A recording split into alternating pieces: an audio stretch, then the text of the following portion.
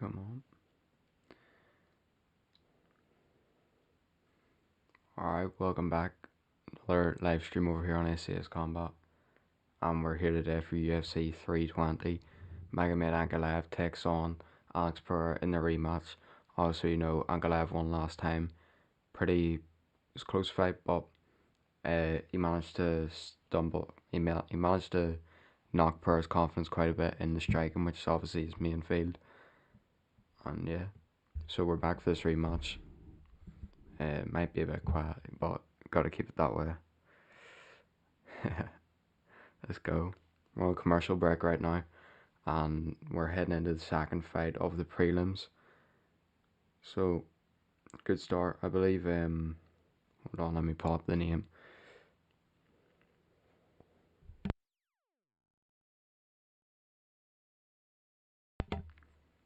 Alright, so Admin Shabazian just won first round knockout over Andre Muniz. Up next we have Patchy Mix, the return of Patchy Mix. Obviously, last time out, wasn't good showing for him at all. He fought Mario Batista.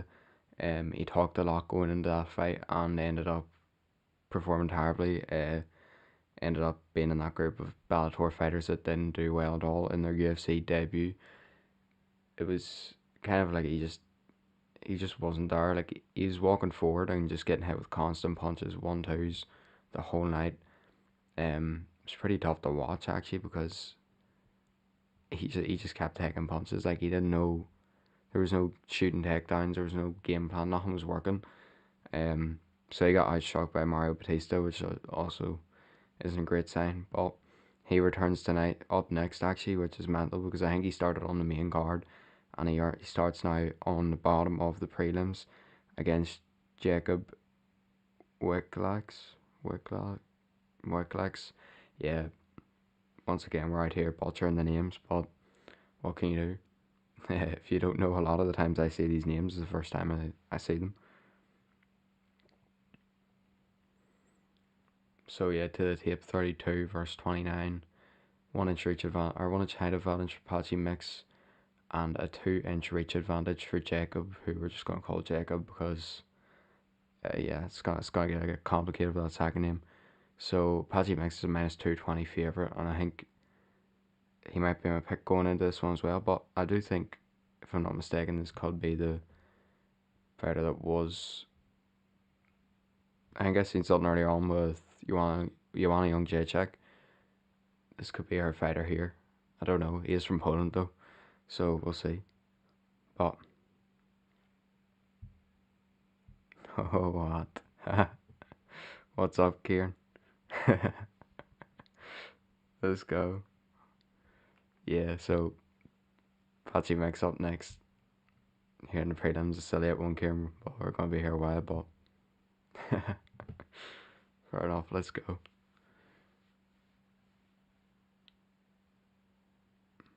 All right, getting these announcements right now. These introductions coming in. iPhone 17 in the corner for Patchy Mix. Not that that's relevant, but you notice. Jason Herzog, the referee in this bout, solid referee. At least not the ref from last night, that Paul Hughes fight, terrible. Keith Peterson, yeah, get him gone. But here we go. Round one underway.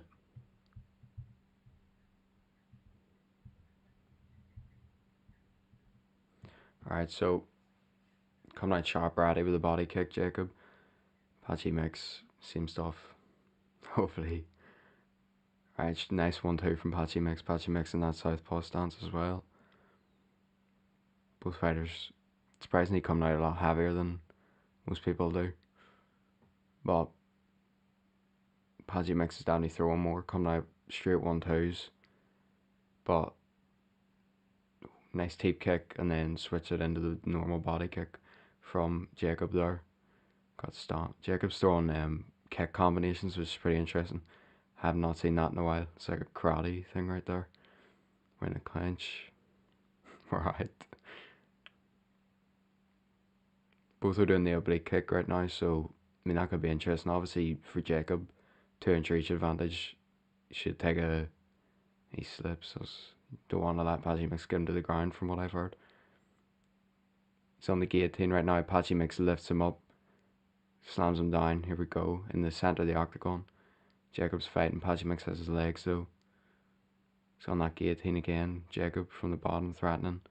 Patchy Mix gets full guard, I think. He's going for that guillotine, but I don't know if he has it or not, or he's just using it to threat Patchy Mix right now. Most likely the second one, because I think it's one arm. Maybe he has it. This is the benefit of no commentary right now. Alright, and Patchy Mix is out, and this is bad for Jacob. Patchy Mix is on mount. Jacob's got that knee in there. Does he get him off? He gets him off. We're back in full guard. Pereira by knockout. Hopefully. for the sake of my prediction video though, Ankalaev has to win this one. But yeah, that was the only problem last time out. Pereira didn't know what to be at. He got tucked down, and or he didn't get taken down. He defended all takedowns, but that's what concerned him. Stopped him from maybe striking as much. He was too focused on the takedowns. And that's where it got him, losing his belt. Merab in the co-main event as well. It's going to be a good fight. Corey Sandhagen. The potential of Merab getting kneed goes up by about 50%, but I still don't think it's going to happen. And Yuri and Khalid Roundtree as well. Good card here tonight. And Jacob gets back up there in the clinch. Jacob goes to that jumping guillotine again. He might have it this time though. That's pretty tight, I think. Yeah, he's got Patchy Mix that guillotine. He just doesn't have any hooks. Patchy Mix rolls out of it maybe. Yeah, so Patchy Mix gets out of that there. Now Jacob's got him up against the cage. 2 minutes set to go in round 1. Patchy Mix on his back now. See what he can do from here. Slaps him in the air. Interesting. Need to get more accurate with that timer. Started at like 15 seconds late. Patchy Mix flattened out now on his back. Jacob's got both his legs locked up. Probably some, I mean, there's opportunity here for some dangerous ground and pound. Patchy Mix hand fighting though, keeping one hand held right now. Talking in there. I mean, Patchy Mix was a, yeah, that's true, Kieran. Seen that there. Mental one, like. Elbow on top from Jacob. I mean, a minute left to go in round 1 here. That's what you want to see from Jacob. Just a lot elbows, ground and pound, try and cause some damage, open up some cuts. You know, prove them that he's not going to have as much of a ground advantage as he might have thought. Because that's what happened in his last fight. And yeah. In the side control now for Jacob. 40 seconds left, round 1. So, I mean, ground control time's going to end up pretty equal by the looks of it. But, yeah, elbow there. Nice from Jacob. I mean, it's a close round. But if Jacob lands something big significant here at the end of this round, maybe an elbow cuts him, maybe even hurts him, it's definitely his round.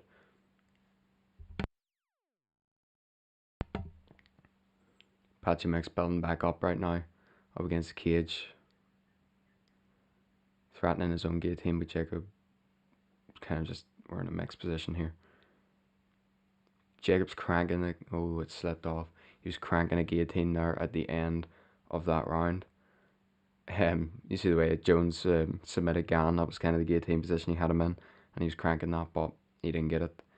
Where was I going? Yeah, so I don't know, close one there. I think you could give it to Jacob because he finished stronger. Patchy Mix come out. I mean, they both come out sharp on the feet. Patchy Mix obviously had takedown control of him as well, but he didn't do any damage with it. And Jacob didn't necessarily either, but at least he landed some ground and pound shots. So probably round 1 for Jacob right there.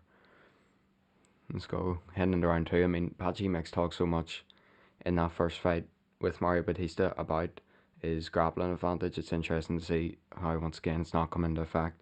But we'll see how it works out in round 2 for him. I'm gonna put the tweet out right now.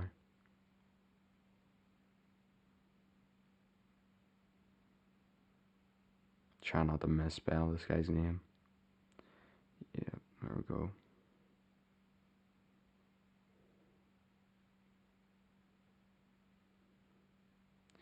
Come on. Round 2's underway. Gotta get control of this timer. Didn't have this out last time. Scripts, yes. Okay, right. There we go. You're gonna have to ignore that, but hopefully get it in the next turn. Coming out again sharp. Looking to attack the body this round. Patchy mix. Nice straight from Jacob though. I think Patchy mix might be caught. They're showing the elbow in the replay in the bottom corner. Jacob looks like he's breathing heavy already though, and this is only round 2, so not really good signs here from him at all.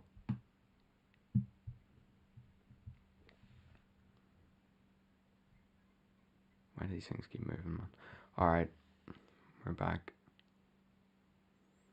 Nice deep kick to the body. I mean, Jacob's breathing heavy through that mouth. It's interesting. I mean, he had such a good first round. Maybe he should just not double up on his deep kicks.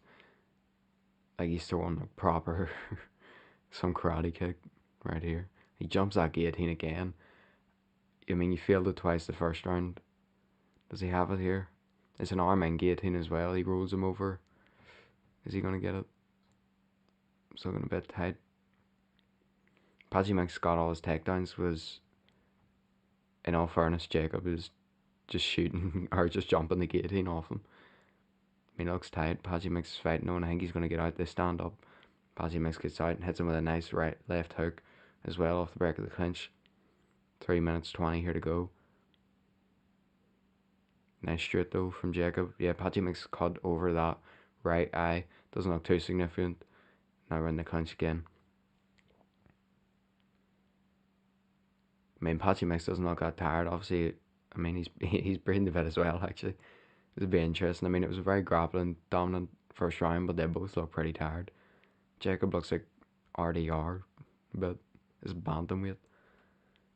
Nice body shot, though. Sneaky there from Patchy Mix. Great elbow. Jacob missed spinning back fist. Defends that takedown. He's looking to break instead of jumping the guillotine. No, never mind. Forget about that. He's jumping it from a literal sideways position. Yeah, that's tight though. Patchy Mix just slides him off. We have got Dustin Poirier reincarnated in here. He's back, jumping the guillotine every chance he gets, but never getting it.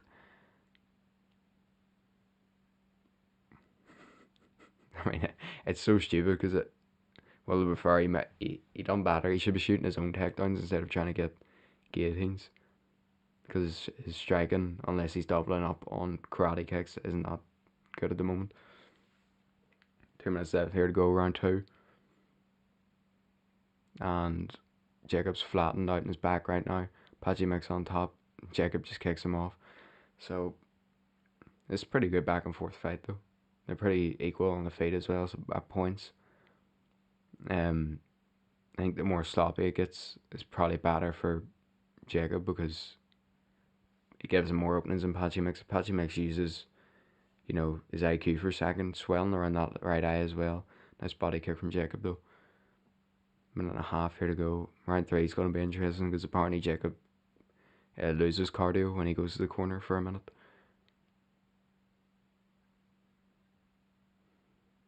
Nice, that tape kick. I mean, even though he's like doubling up on them, and I don't know if it's the smartest move, whenever he throws that tape kick or that body kick, it's really sharp. Nice job. Come on. Needed a body. Throw it again. No, Patchy Mix with an elbow over the top. Straight left hook. Getting into it now. See here, Patchy Mix is out struggling significant strikes this round. 25-19.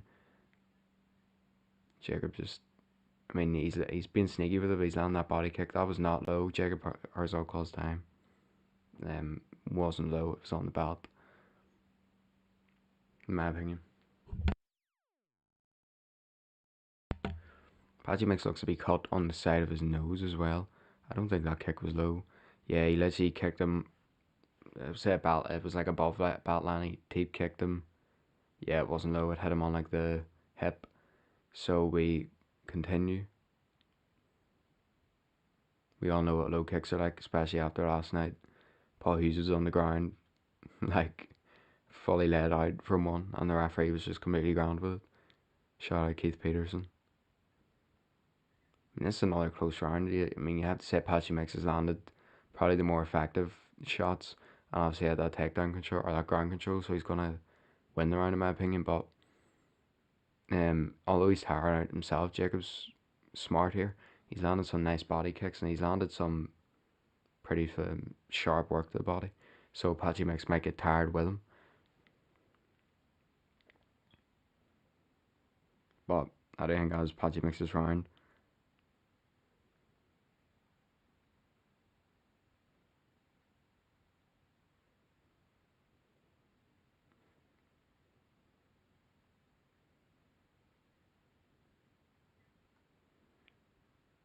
So I have it even right now going into the final round. I mean, I don't really know what Patchy Mix is looking to do. Jacobs is clearly a strong competitor, like, but is this someone that, yeah, unfortunately, man, we cannot put the fight on? We'll tuck down straight away, but stick along for the commentary. You know, we're in the break right now. We're about to go into round three, final round. I have it even right now, 19-19. Good. I mean, it's been two close rounds, but I do think Jacob got the first, Patchy Mix gets the second, and we were on a Bud Light ad right now, so what are we doing? Right, here we go, round three, final round. Let's go.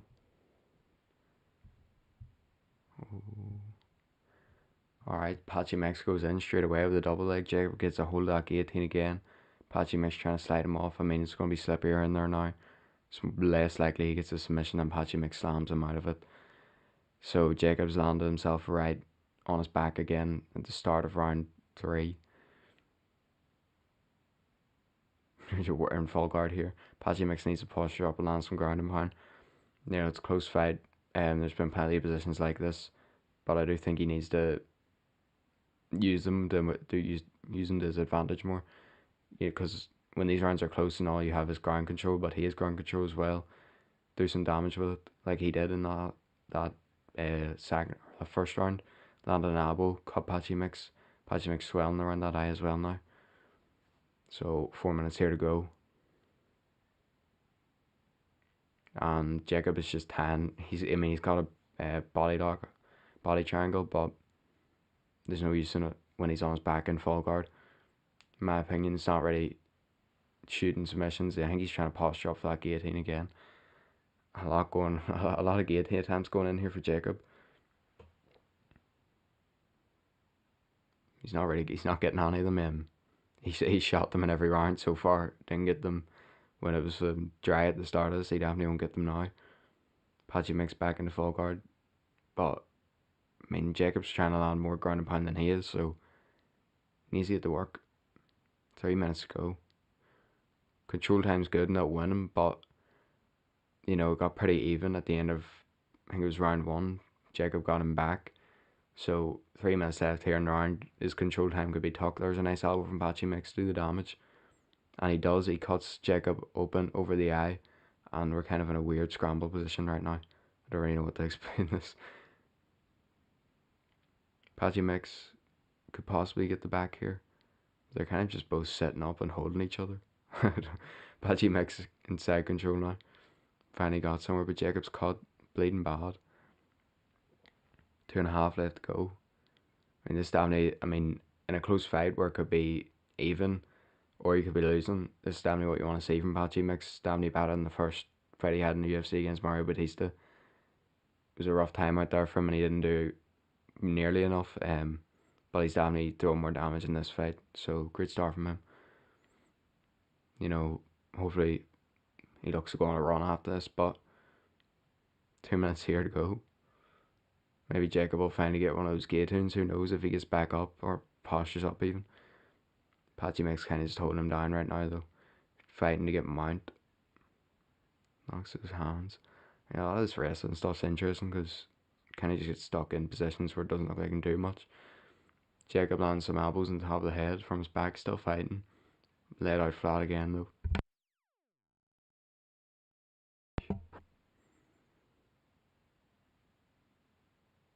Yeah, so we're just full on wrestling right now. Jacob's trying to land elbows from the bottom. I'm sure if he had the opportunity, he'll try and throw another guillotine, but it isn't happening for him. Patchy Mix inside control now. Half guard. Nice elbow again.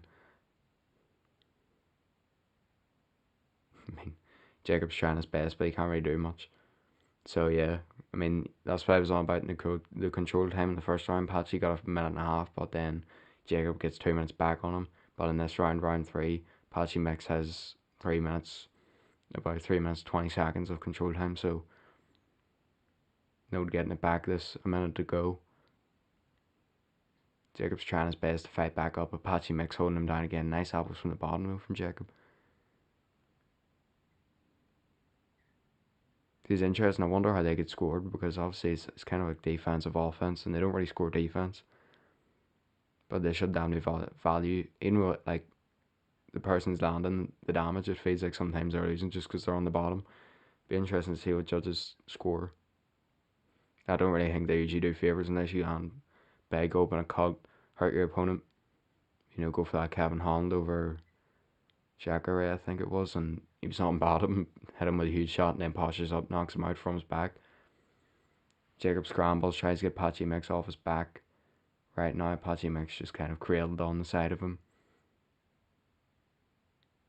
fighting for the choke. Not ready to stand some ground and pound to seal off a good performance. In my opinion, a 2-1 Patchy Mix win. 29-28, great fight. Damage on the face of both men, but huge improvement for Patchy Mix from his first fight, and it's great to see. I think that was, yeah, so that was Jacob's first fight in the UFC, and he's up against a good competitor. Jacob's got a tough record himself, though he's not just some like 7-0 prospect. Pretty good fight record. I think he's 16 wins. So Jacob himself is 16-3-2, so 21 fights in there for him as well. I mean, he could be a veteran himself. Commercial break once again, but I do have that Patchy Mix 29-28. And if you're wondering what these moments of silence usually are, I'm usually tweeting. So if you want to see what I'm saying, I'm not saying much at the moment, but go over and check. Obviously, you can see on the top left hand corner my Twitter. That's where I'm tweeting from.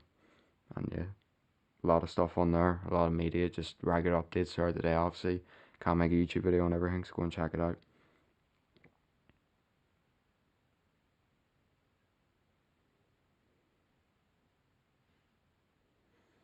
Oh, spell mistakes in the tweet here. Alright, I got that 29-20 Apache mix. Come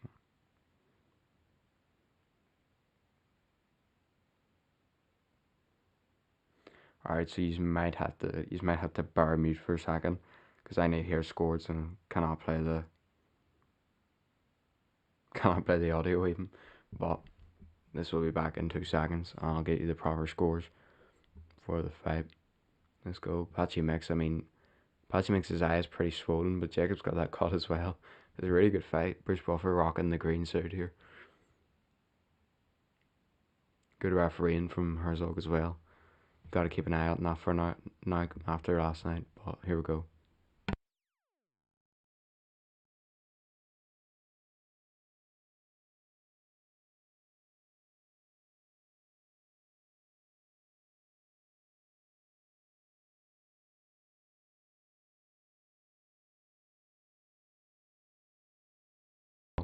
Okay, right. So I was wrong.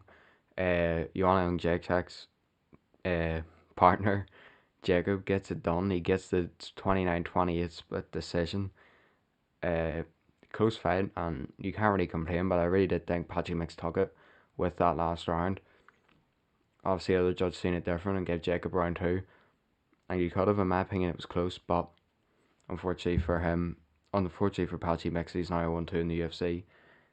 Interesting to see where he goes next, because honestly, I feel like he was give this fight to prove himself. I mean, but Jacob was on a 7 fight win streak coming into this. He's now on an 8 fight win streak. Interesting stuff. Shama man. Let's go. Many Rainer the Ritter on smoke. Let's go.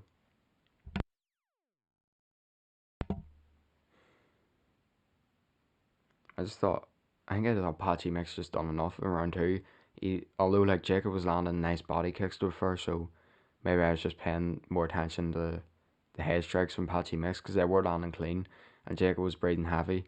But I mean, he fought dug deep, tough fight, and ended up getting the win. So no complaints, really. I had a Patchy Mix, but it's the same way we could have been talking after last night. You know, it could have been 3-2. It's been 3-2 Hughes. That's a story for another day. Go back to that one. But here we go. I got in the co-main. I have Marab in the co-main. Yeah, I am. Man, he's looking on top form right now. The cardio, that takedown. Can't really do anything about that there. Corey Sandhagen's obviously solid, but I don't know how he gets it done. He's a good striker. Maybe he lands that knee coming in, but I don't know.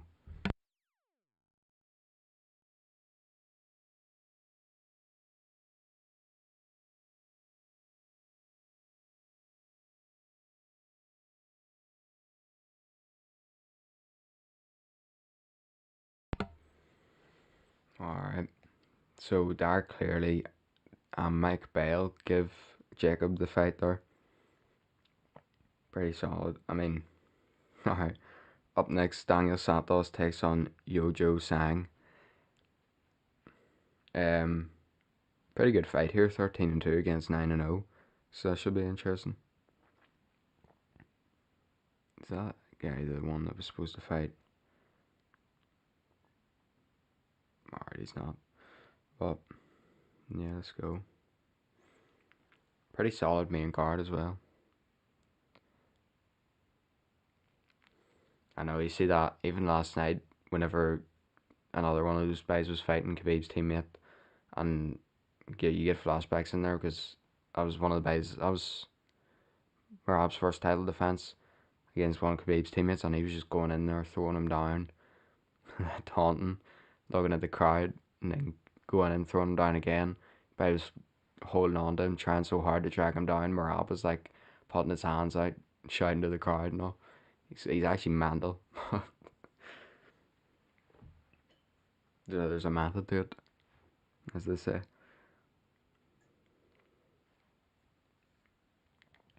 Who have we got here? Who's running up snowy mountains? I guess that's Ankalaev. Yeah, I know it's Marab. Marab running up the snowy mountains. Here we go. Guy's crazy.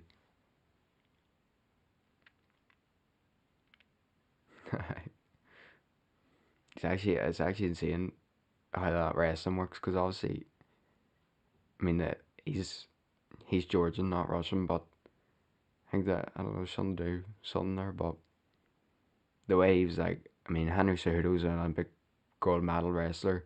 He just lifted Henry Cejudo's, slammed him, walked him to the other side of the cage and slammed him down. That Umar fight, Umar couldn't do anything to him, couldn't even get him down. He was just laughing. The O'Malley fight, and he was like kissing him on the back. Obviously, then the last one where Merab submitted him. He's a bit of a psycho. Does have potential to get caught. So who knows? Corey Sandhagen sleeps him with a knee, though. It would be a massive upset, I think. But I feel like the knee's the only option. I feel like that's the power you need to pop Merab out. Like,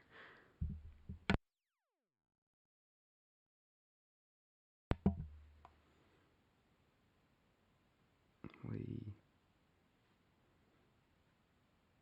pretty solid card because Josh Emmett's fighting as well. Obviously, there's more potential for a absolute bomb to land. But yeah, they're doing a Mariah promo right now, and that was the fight. Obviously, the most notably got hurt in was that Mariah's fight. Mariah's knocked out his teammate as well, and Aljamain starting with that head kick.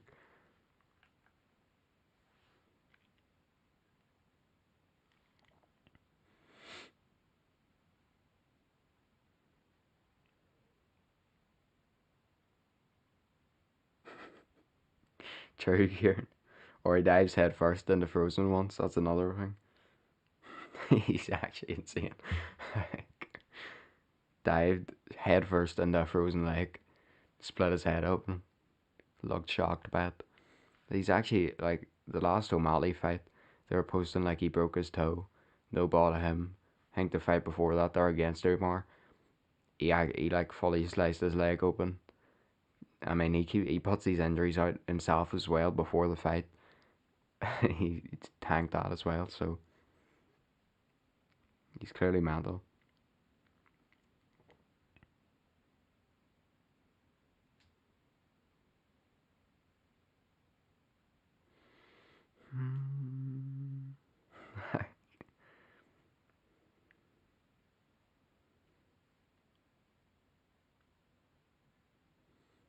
Corey Sandhagen, man, won't worry. Cam solely focused on his own offensive game. Won't worry about the wrestling. I mean, to be fair, I think if he did worry about it, he still wouldn't be able to change if it's going to happen or not. So maybe that's a smart idea.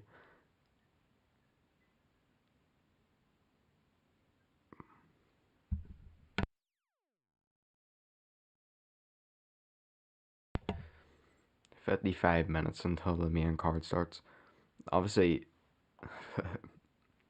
forgot what I was going to say. Ah, yeah, the next contender after Corey Sandhagen realistically is a rematch with Jan. I don't really know how many people want to see that. I mean, Marab actually, no word of a lie here, and shot 49 takedowns in that fight, and he only got 11. So watching that one live wasn't fun. And that's something that he's going to have to do every time, because if you can't get Peter Yan down, he's certainly not going to outstrike him, in my opinion. He's way too good of a striker. Yeah, so Joe Pyfer as well is another huge potential for a knockout. Again, Joe Pyfer against Abus Magomedov.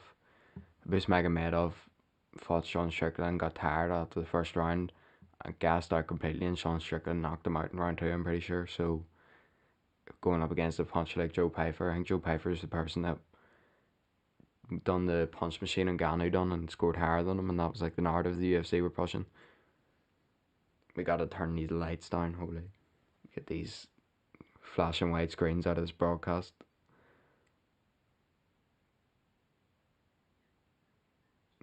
Some nice boxing here from the Santos kid coming up next. Where do we bit of head movement there? Like, wonder is he in Charles Oliveira's fight camp? I think he's Brazilian, and he has blonde hair, so who knows? Oh, that's who he is.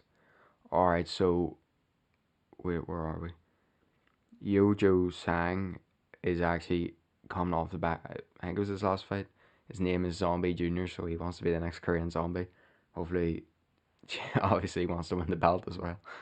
Uh, no disrespect to the Zombie, but he's coming off the back of a brutal knockout. Check left hook off the back foot, left hook, whack out cold. Brutal knockout from him. This one, interestingly, is at a catch weight, so someone missed weight. Or it was late notice, but who knows. Daniel Santos. Yeah, so Daniel Santos is Brazilian. Alright, so there's a chance this kid is from Charles Oliveira's fight camp. I mean, that's completely me guessing, because he has blonde hair and he's from Brazil.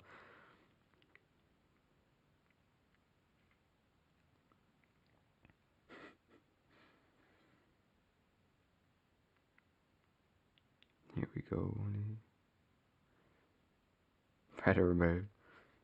Paji Meg's probably gonna get hit with a few fraud check posts on Twitter. Like, even this edit, this is like BKFC on right now as well. That should be interesting. But solely focused on the UFC right now. But this, I mean, the main event, the co-main event's coming on right now, I think.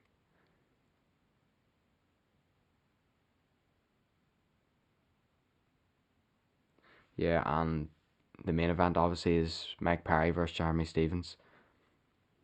That's a pretty solid fight right there. Jeremy Stevens has found his way in bare knuckle after I think he has the most losses in the UFC. There's some stat about him. Obviously, we all know the famous moment, the press conference, the hardest hit 145er. You know, put down pretty quick there, unfortunately for him. McGregor is actually like he plays this weird role in BKFC where half the times he's talking like he's gonna fight. The next minute whenever he does that he puts his own fighters down, and then he comes back and like hypes them up as if it's gonna be a really good fight. Like he wasn't talking, he was gonna beat the head off him 2 minutes ago. So I don't know. And you see him there on Thursday at the press conference, and he was talking. Him and Mike Perry are going back and forth. And then Mike Perry and Stevens face off, and McGregor's in the middle, near shot Perry off the stage. So he's haywire like.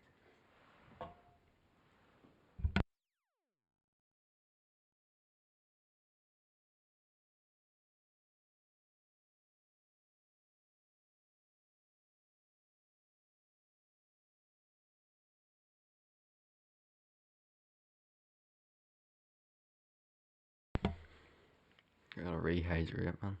Here we go. Still hit with this commercial break, so taking a minute here.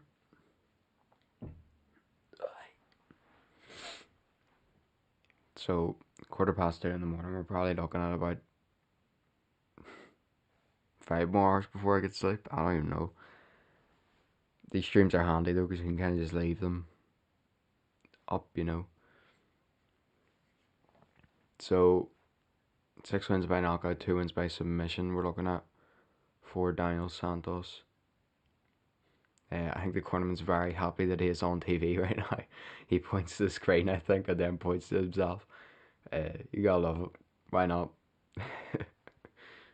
I mean, to be fair, you're supposed to be the reason your fighter's here, so take the credit. That's pretty funny though. Alright, so 30 versus 31, same height, 5'7" each. However, ooh, 4.5 reach advantage for Joe Joe Joe Sang Yo.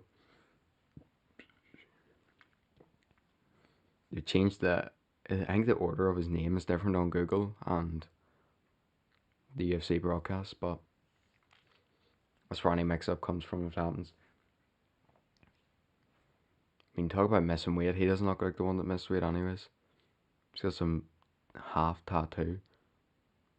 He's got a tattoo halfway up one side of his back and one arm, and then just completely no tattoos. Enjoys and joys, and he's going at his opponent already, but just for a fist pump, friendly person. I mean, you could aspire to be the next Korean Zombie and be you know, disrespectful fighter. A lot of scar tissue on the forehead of Daniel Santos is what I'm noticing. I swear. Alright, maybe that's just it. We're in the introductions right now. I gotta get this timer ready again. Forgot about that.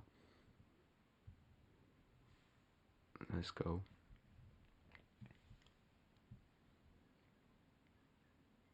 Alright. Herb Dean referee here. Good experienced referee. What you like to see?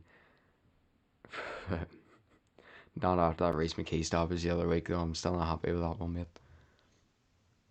Alright, here we go.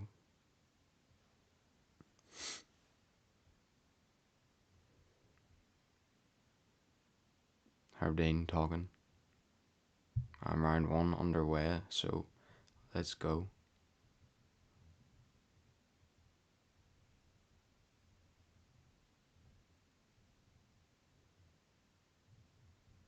Oh, we gotta check something here. Alright, so pretty nice job from. I mean, his name's Yo on the screen, so I'm just gonna say Yo. Let's be honest. That's the best way to say this right here. So we've got a 153 pound catch weight bat or bat weight.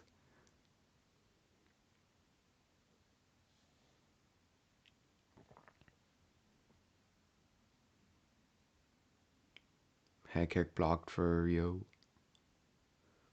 I mean, Santos is kind of. I can see where the problems arise for him here already because he's so. Alright, let's be honest. Santos is definitely the one that missed weight.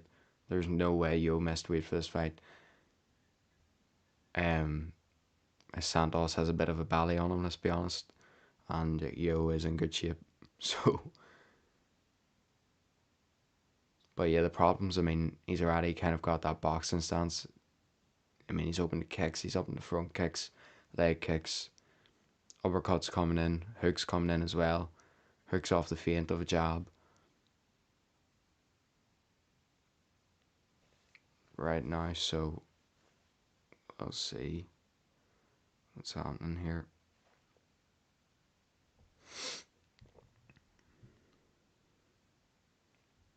Nice job again though from Yo.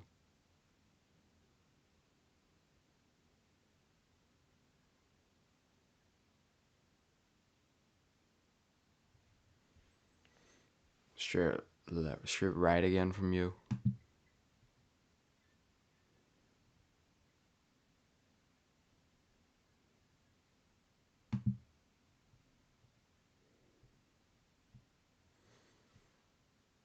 Sharp strike in here, a minute to go.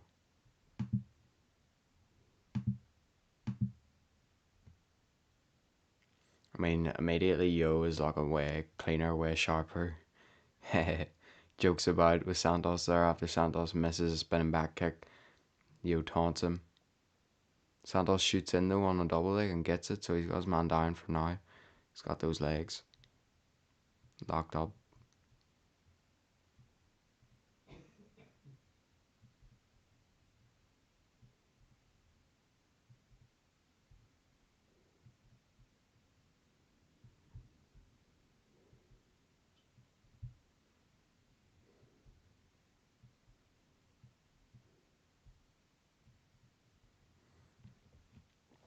Alright, not much happening right now.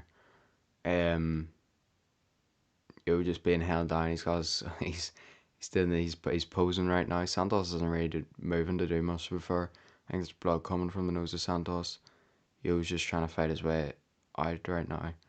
I think once he gets the opportunity to explode, he will. But Santos got his leg. Here we go. Time to explode from him. Here we go. Get up. No. Alright, so he's kind of just putting his hand in the air. As if to say, what's he doing? He's not doing anything. Santos is kind of just holding his legs and really not looking to advance to do damage.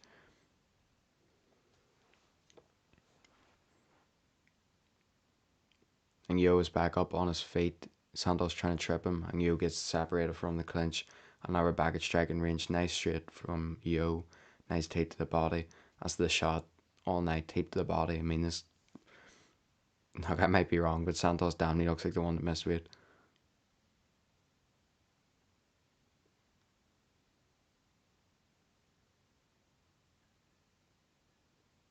Oh, huge overhand. I mean, he fakes the takedown and then shoots the overhand. I mean, Yo has his hands down. Needs to watch. He landed that overhand as well. It just didn't do damage. Like, nice straight from both men. He needs to be more aware with his defense right now. He's getting hit with shots he shouldn't be getting hit with.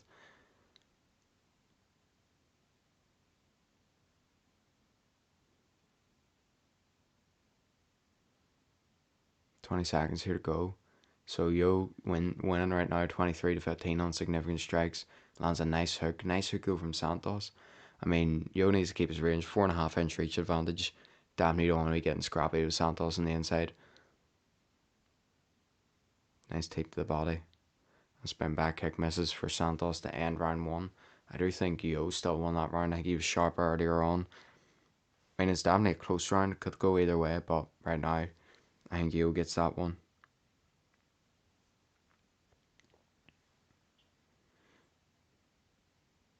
I think he just had the cleaner work, sharper work. Maybe I'm getting fooled by his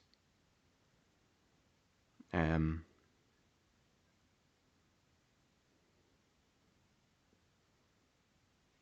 taunting, but who knows?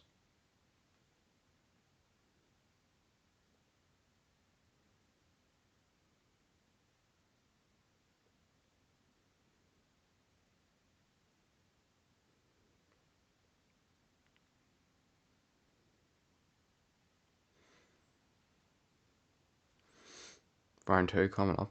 Let's go.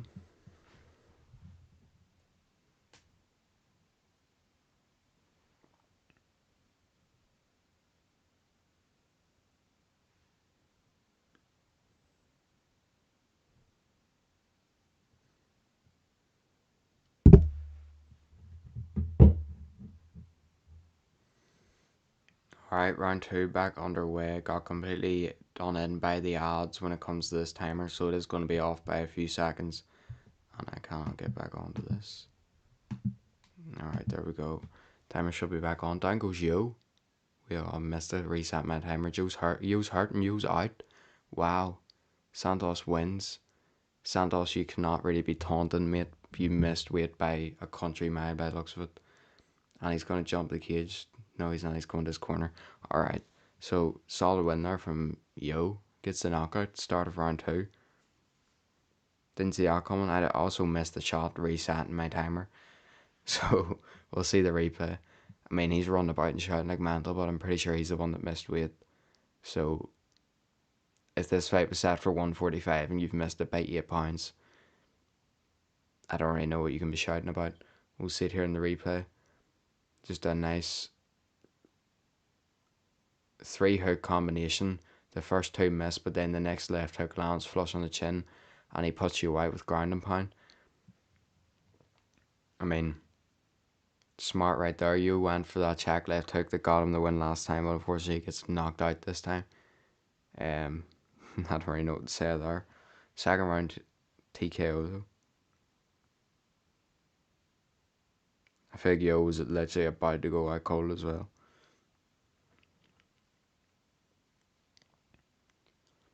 Solid win there for Santos. The only thing that taints it for him is obviously if he is the one that missed weight,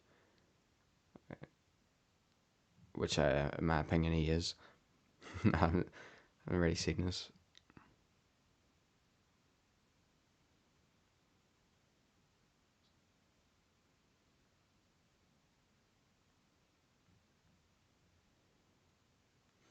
Putting out the tweet right now. Once again, go and check out my Twitter. Live updates, round scores, all on there. You'll obviously hear it all from here as well, but just even, normal posts during the week. Stuff that you will make a video about, all going to be on there, so make sure you check it out. TikTok as well. Any interviews that I do, any edits. There's a lot of edits on TikTok. Any Instagram posts, well, check it out. What's this guy's name? Alright, so Daniel Santos. Daniel Santos gets it done.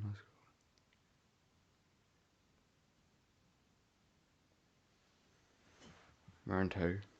Knockout, what a shot.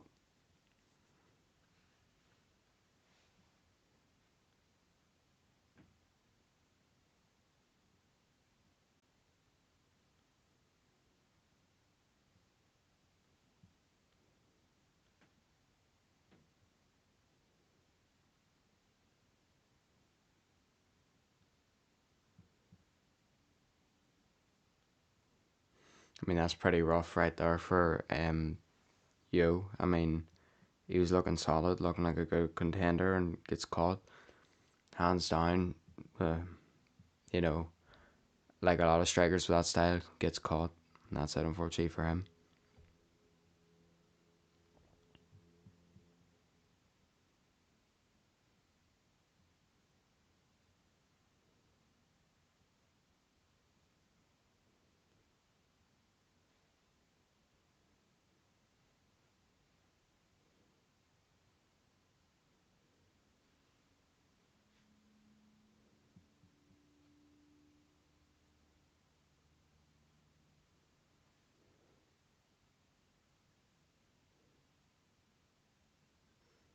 Whole lot of shouting again here from Santos. Whole lot of character, but he once again is likely the one that missed weight, so it's kind of just confusing how he can be taunting.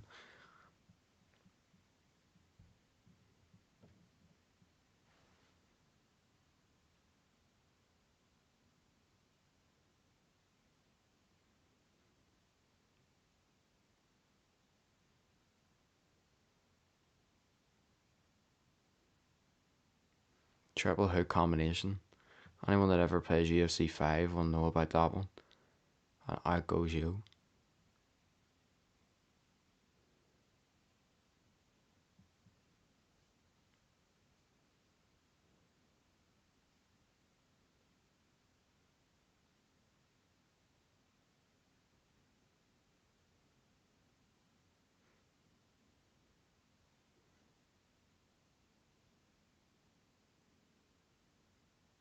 Yeah, pretty energetic post fight speech here for Santos by looks, but as that round timer runs out. I mean, it was a sharp shot. He hands a team shirt to Mark Zuckerberg after he gets the win and the Brazil flag headband. Definitely a character, this guy, but obviously if he missed weight, it's definitely him a taint on that victory. But what can you do? That's definitely a character here. Definitely, I mean, potential as well if he could get that obviously weight down. Malcolm Wellmaker, obviously, I mean, then no undefeated, knocked out Moutinho in that last fight. That was pretty much, I mean, that should not have been done. Um, Chris Moutinho, we all know him from fighting Sean O'Malley and Wellmaker. He couldn't do anything about it. The guy with the green mullet went out cold a couple of times.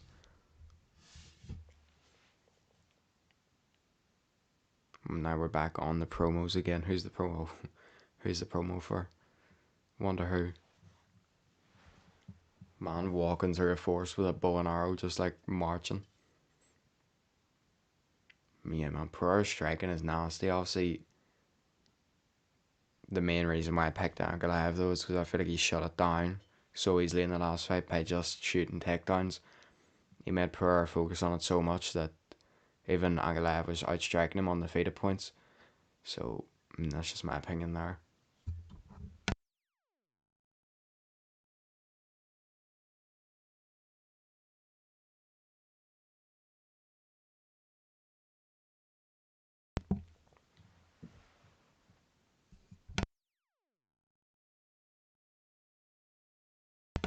I mean, some wins on the record of Alex Pereira.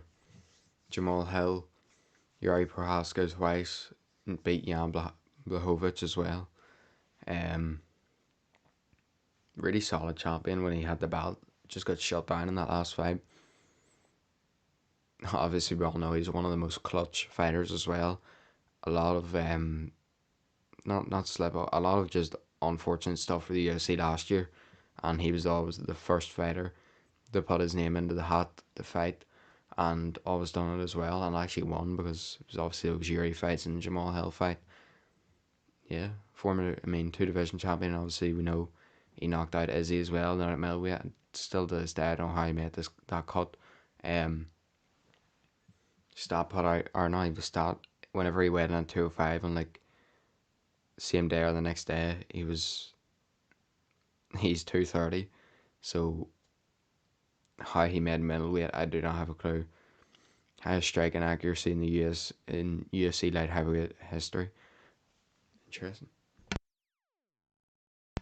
64.4% on that, by the way. Obviously, MMA record 12-3, beat by Ankalaev and beat by Izzy. I might be missing something, but maybe not. Number one contender, obviously, next up after this is Carl Solberg. That's going to be a really difficult matchup for either Pereira or Ankalaev. Showing some sparring footage here, although it is with Pereira's son. We've got a different guy. I mean, the thing I was find most interesting about Pereira is obviously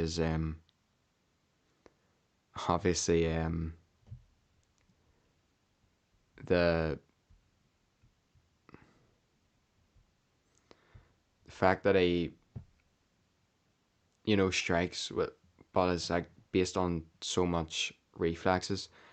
We see him hitting the bag, or even I don't know if you remember, but that sparring footage against the boxer, and a lot of it was hands. I mean, the reason why he's getting caught so much, a lot of it is really hands down, and they're not even like they're completely away from his chin. They're out, and I mean, whatever floats your boat. It's obviously brought him a long, long way from where he was. A lot of success in UFC, multiple defenses, two-weight division world champion.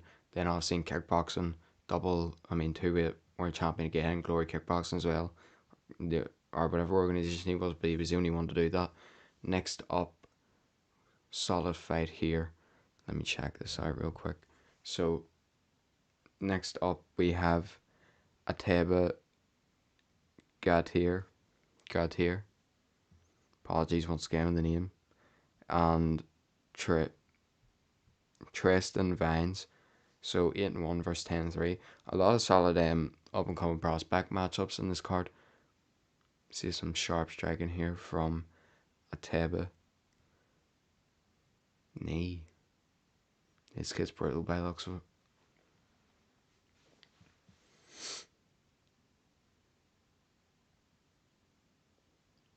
Yeah, I mean, he's ferocious. Alright. Exciting stuff. First fight on the main card as well. Joe Pyfer versus Abus Magomedov. Obviously, the I feel like it was probably the most notable thing of his career was when he got beat by Sean Strickland. The fact that you got knocked out by Sean Strickland and your next matchup is Joe Pyfer, no matter of the skills in between, just isn't a good look in the slightest for him. For being honest, so we'll see what improvements he's made, but I do feel like he's gonna get caught by Joe Pyfer right there.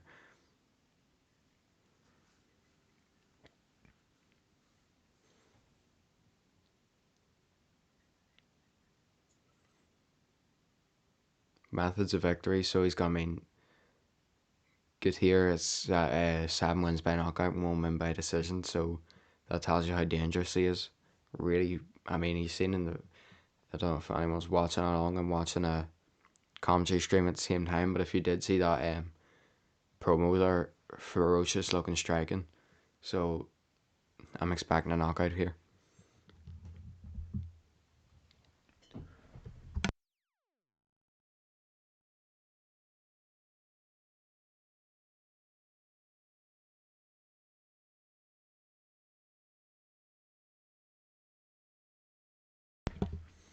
Main card coming up in 28 minutes. You see everything here. From Dana White's contender series to his UFC fights, this fight is brutal. Knockout, knockout, knockout, man. It's going to be a good fight. Alright, here's his opponent, though, on the other hand. Solid knockout there on the regional scene as well. Or not knockout, a knockdown at least. Good reversal there. Alright, I'll be completely honest. They're showing good here, hitting highlight reel knockouts from all over the place, and they've showed one clip of his opponent. So that ain't good. That is not a good start. He showed one clip of him, or they showed him getting a knockdown in the LFA, and then they showed him getting they showed him like reversing a takedown and just cut away immediately. That's not good stuff for him. 10-3, 8-1 knockout machine. Should be interesting. See what happens right now. On that commercial break again.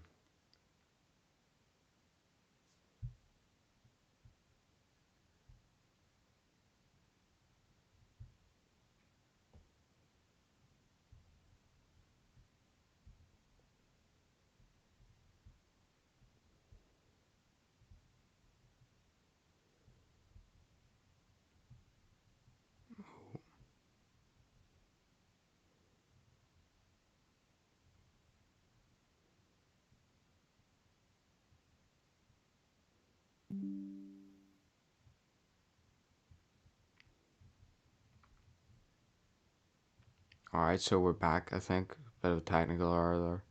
But I think we're back. Shall be back. Just check here, no problems, all good, hopefully. We're an hour in right now.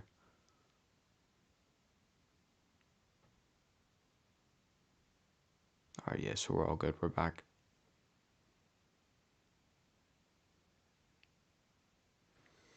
Alright, let's go.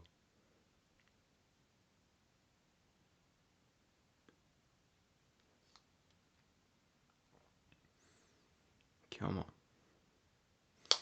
Pretty solid. Pretty solid prelim so far. Really good fight between Pachi Mix and Jacob.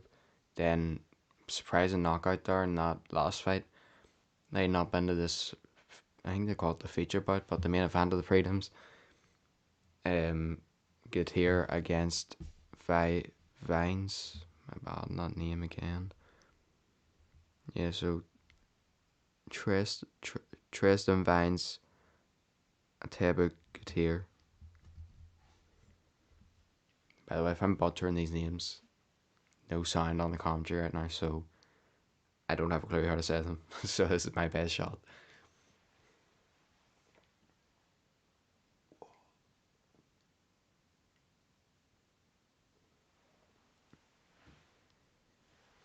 We saying here, can I add a poll? Oh, I can. Let's go. Alright. I can fix these as well. Yes.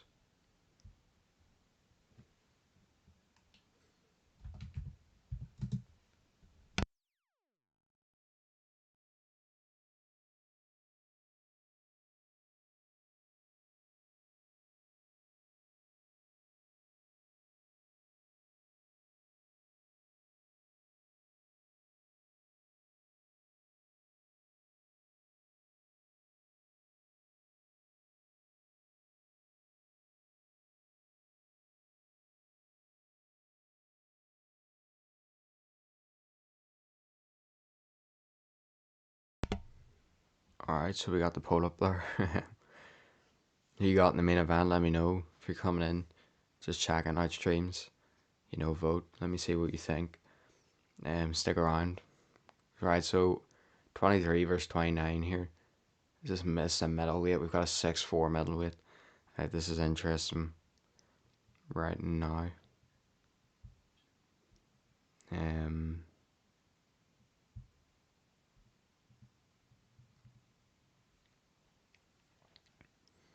but yeah, I mean, I have Ank obviously in that co-main event.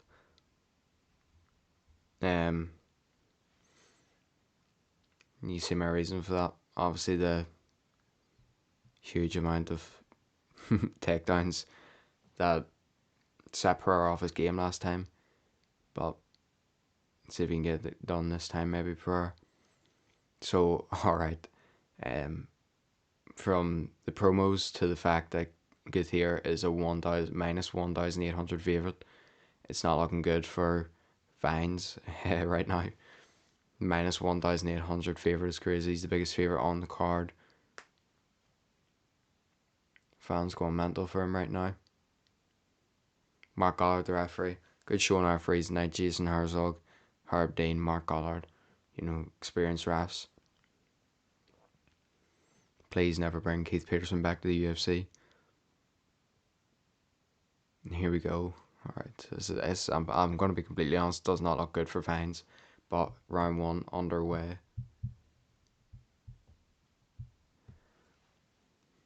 And Vines is actually circling the outside of the octagon immediately. This kid is running. This is not looking good. Alright, so there was nothing that gave me confidence, and the way he started with this fight does not give me confidence either. Props to watch. Will this fight go the distance? Minus 3,335, no. And Vines is actually, he is on his bike.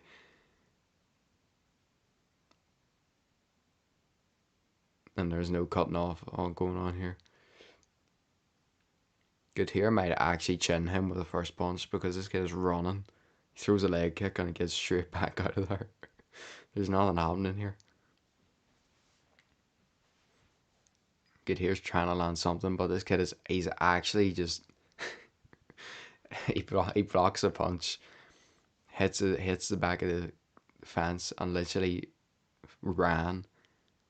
took off running. He shoots a takedown, gets kneed in the head and goes down. Sheep. It's not looking good for this kid. First shot that lands, he goes down. Huge shots. He's going for that takedown again. He gets kneed again. Does he get the takedown though? He's in on the double leg right now up against the cage. Elbows on the head though. Yeah, he's not got the. He's knocked out. He's knocked out. He is out. Alright, so it appeared that he was hurt from those elbows, like I said was happening when he was shooting in for that double leg, and he gets ground and pounded. So I think those elbows hurt him. Gutierrez used it as a method to get him up off him on that cage, and then he fell, so he just started throwing some huge ground and pound shots, and some nice ones, and gets the win in there. So I mean, nothing less than, I mean, when the promo was two clips of him, the bat nuts minus 1,800 favorite, and then he comes out and immediately starts running. It's not a good look. So Gutierrez, and I'll be honest, a good patient performance as well from him. Didn't want to get caught on any takedowns that he wouldn't be getting hit with. You know, ran in with some, or didn't go running in wild and get caught by anything either. He had a good patient performance from an opponent that just wasn't there to fight, unfortunately. Yeah, bro, that was not a good look for him. If that was his first fight in the UFC as well, we're gonna have to we're gonna have to sort that one out.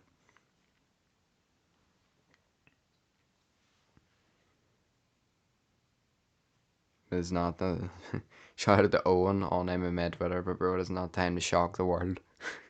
Minus 1,800 favorite. Come on, time to shock the world. Have I got John Anik? John Anik. Okay. 2016 McGregor came up on the screen there. I was wondering what was happening. We got an ad read. None on the other side. Gutierrez. I don't, I do not know how to say the name. Usually you hear Bruce Buffer saying it or something, you're like, oh yeah, that's how.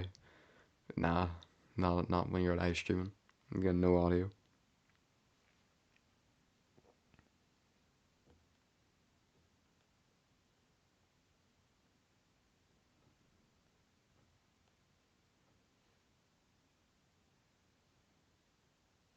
I mean, I do not know what way to describe that, but actually insane.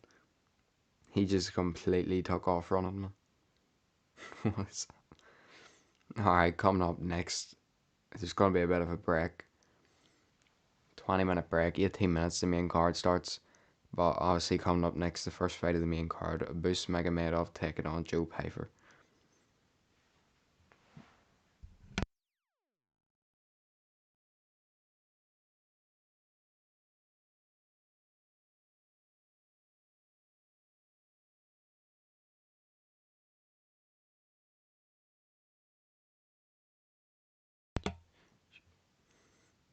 Longest active winning streak in the UFC, longest active knockout streak in the UFC. Tied actually, sorry, with Tom Aspinall and Ilia Topuria on 3. So he's off to a good start. Um, Pretty much built like a heavyweight. That's why I had to check the weight.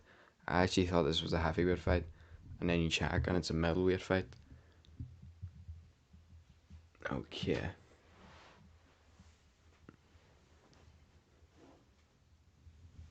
God, he's from readjusting right now.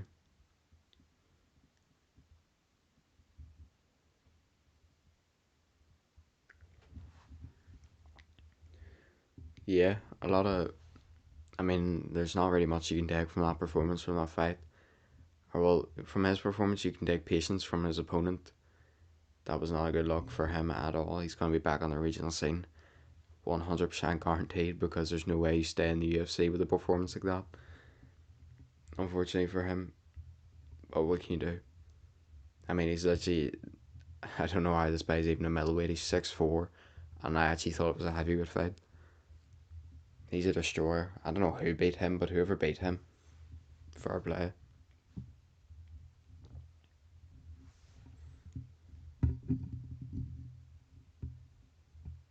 Solid team right here.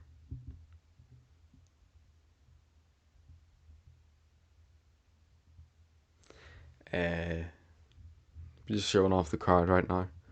Ali and Perez. I mean, we've got a bit of a break. Johnny Walker doing some mental shit again. Maggie Michimichi eating pasta that I think is raw and is cold. Obviously, he's a UFC BJJ champion right now as well. I don't even know how he's there eating pasta. It's insane.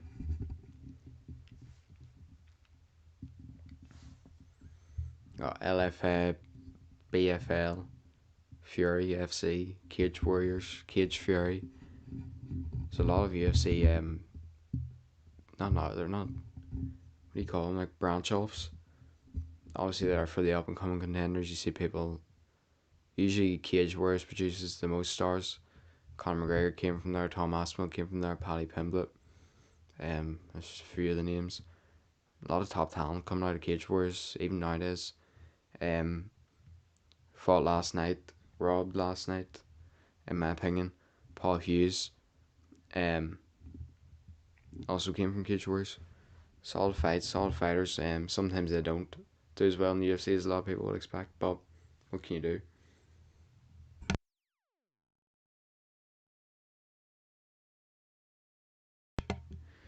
From any of those organizations, really, the jump up is going to be bigger Addy, and a lot of people don't get hit with 50-50 matchups or favourable matchups unless they maybe have a bigger name. You look at the likes of whenever he first got into the UFC, and I think he fought on Cage Warriors before, but even from the regional scene, the first fight not Paddy McCrory, Reese McKee got in the UFC was Hamzat Chimaev, and this was in 2020. So obviously, a future star Chimaev, but still, look at what he went on to become, and that's who Reese McKee had to go up against first. Shows you the that kind of level jump there can really be, and obviously you never know who you're going up against or who they could end up being a champion, or you could end up being a champion as well. It's a difficult one. First time in UFC. Some fighters settle in well, some fighters don't.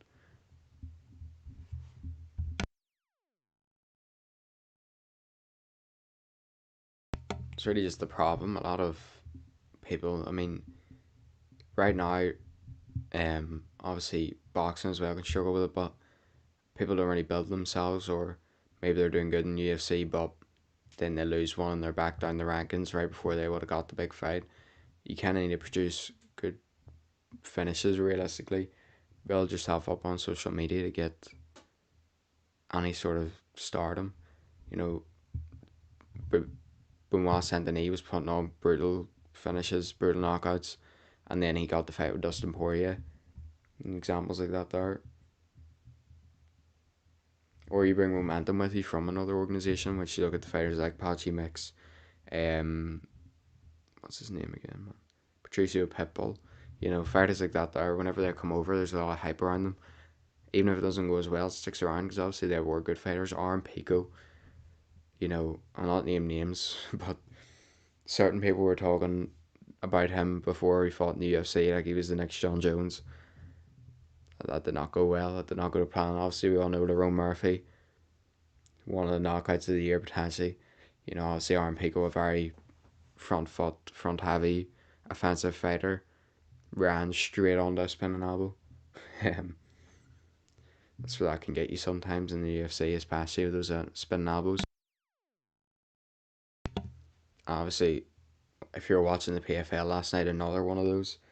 The brother of Anthony Pettis, he's a really, really solid fighter in himself. Sergio Pettis, what a knockout, spinning elbow on Magomedov, teammate of Khabib, or coached by Khabib. That's actually what it is. Well, it's not even teammate anymore. It's coached by Khabib. Um, that's a crazy one to think about. He was so Sergio Pettis threw a body kick at the start of round two, and decided to is he got his leg caught and decided to do the buckley kick. Magomedov takes him down, holds him down, near submits him a couple of times throughout the round in round two, and then they get up with like 30 seconds left, not long left. They get up, and Magomedov jumps in with a Superman punch, gets spinning elbowed off the back of it, out cold already pretty much, and then a ground and pound shot to follow up was brutal. So maybe my PFL knowledge isn't high enough to know what's next for Sergio Pettis, but he looks sharp in there, and he's been about for a very long time. So good to see. Obviously, good to see a Pettis brother, Pettis fighter just hanging about. You know, never know what to expect from them guys in the cage. Obviously, we know most famously from Anthony Pettis when he Showtime kicked Benson Henderson, jumped off the cage, landed that crazy head kick, put Benson Henderson down. Insane. Spinning. I mean, even you look at the Tony Ferguson fight with Anthony Pettis, he threw a cartwheel kick. Sergio Pettis threw one in there last night as well, I think. But he didn't really do much with it. I don't know what was happening in there. He threw a lot of crazy stuff.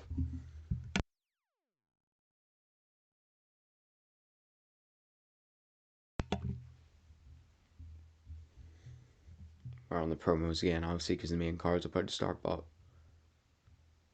I mean, the hooks. You look at that Clay Roundtree fight. In my opinion, a big key to victory for Alex Pereira in this main event tonight is actually the body body work, body shots. You look at that Khalil Roundtree fight when Khalil just wasn't going away with headshots. Alex switched it up and he got him on the cage and he ripped the body with two uppercuts, two kind of shovel uppercuts, shovel hooks, and nailed, put him down. And that was that. And obviously Magomed Ankalaev has showed in the past the ability to gas out. And you look at that fight with Blachowicz for the title. So that's what you gotta see. And leg kicks as well are proven to do damage. Obviously for Magomed Ankalaev, you gotta see that as well from Alex Pereira.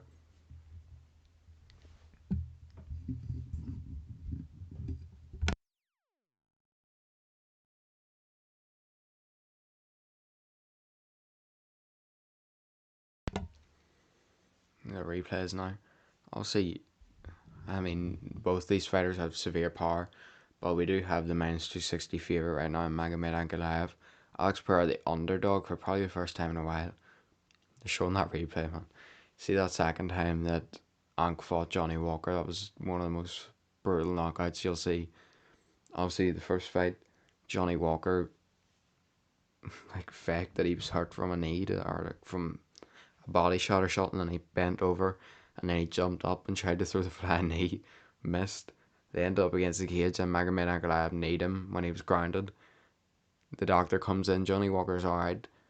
Doctor asks him where he is. He says he's in the desert, so the doctor stops it, and he said that because I think they were in like Abu Dhabi, UAE region. So not a smart choice of words from Johnny Walker there. But look, I mean, that rematch, Magomed Ankalaev got it back, and I mean, he got it back in brutal fashion. Knocks Johnny Walker down. Johnny Walker's kind of sitting up against the cage from the knockdown, and just whack a brutal uppercut up. I mean, ground and pound uppercuts are insane. Carlos Alberg pretty much threw one at Dominic Reyes last weekend. Did not want to see that. Um, yeah, they're brutal, and it pretty much just flattened Johnny Walker's nose in the process. But he's still back. He's still in the crowd tonight, still doing weird faces and stuff. So I mean, you gotta respect it from Johnny Walker.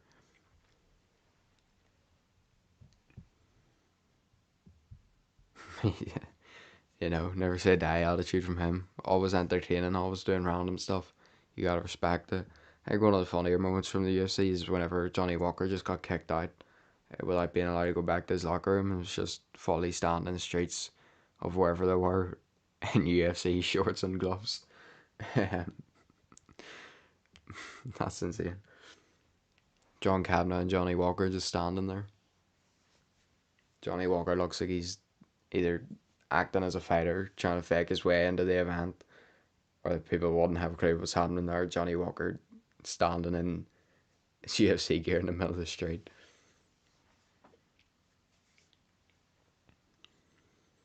Obviously, this next fight coming up, Joe Pyfer or Boost Magomedov, yeah. Body work again, Joe Pyfer. You gotta get stuck in with that one.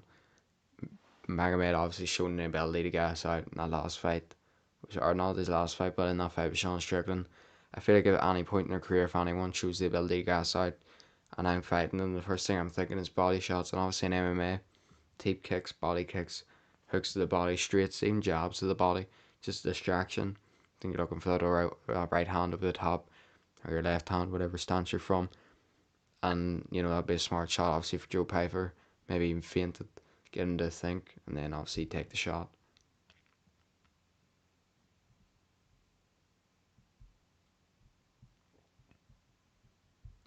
But a long time to go. Main card starting now, so 5 minutes. Here we are. you know, on the desk right now we have Megan O'Leary. Megan O'Leary still goes. Megan O'Leary's been around for a long time. It's kind of good to see these people.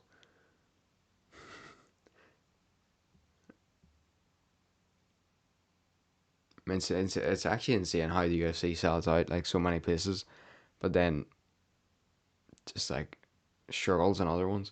You seen that obviously last weekend the Australia event didn't sell well.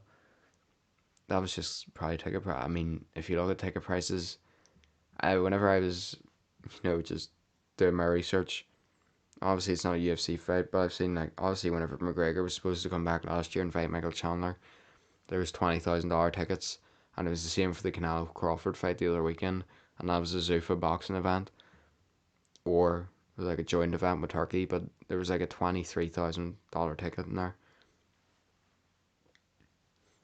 So ticket prices are extortionate. That is obviously like the main downside. Obviously, the UFC want to travel and have like a really big brand image, so it'll be there's definitely sell out anyways available. But whenever the UFC go to certain places, I know for a fact a lot of people won't be willing to pay the money because it's just extortionate to be honest. And if they are going somewhere that's more remote or they haven't really been there as much, they're usually coming with a big star from that country and probably gives them the thought that they can just up the ticket prices even more. I'm not a big fan of that in the UFC at the moment, the ticket prices. And in boxing as well, a lot of the times, like, the ticket prices need to be the same whenever you're selling 20,000 tickets compared to what you would do with 10,000. I feel like you can do fans a favour. Obviously, I was at it, and shout out to Michael Conlon. Obviously, if you don't know, um, this is a combat sports channel, so we do boxing as well. And tickets to go to the Michael Conlon fight were actually good. They were 30 quid, 30 quid, 30 pound each. You could get tickets for it the cheapest. So look, you've got to sort the ticket prices out. It's the main like attraction for fan. If and a lot of people don't go to fights. You'll notice for the actual fights, a lot of people go for like a night out. It can just, I mean, it'll sell more tickets no matter what if your ticket prices are cheaper. And there's definitely a way to maintain that. I mean, the UFC undoubtedly, especially after last night, um, dominate and heavily dominate the mixed martial arts scene. Is there a need for their ticket prices to be so high? And obviously that's why they feel like they have the right to put them so high because it's such a premium product compared to everyone else, I suppose. And we'll get on to it actually. Why not? The PFL last night, obviously after that Paul Hughes and Usman Nurmagomedov rematch, it was blow after blow after blow for the PFL and kept getting worse and worse and worse. To start off, whether you think, obviously, I think it was a close fight. I did think Paul Hughes won rounds 2, 3, and 5 to get the victory. And I've seen a lot of people say no, Usman got it, but for rounds like 1, 2, and 4, maybe. But I couldn't rate it. I mean, if you're going to have a 3-2 either way, I think that's solid. But obviously, we all know the judge 50-45 Usman, 49-46 Usman. That was bad already for the PFL, so a lot of people had a lot to say about that. Then Ariel Helwani comes out in his live stream and reports. Obviously, Ariel Helwani is like the biggest reporter in the scene of combat sports. He reports that the PFL scorecards were like 10-8 rounds and stuff in there, and the score didn't even add up. Then they go back to the PFL put out about 3 scorecards, so that was the next blow. Putting up and deleting scorecards and correcting them. And that I mean the final blow was the fact that the last scorecard they put out was literally a Microsoft Excel photo. It was Microsoft Excel on a screen, and they took a photo of the screen. They didn't even put out like the usual graphic they do. Like it just kept getting worse and worse.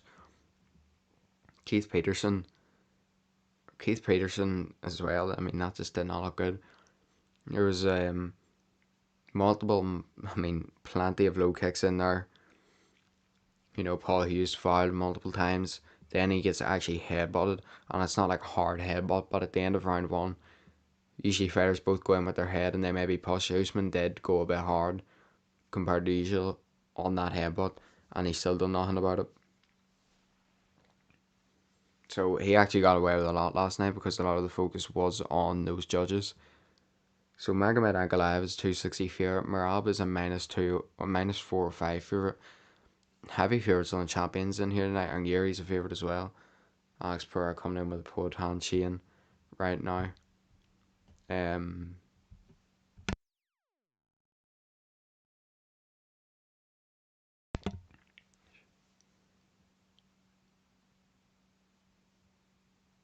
we're on the countdown now. If we got seconds to go, I think we do. We have 10 seconds. The main card starts. So let's go. Let's get into this. Joe Pyfer, a boost Magomedov. Start this off with a bang. Probably will. Joe Pyfer, hard hitter. Alright, main card. About to start. About to get underway with that.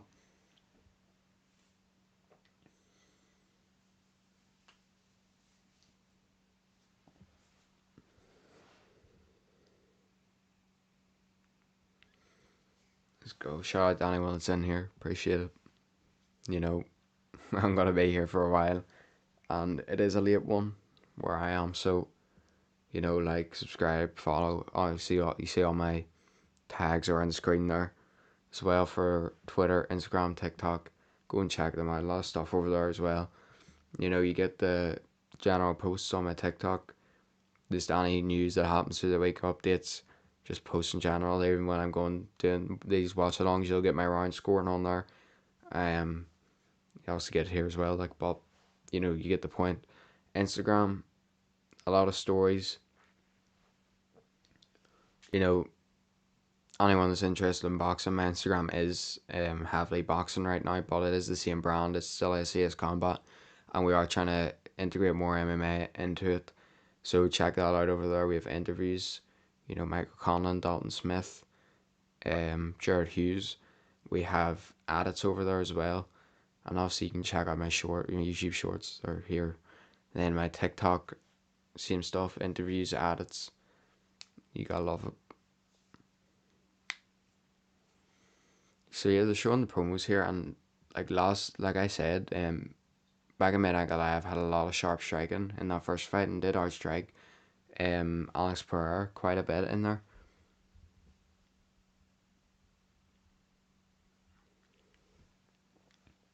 So let's go.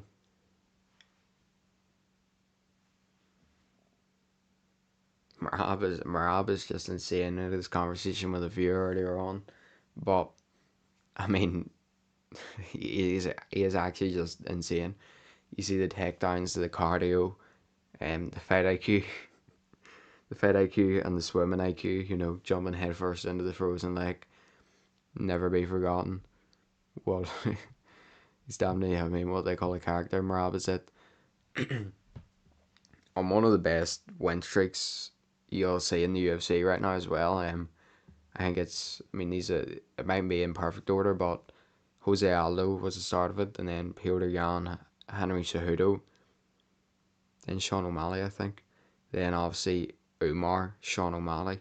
So, I mean, Merab is just on one right now. Corey Sandhagen, coming off the back of that win over Diego, no, Davison Figueiredo. Obviously, that was, I don't know if anyone in here seen it, but it was a weird one. They were kind of, Sandhagen was on top, they were on ground, and then Sandhagen sits up and pops the knee of Figueiredo. I mean, it was clearly a calculated and skilled move, to be fair. He talked about it in the post-fight interview.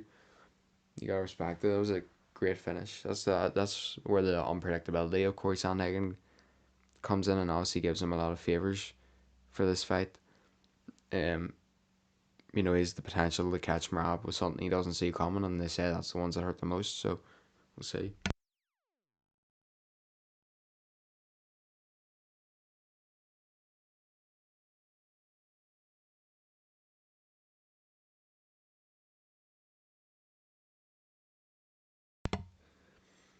So we're just waiting now for the fight to come on, and obviously they do promos and stuff first.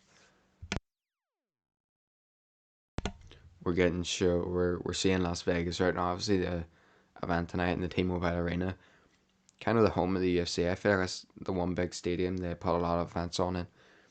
So great business for them in there, no doubt about it. Let's go. Pereira versus Ankalaev.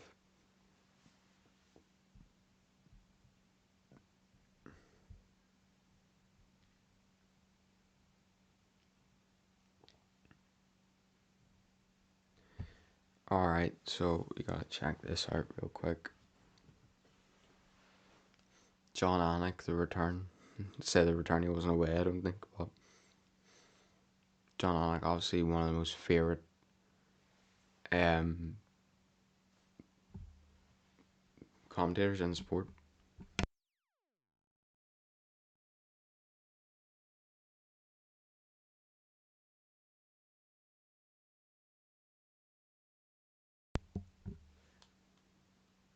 It's interesting to see Pereira as the underdog for once.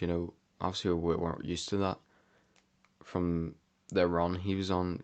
Up through middleweight, beating Izzy. Obviously Izzy knocked him out, but let's be honest, the weight cut there for Pereira is huge.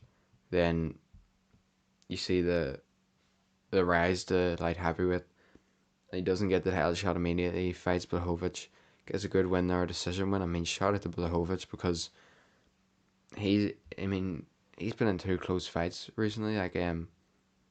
Obviously he fought Pereira, and then the Alberg fight could have been his as well. Didn't get knocked out by Pereira, one of the only ones. Then, he fights Yuri, fights Jamal Hill, fights Yuri, fights Clay Roundtree. Solid fight. I mean, overall, Alex Pereira is one of the hardest hitting knockout artists UFC's seen in ages, and one of the biggest stars UFC has seen in ages overall. Obviously, we all know, there can be a lack of star power in the UFC at the moment.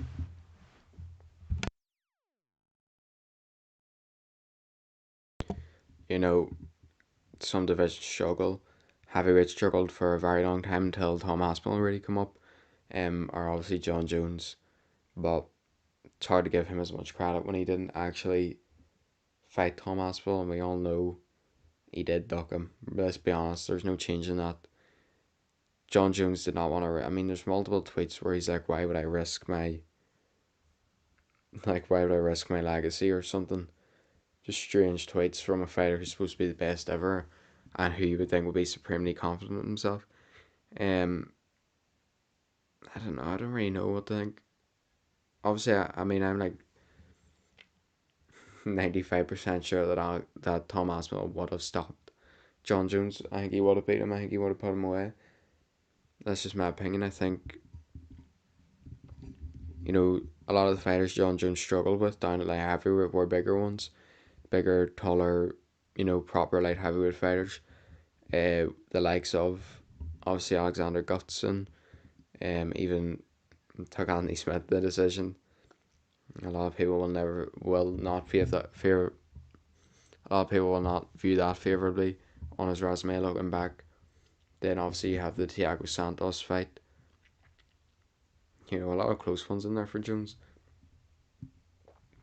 So I really do feel like, even though obviously he beat Gan up at heavyweight, and Gan's a big heavyweight, but it is kind of just that thing where it's like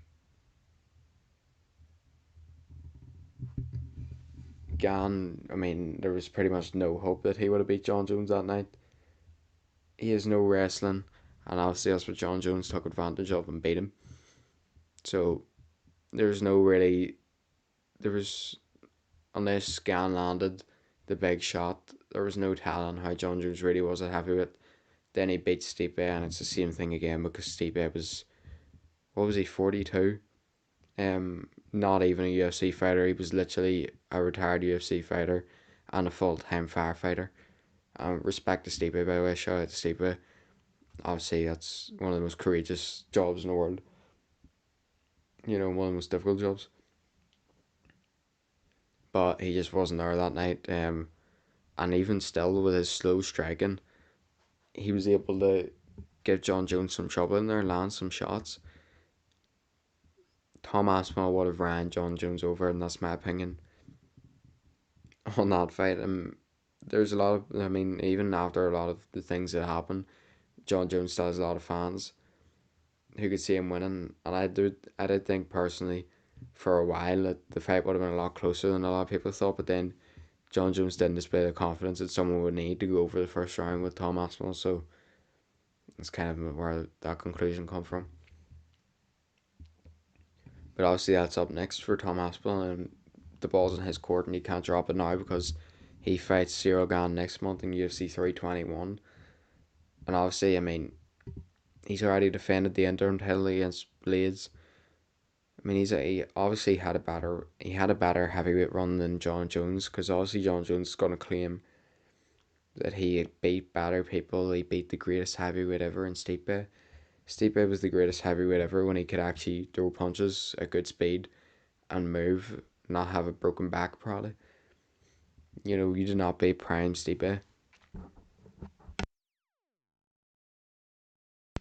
And now obviously, um, then he beat, so Gane and Stipe compared to a prime Sergey Pavlovich, like when he was actually knocking everyone out.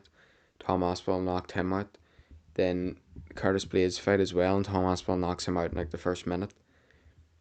So two first round knockouts, one of them being inside the first minute, near enough, compared to two stoppage victories. One of them obviously a submission against someone who can't wrestle, and the next one a spinning back kick that put Stipe, who was probably close to retirement already, completely through the retirement door. It was a good shot, but against an older Stipe like that, it's interesting. So obviously, if Tom Aspinall goes out here, and defeats Cyril Gane, technically has he has two defenses of his title. Then, in my opinion, because, or maybe even three, who knows what way that'll work. Well, you can't reset him. Get the promo right now as, I mean, we're getting hit with these. If you don't know now you know. It's on the main card. We know Joe Pyfer is just a ferocious hitter. You see there in that replay, he's helping people out cold. And Abus Magomedov is not, he's not a, oh, forgot the words, but he's a tough opponent as well. He's ferocious. He can be ferocious himself. Um, but unfortunately for him, for the people like me, that Sean Strickland fight is kind of like the reminder in there. I think he's the last guy Sean Strickland knocked out. Probably will be the last by forever, because Sean Strickland fights about once a year by the looks of it. Actually, no, he's suspended. That was another thing. Just every day stuff in the world of MMA. Like Sean Strickland got suspended for like 6 months or something. Not for steroids or anything really bad, but for marching into the cage at a like LFA event or something and trying to punch a fighter. So look, who knows? I was wondering, because like I just realized he was like so inactive, and then I remembered he's suspended. He had to do like all these like classes, and you see the photos like Sean Strickland hopping out the day, and he like was the most unhappy person ever.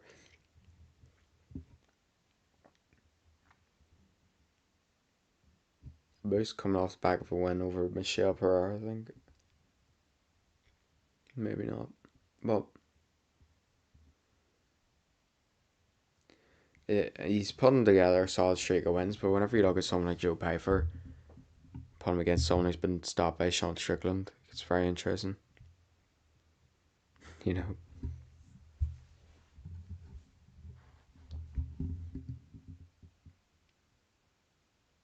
Okay, referee. No, that replay, Joe Pyfer put someone down, and they're literally staring at him for mercy as the referee lets him get hit with one more ground and pound shot.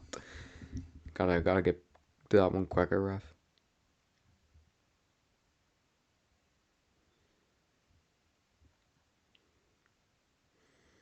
So about Magomed, decision win against Michel Pereira, submission win against Bruno Ferreira. It's a good win. Decision win against Warley Alves.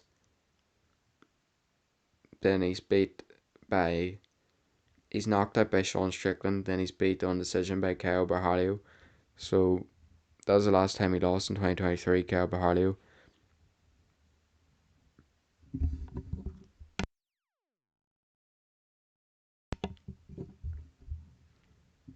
Joe Pfeiffer, on the other hand, coming off the back of a decision win against Calvin Gastelum, action-packed fight. Before that, there puts Mark Andre Barry out cold. I think that was the knockout I seen. Put him flat on his face in that replay. Um, Loses on his decision to Jack Hermanson before that, however. Then a submission win, knockout win over Gerald Mearshart, and a knockout win in his UFC debut as well. So, Joe Pfeiffer, see this thing, by the way, this is what I was on about. When the UFC are struggling for talent, or not for talent, but for bigger names, and the like this contender from Cage Wars, for example, is like really built up, high profile, really big name, and the UFC are like, yeah, do what, we're gonna put you in the contender series, whereas Joe Pfeiffer was in the contender series before, I think, but still, like, this isn't my point. His opponent in his first UFC fight is 8-4. You can't really be putting someone's 8-4 up against someone who's destroying everyone, and then whenever someone comes into the to the UFC with a really big name, you put them in the contender series, and then a lot of them people lose. To be fair, but the point stands. Some people should be given more of a chance, even especially on the contender series. A lot of the times when people don't get flatline KOs, they're not given the contract unless it's a very very dominant decision. So a rough time for anyone not getting knockouts out here.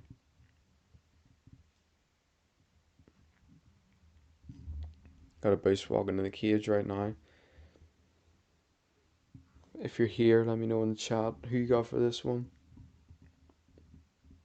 Obviously, I mean, a boost could maybe box his way to a decision, get some takedowns in there. But I do think Joe Pfeiffer's going to land the pivotal shot in there, and possibly Artie, who knows. Born in Russia, represents German right now, or Germany.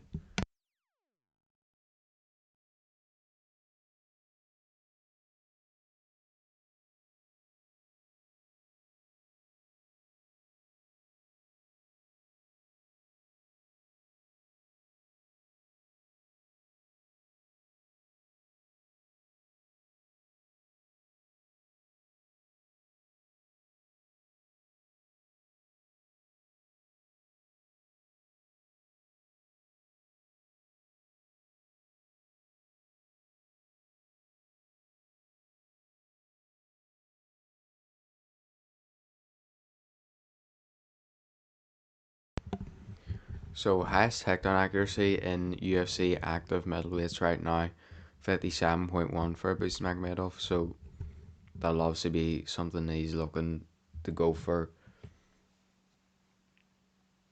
in his fight with his takedowns. Obviously that's the best way to stop Joe Piper's wrestling.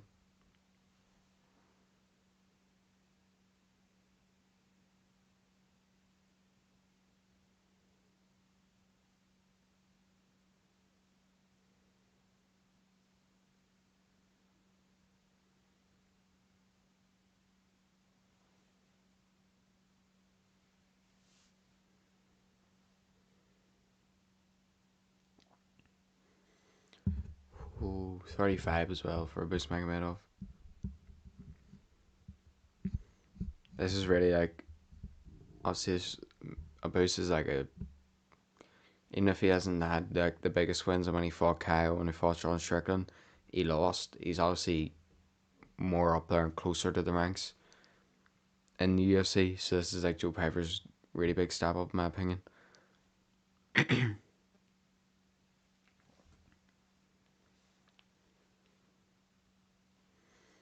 We're just getting underway with the ring introduction or the octagon introductions right now. Joe Piper, the minus 250 favourite.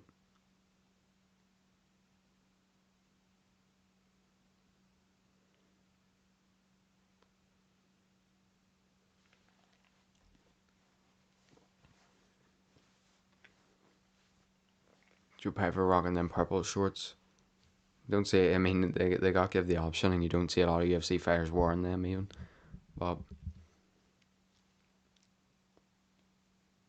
here we go.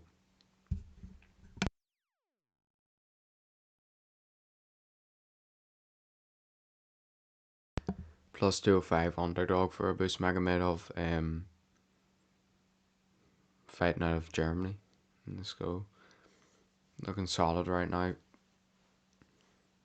In this main card, I mean, pretty good names on here. Obviously, we know we have Yuri Khalil as well before the co-main event with Marab.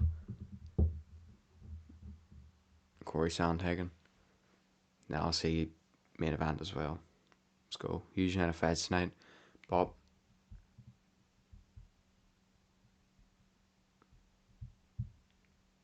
Round 1. Underway. Here we go.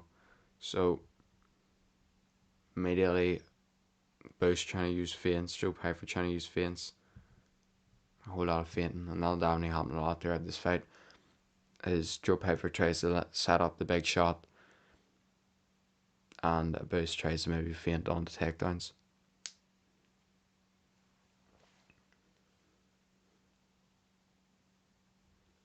"30 seconds in, not much happened yet. I mean, it's gonna get interesting here. Well, Joe Piper, I mean, obviously Kyle Bahario brought in the decision. Joe Piper shoots the takedown, that's interesting. About holding on to the guillotine there for defense against the cage right now, in my opinion, unless he has it.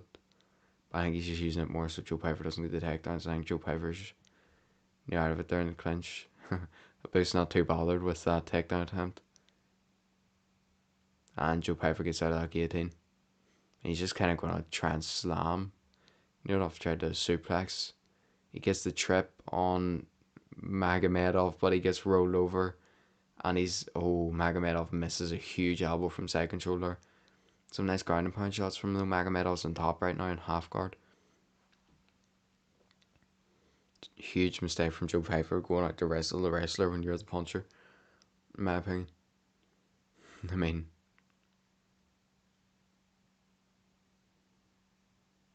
and the first thing he does was shoot a takedown. Like, come on.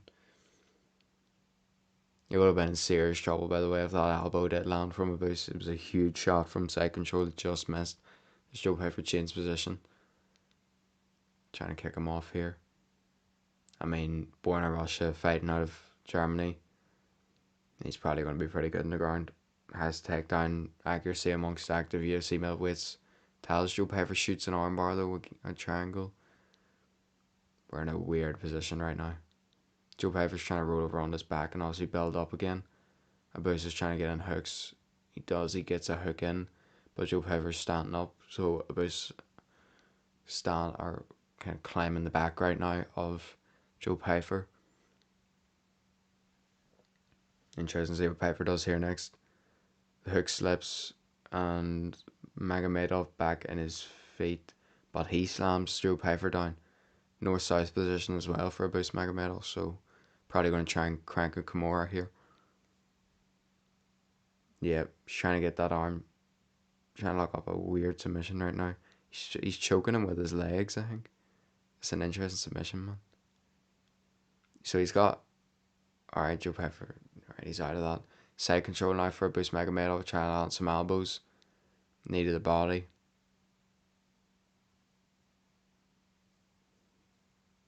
Knee to the body again. Joe Piper's got his arm locked up in his legs, but I don't really think it's going to do much. Minute 40 left to go in this round. Side control dominant position for Abus Magomedov right now. Joe Piper struggling. The only man to get a hair transplant and shave it off again. That's what he's known as right now. Trying to kick off right now. Come on.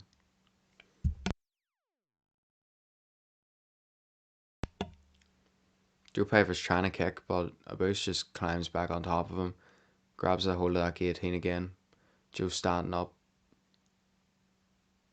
Trying to block the knee at the same time. Trying to shoot his own takedown again. He's shooting it on a single leg right now. I don't really think he's going to be able to do much with it. He should just separate and try and land an elbow out of the clinch or something here. Nice body shot. There we go. That's the type of work you want to see from Joe Piper.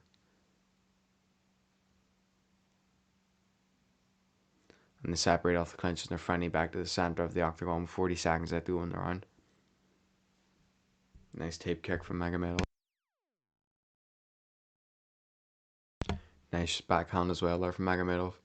Joe Piper backs him up in the clinch again. And obviously, nice sharp jab. Magomedov's looking sharper out of here. But obviously that's going to... Oh, huge shot though for Joe Piper. Magomed tries to sneak one in himself. I mean, this is where you don't want to be if you're Magomedov is up against the cage against Joe Piper. As he looked on load, and he already is with some huge hooks. So that's a good first round. 10-9 obviously for Magomedov. Good start for him though, because obviously if you're up against a fighter like Joe Piper, the first thing you want to do is make his arms tired, you know. Make him tired, make him weaker. And that's what Abus is doing right now without grappling. So let's go. Good first round for Abus Magomedov.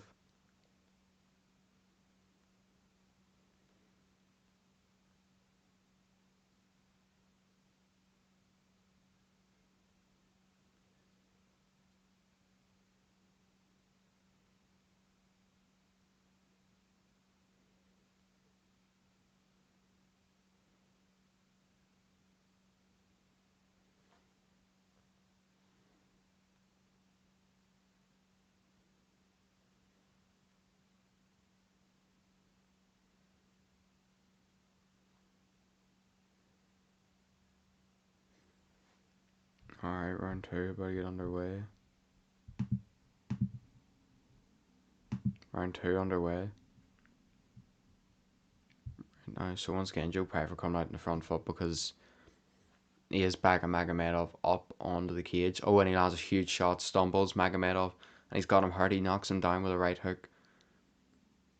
And the odds are equal right now as well, minus 115 each. Now Joe Piper going for his... Oh, nasty elbow.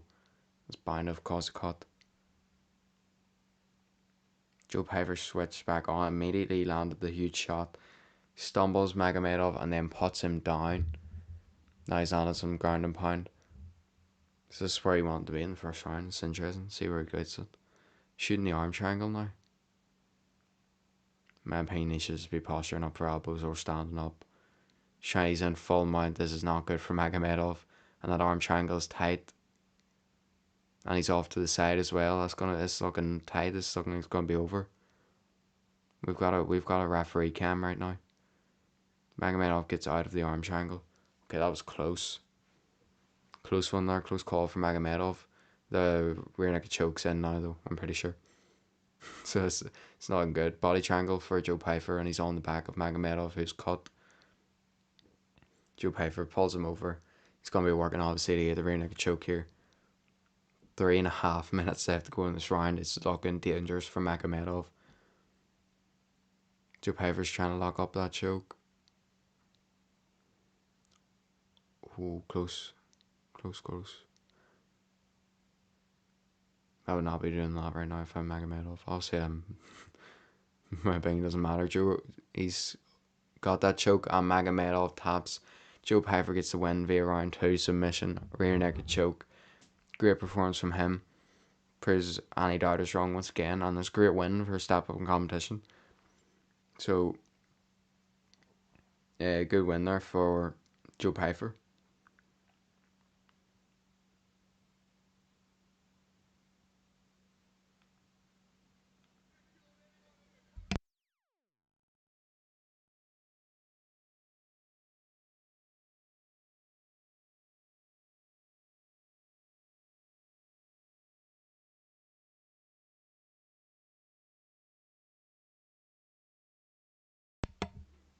So Mike Perry finishes Jeremy Stevens in round number 5 in their BKFC fight.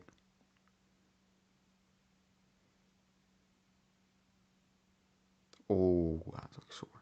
Yeah, I would not be a BKFC fighter any day of the week. That is rough. That is not something you want to be doing in life, surely. It just looks painful. Like, everything about it just does not look fun.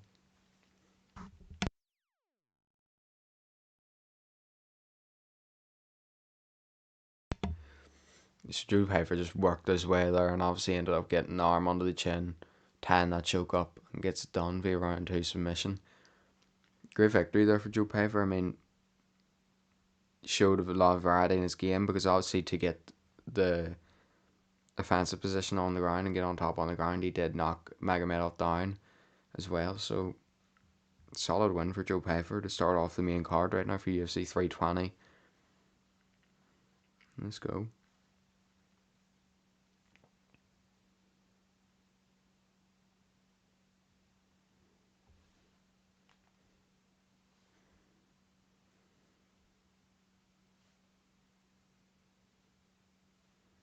Gotta get the tweets out.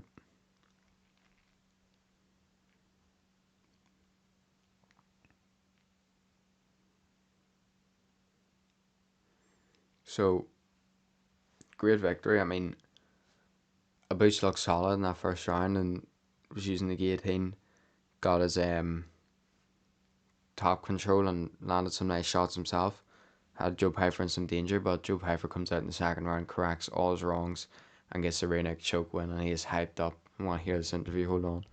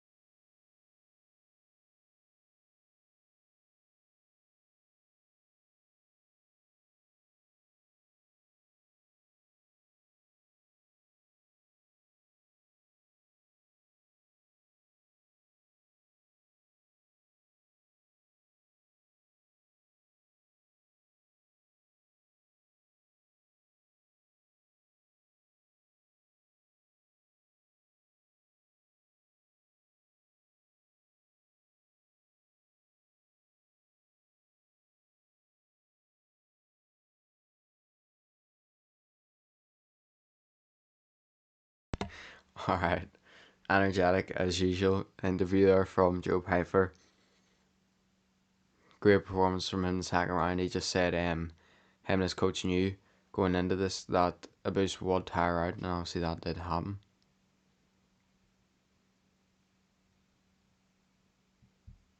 So solid prediction from Coach Dean Thomas there. Bruce tires out in the second round like he did in that Sean Strickland fight. He got caught with a heavy shot as well, stunned him. I believe it was a straight right hand from Joe Piper, and then kind of a hook around the back of the head puts him down. Carlos Alberg's on screen, but he showing a lot of personality. Brandon Royval, Manel Cape, 5 round main event, December 13th. That might have just been announced. I don't know. But UFC Fight Night. Got some actors in the building, some reality TV stars. Diego Lopez, let's go. Obviously, just coming off the back of a win a couple of weeks ago against John Silva. What a knockout from him. Yeah, what a knockout from him. Spinning elbow into the ground and pound. Gets the win over one of the most feared fighters in the UFC. Someone who's known for, being so confident and barking at opponents and, huge knockouts.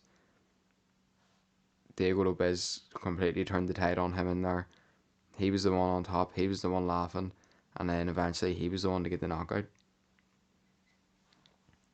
Everyone's seen that photo now, the profile pic on his Instagram. The black and white, the cowboy hat. So he brought that facade with him, and he got the stoppage victory in that fight. John Alex giving me another ad read. Up next, Josh Emmett versus Yusuf Zalal. I picked Yusuf Zalal for this fight. I feel like he's going to be able to outstrike Josh Emmett on his way to a decision victory, in my opinion. Josh Emmett, it's been a bit of a back and forth time for him in recent years in the UFC. Yeah, obviously, his last big moment was the knockout over Bryce Mitchell, but in his last fight, he loses to Lerone Murphy. And yeah, so that is he's come off the loss to Lerone Murphy, and then his last win was 2023 against Bryce Mitchell, which is his last fight before that.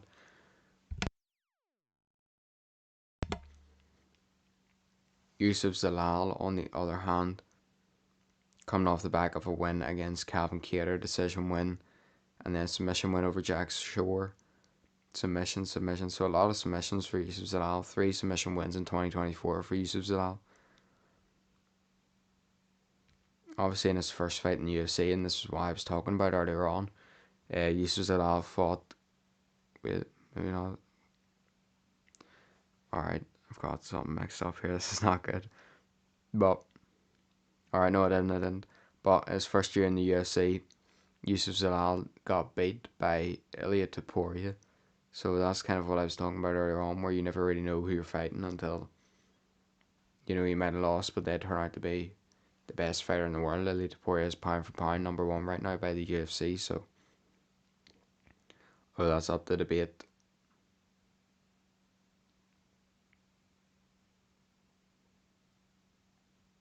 Obviously, with Islam Makhachev.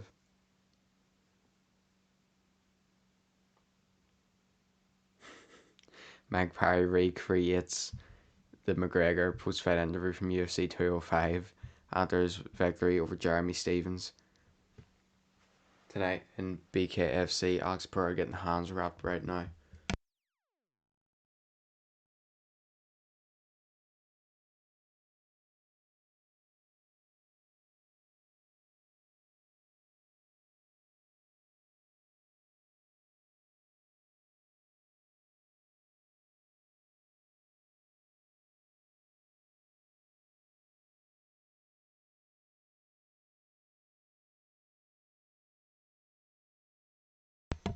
So we're 2 hours in right now. Shout out to anyone's betting here. We just crossed the 2 hour mark. Good stream so far. Good fight card so far as well. Pretty much entertaining from the first fight I've watched up until now. Josh Emmett walking out, coached by TJ Dillashaw, I'm pretty sure. I don't know. Hold on. This is a promo. Every time I'm getting baited.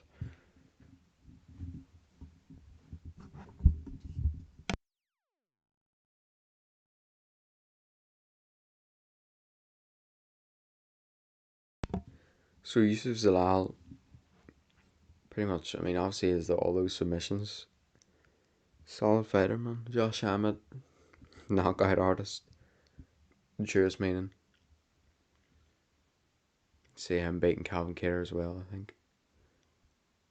Jeremy Stephens. Just heavy handed. What a knockout over Michael Johnson and Bryce Mitchell. Overhands. Stay away from that if you're Yusuf Zalal, obviously.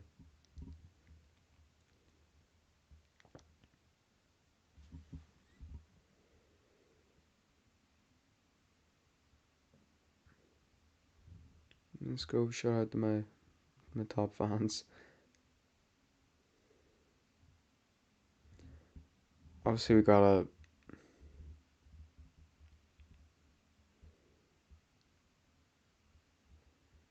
whole lot happening here, but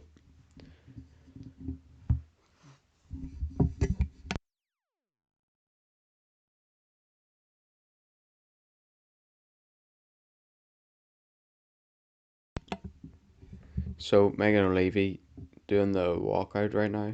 I think this is what happens, and then the fighter walks out behind her. So giving her own breakdown here.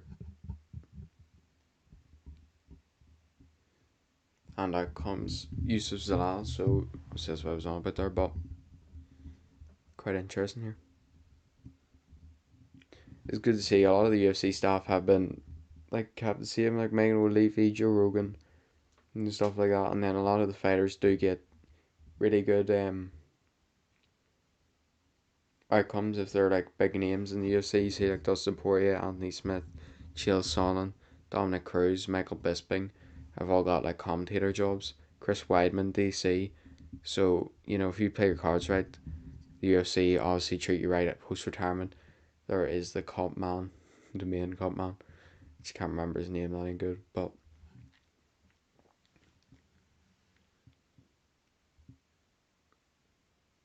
Brad.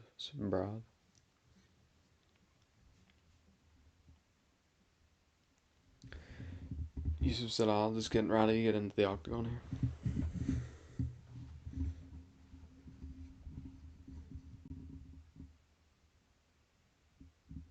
Got drip water took over pretty quickly. It's on the zone. It's on Matchroom. Boxing. It's on UFC. So great promotional work by them.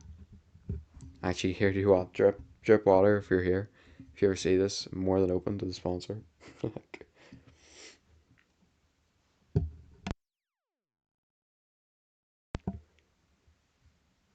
Sure, we got the. I think they do flavor. I think they do water in a can, and obviously bottles here as well. As you can see, 4 knockouts, 9 submission wins, 13 out of 17 wins by finish for Yusuf Salah.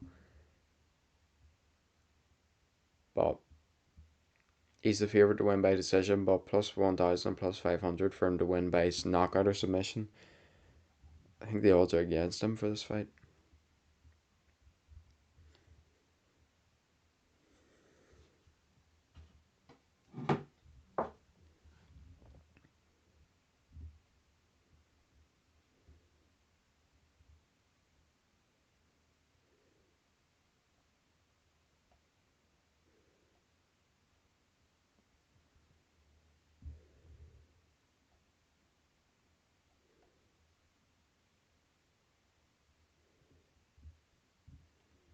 Josh Hammond coming out right now. Obviously, not much happening. He's just waiting for the walkouts. It's not telling me the odds right now either. So, Josh Hammond's still number 8 ranked in that highly contested UFC featherweight division. He's been sticking around for a couple of years now, so shout out to Josh Hammond, as always. You know, tough veteran fighters that maybe don't get the title, but they're always there. They can be the toughest ones to beat for these up and coming prospects. And people like Dustin Poirier obviously beating Benoit Saint Denis, examples like that.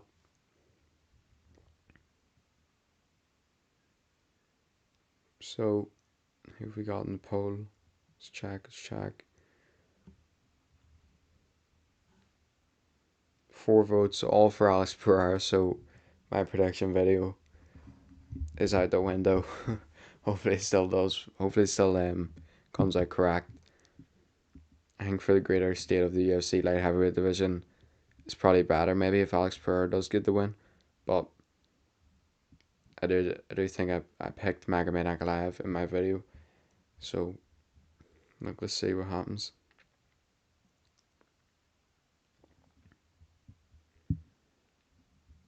Paul Hughes. I mean that Sergio Pettis knockout last night was insane as well. You gotta respect it. What a shot. Perfectly timed.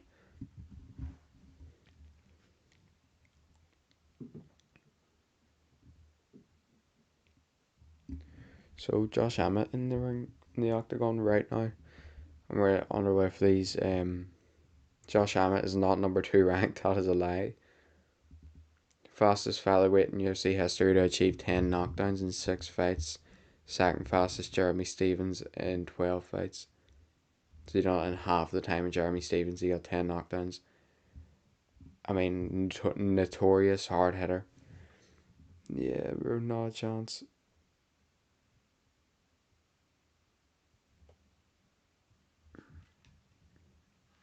You know, So now Yusuf Zalal is the minus 490 favourite. Josh Emmett is the plus 380 underdog. Oldest fighter on this card. Josh Emmett has been tagged as 2-inch reach advantage for Yusuf Zalal. That's pretty funny. It's been outed. He's an old man. Big step up in competition here for Yusuf Zalal. I mean, puts him in the, a win in the top five. It puts him a win or two away from a UFC title shot though with featherweight if he does get this one done. But I mean, plenty of fighters before and plenty of fighters after this will get caught by those big shots from fighters like Josh Emmett. So to see if he can pass the test.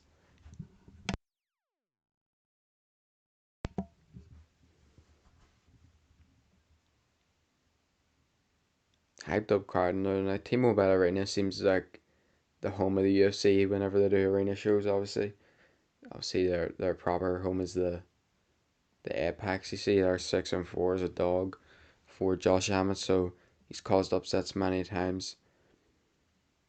5 foot 6.5, 19-5 MMA record, and now cracked the number two rank or number 8 ranked, not number 2 ranked UFC featherweight.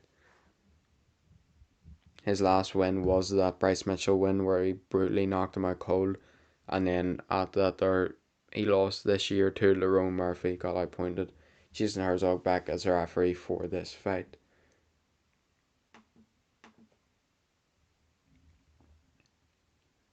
Alright, so here we go. Round number 1 getting underway. Both fighters staring each other down. There we go, round 1 underway. Josh Emmett versus Yusuf Zalal. Now, Yusuf throwing that head kick already early. Josh Emmett runs forward.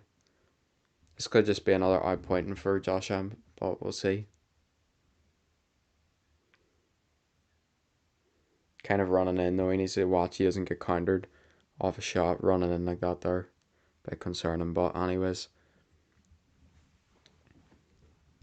Yusuf Zalal, long legs I see from that, but gets the takedown. He's straight on the back of Josh Emmett. He's kind of on his side right now actually. Got the takedown and near enough went straight onto his back. Good timing there from Yusuf Zalal. And obviously he's a pretty big submission artist, so we'll see what he goes for here. Josh Emmett's holding his hand right now. He's got a hook in. Be interesting to see where this ends up because he's on his side. He's gonna try and I mean, will he take mount or will he go for the back?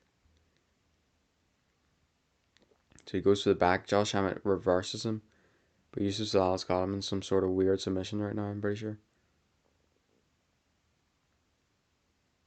It's got him in an armbar. I think. Yeah, Josh Emmett's holding on tight to that arm. Yusuf Zalal is fighting for that armbar right now. Josh Emmett's going to slam him, I think. No, Josh Emmett taps. It's over. Yusuf Zalal gets the first round submission victory via an armbar. Fair enough. Passed that test with flying colours. Wow. First round victory for Yusuf Zalal. Straight over talking to Hunter Campbell, and fair enough. What a victory.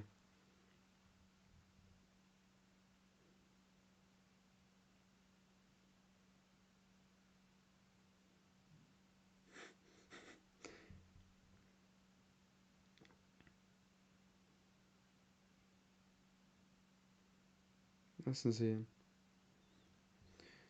Come on. I mean, yeah, I was great time in there. Joe Pfeiffer, Josh Emmett had kind of one of those running in blitzes again, and Yusuf Zalal times the takedown perfectly, and then gets the armbar on the ground.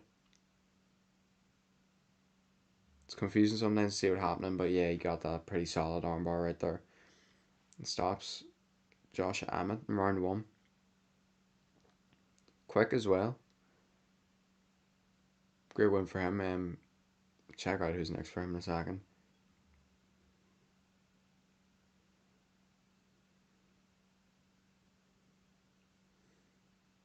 But I mean, obviously he's gonna look to head into that top five of the UFC featherweight division now. And this work is really difficult. People will obviously beat Josh Hammett or fighters like Josh Hammett. And we'll check it out in a second.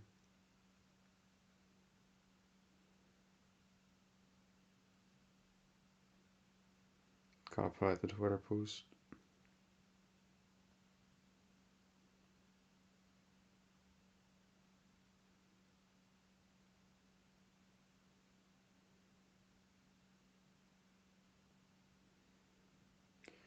A lot of finishes on tonight's card. It's getting quite interesting.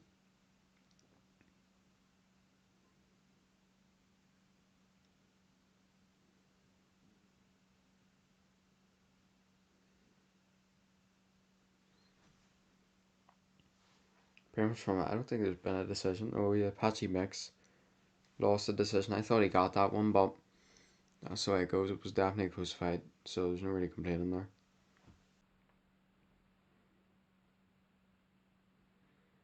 Yusuf spelled with two S's. Josh Hammond spelled with two T's. That's it.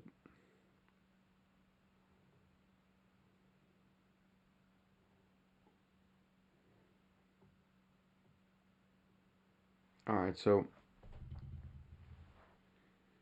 I mean, yeah, submission win for Yusuf Zalal. Submission win for Joe Pfeiffer. Then knockout win for Daniel Santos. Decision win for Jacob. Knockout win for Admin. Yeah, second name is a bit of a, I'll stop being tracks right there. But overall, pretty good finishes tonight.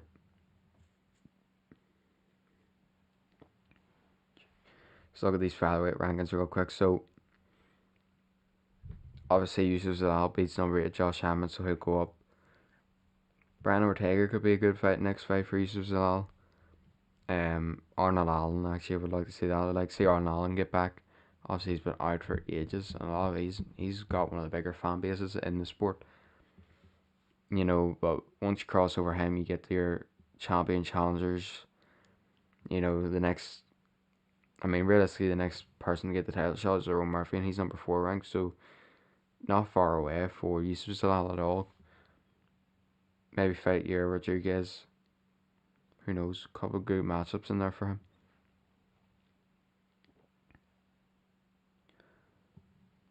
Got a 9 Jacks post fight speech right here. Probably called a shot or something. Messed up though, not gonna lie.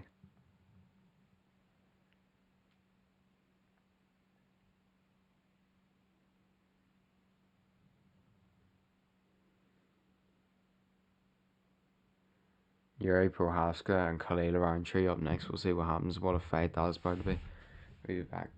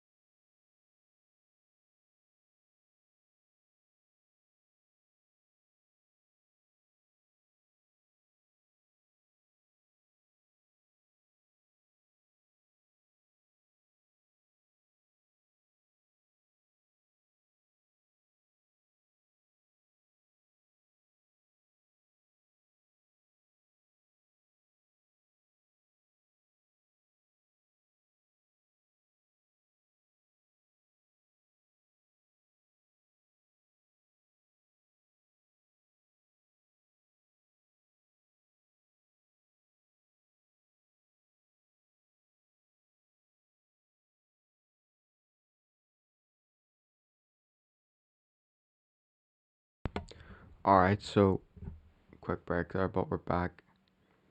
Um, Yuri Prohaska is walking out right now.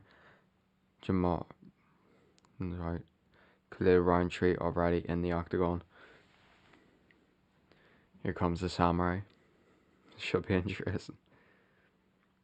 And my pick here is Yuri. It's a really close fight though. Obviously, Khalil Roundtree has the ability to catch Yuri with that hands down style.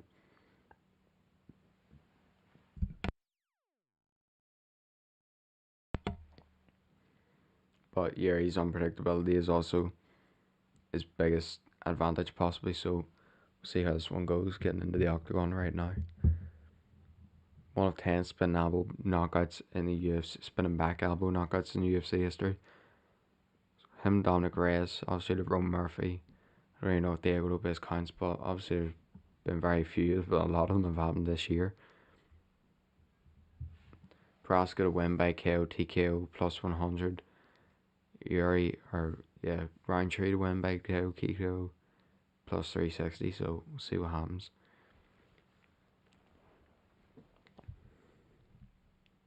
How's this poll looking? 4 votes, 100% for Alex Pereira. Keys to victory from Joe Rogan for Yuri Prohaska is to avoid leg kicks and to cause chaos. He's really good at that second one. I don't know how good he is at avoiding the leg kicks, but we'll see.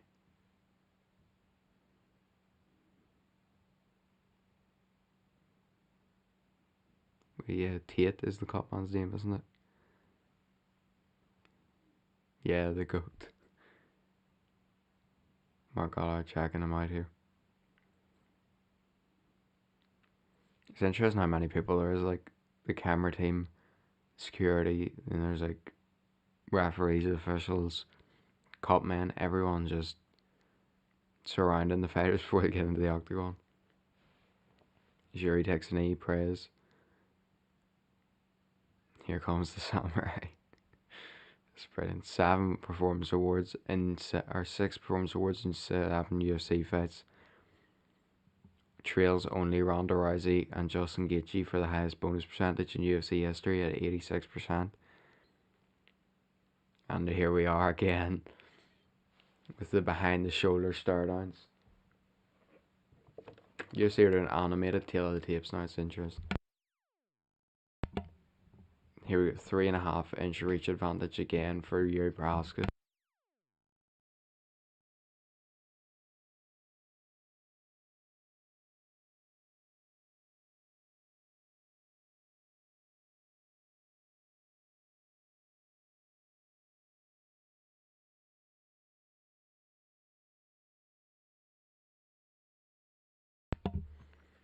It's funny how whenever people fight Alex Pereira, they just copy the like stare down thing, and then the UFC cameraman does it for every next fight they're in.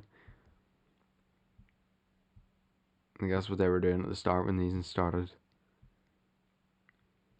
Um, Walking out or standing in the middle of the octagon.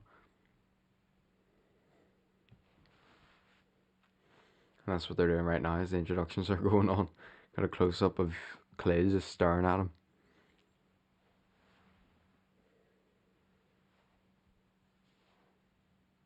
Miuri is locked in. He's focused. Samurai locks himself in a shed and pitch black darkness and figures his life out. Gotta respect it. Obviously, he had those 2 knockout losses to Alex Pereira, but apart from that, there he's looked good. Obviously, the last fight against Jamal Hill, brilliant finish, head movement into the knockout, and Clay Roundtree's last fight as well was a win over Jamal Hill. So we'll see. He didn't. I don't think he got the finish, but it was a brutal performance. See here, the best fight on the card apparently. So we're gonna find out. Obviously, a lot of Yuri fans in the world. One of the more fan favorite fighters the UFC actually has. So we're praying for another first round knockout here because obviously the quicker this stuff goes, the more sleep I get. You can still see in the bridge of Khalil's nose that brutal like cut and scar that Alex Pereira has left in the middle of his nose. You don't play this game, man. Round one underway.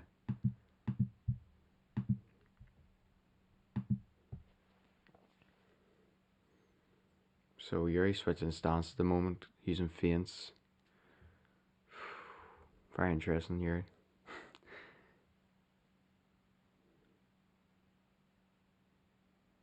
Clear round three, not through anything yet. Yuri just trying to find his range, I think, with the footwork. Yuri does look bigger in there, like, or clear round three is obviously more like built, but Yuri Prosk is bigger, got longer reach, 2 inches taller. So frame wise, Yuri's got the advantage.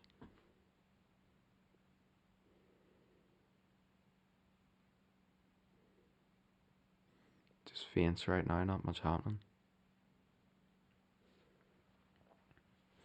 A minute down in the first round.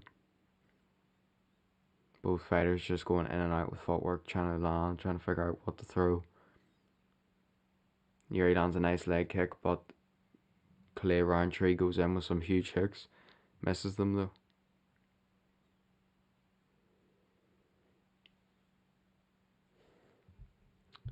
Okay. Yuri throws a head kick, misses.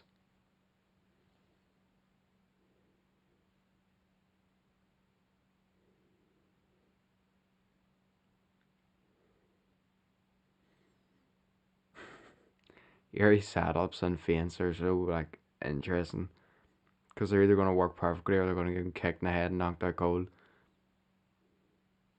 which is a risk he's willing to take. Gotta respect it.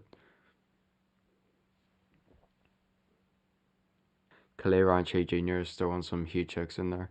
Lands a nice right hand as well, stuns Yuri for a second.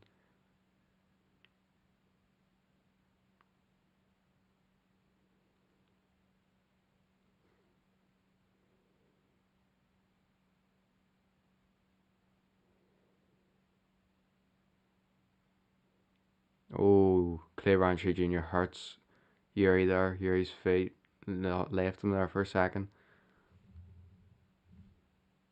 Nice job from Yuri, nice body kick and return no from Clay Ranchi Jr.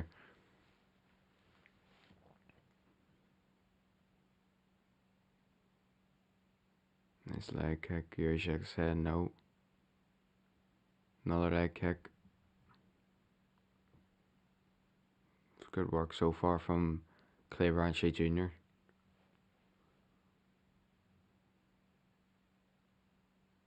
Got the corner cam. So right now Yuri's just struggling to land and he's getting caught heavily on the inside. Whenever Khalil gets in range. Shoots in with it. Oh, he hurts Yuri to the body. Now Yuri's throwing. Huge mark on the body of Yuri. Flying knee. Oh, oh, Yuri's hurt. No, no. Yuri gets Yuri gets hit with a full on hook, winded up, and just shakes his head. He's got the he's got that mentality. There's a head kick, misses. Literally falls to the knee from throwing a 1-2. He threw a flying knee into a Superman punch. I'll say one of the wildest fighters in the UFC right now. Oh, head kick lands for Clay Ranchi Jr. Oh, and a hook. Yeah, those hooks, although he's got the shorter reach, Kalila's landing some huge hooks, just swinging them in. And obviously, as we all know, Yuri can be a bit defensively irresponsible at times, so it should be interesting. Trying to get that jab work. What a body kick again from Khalil Roundtree Jr.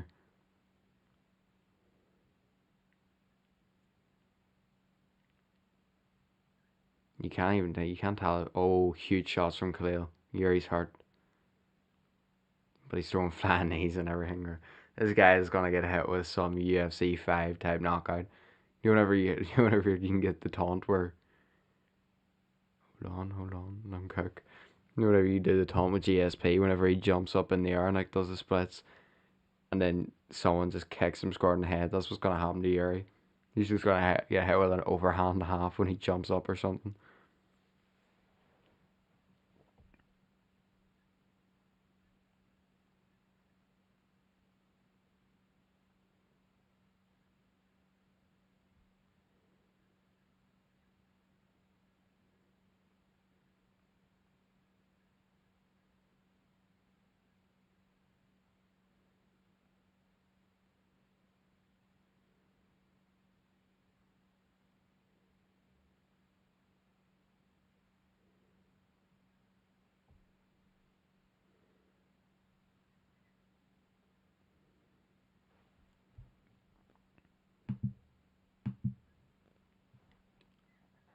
Some huge hooks, and Yuri just ate them before. But round two coming up. Yuri still standing there, locked in, focused, ready to go.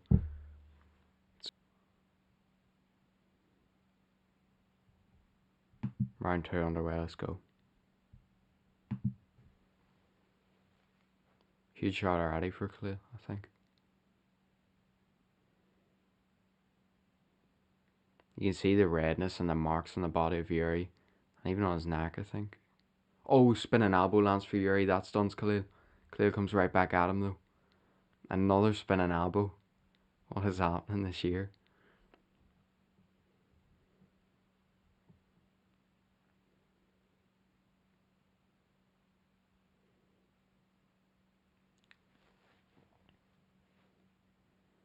Yuri's just falling short right now.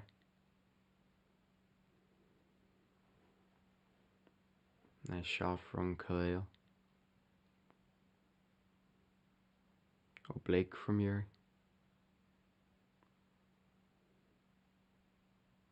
Yuri's looking more confident in this round with his back foot striking. Obviously, he did stun him with that spinning elbow, so who knows? No one knows the way this man's mind works, so we're gonna find out.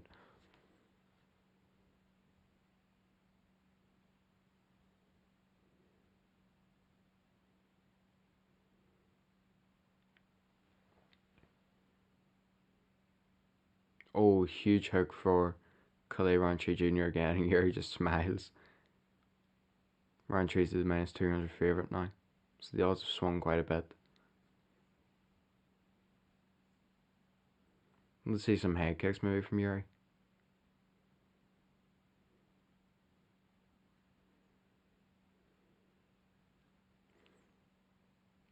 This would have been a great 5 round main event for a fight night card. But as we know, this card is stacked, so we get it here.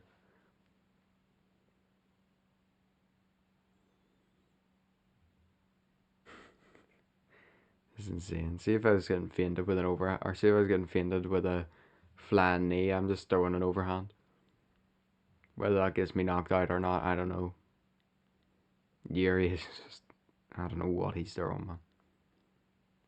Khalil's being smart and they're still staying sharp. I'm looking for those counter shots. I like to see him get back to work with that body kick that he was landing nice in the first round. Nice leg kick from him again, though.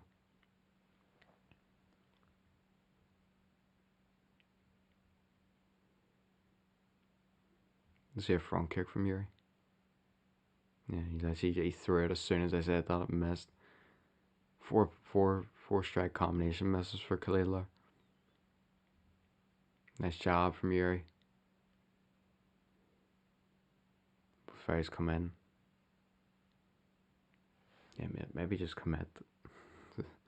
Yuri does that many feints of fake strikes that are like big ones as well, or like flying knees or front kicks. He just feints everything. Oh, question mark kick from Yuri. Surely, I don't even know. It's like Johnny Walker on steroids, like. Ooh, nice setup there from Khalil, but it misses. Nice straight though from Khalil. Khalil's a southpaw as well. Nice tape to the body from Yuri though. Does get got. I mean, he is using his head to block punches at the moment. That is his signature move. Oh, close, close, close. Nice shot from Yuri. Nice response from Khalil. And cut over the eye for Yuri. Nice hook though from him. The lead hand from Yuri in this round. Body kick again from Khalil though, and an oblique.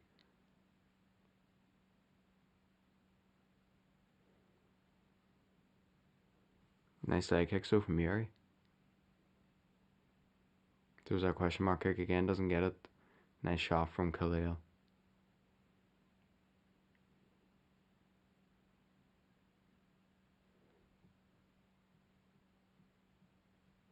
Nice job though from Yuri. Yuri's kind of putting the pace on more in this towards the end of this round.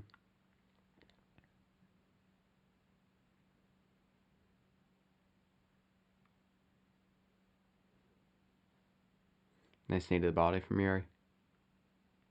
Some damage cut around that left eye or that right eye for Pereira Roundtree as well. Test out the head kick there. A nice body kick again to finish off the round. That's a close one. That could be Yuri or Khalil.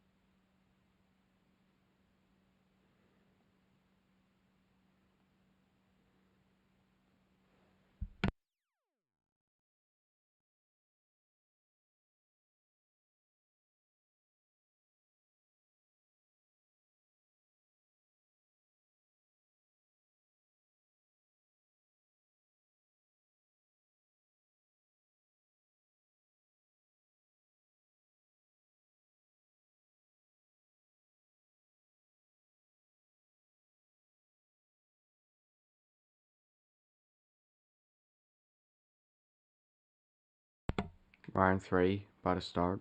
Let's go. Cut above both eye, or cut above the eyes for both men. As we get back underway here in round number 3, Khalil Roundtree Jr. and Yuri Prohaska back to work. Huge shots being thrown already. Yuri blocking everything with his head, and they get hit with that flying knee feint overhand that I was talking about. Khalil might have hurt him.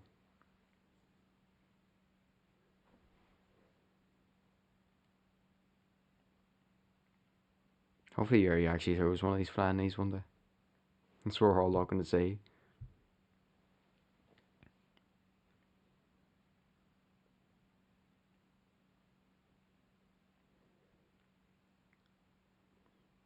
Head movement from Yuri there.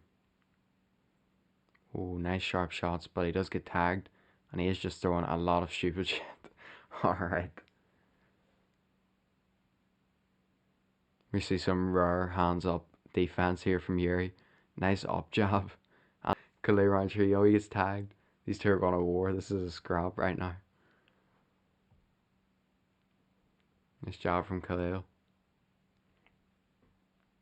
Yuri is throwing like mental and also possibly getting caught, but he thinks he's hurting Khalil more. So he's just going for it. Walking forward with his hands down, and he gets stunned there. But he just takes it in a stride, and he lands a nice hook and another one. Knee up the middle.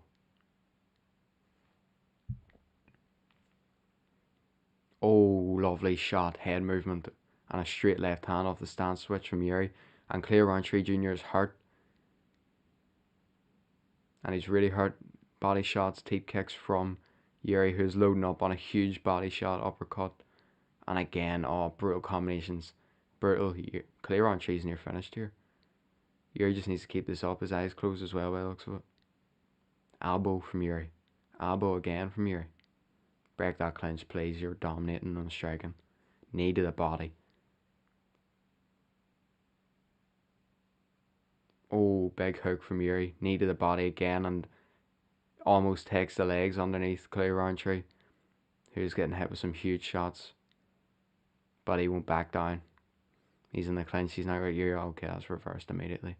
Another huge hook here. He just falls over in the guillotine. Yeah. Please get out of that there, mate. Land a knee to the body, would you? Yep, there we go. Knee. Oh, big elbow though from Khalil. And a big elbow from Yuri. Someone's bound to go out here. Huge elbow from Yuri. Stuns Khalil, who's wobbling backwards towards the cage. He has nothing. They have spinning elbow again from Yuri. Come on. Huge cut in the forehead of Khalil Roundtree Jr. Oh, nice one too. Hook puts. Oh, he put him out cold. Yuri Prohaska puts out Khalil Roundtree. Puts him out cold with a huge left hook. What a performance for Yuri. He just stepped it up to a completely different level in that last round, and what a finish. Well, yeah, let's go. Prediction right. Come on. It was a really two. I mean, the first two rounds were really good for Khalil Roundtree Jr., but the pace just kept adding up, and obviously, as you can see, kept mounting up, and he was getting hurt multiple times bad in that last round, and then down he goes.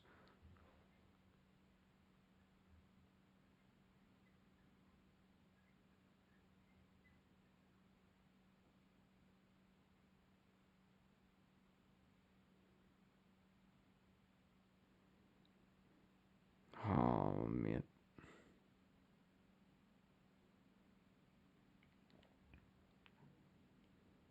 Yeah, you see that one too, whenever he threw it, but when he followed up with the left hook, it was always landing. And he started landing some huge shots in there. I think he knew he could take Khalil's shots more than Khalil could take his, and he just started going for it. And you see here in the clinch, he lands a huge elbow on the forehead that actually cut Roundtree open, and then boom, left hook, and that slumps him near enough. Unreal, what a knockout for Yuri Prohaska.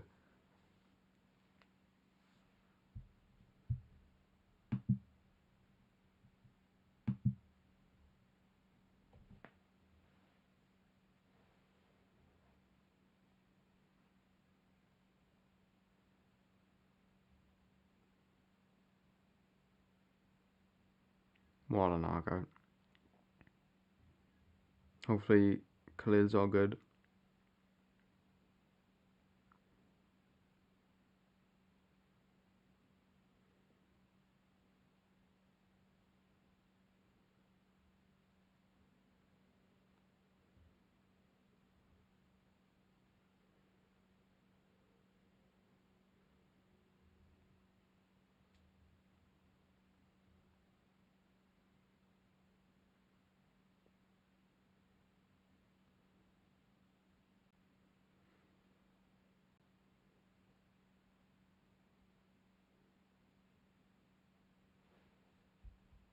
Huge knockout as we head on to the co-main event here.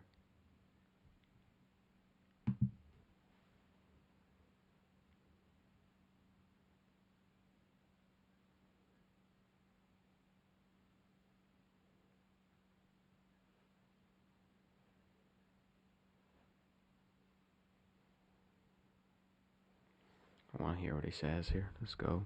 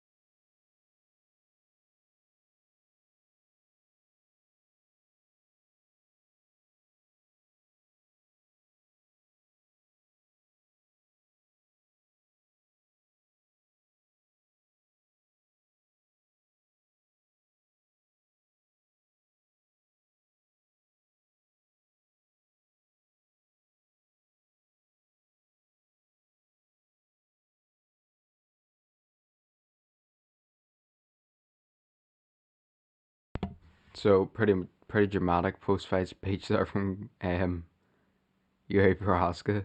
Makes some strange noises at the start.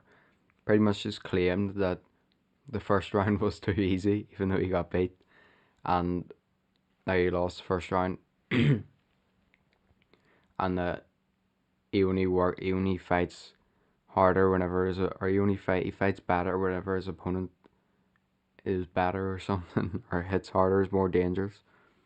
So he gets his win there.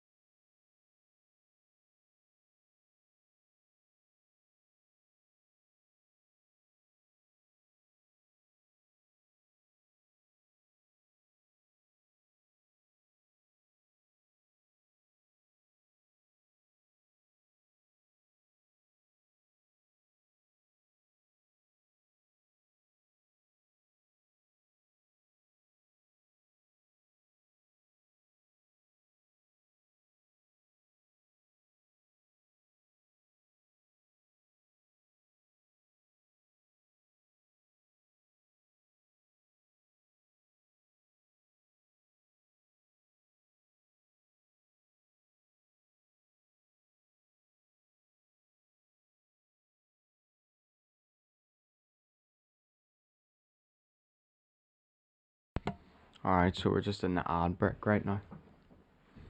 Waiting for the co-main event to come on. Merab Dvalishvili takes on Corey Sandhagen for the UFC Bantamweight World title. If you're here right now in the chat, let me know who you have for that fight coming up next.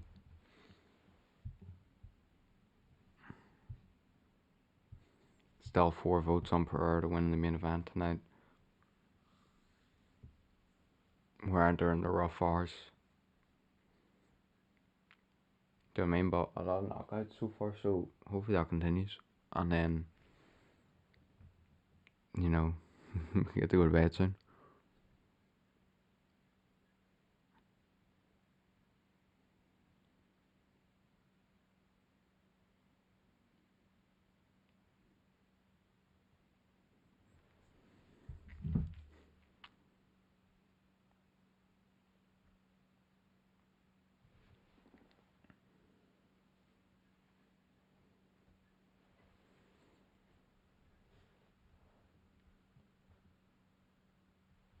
Not much happening right now, we're just waiting for these walkouts.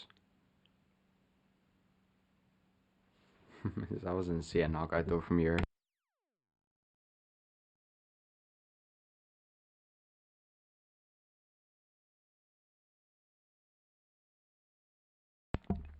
What a shot, just perfect hook. Puts Kaleranchi Jr. out. What a shot. Okay. How about no?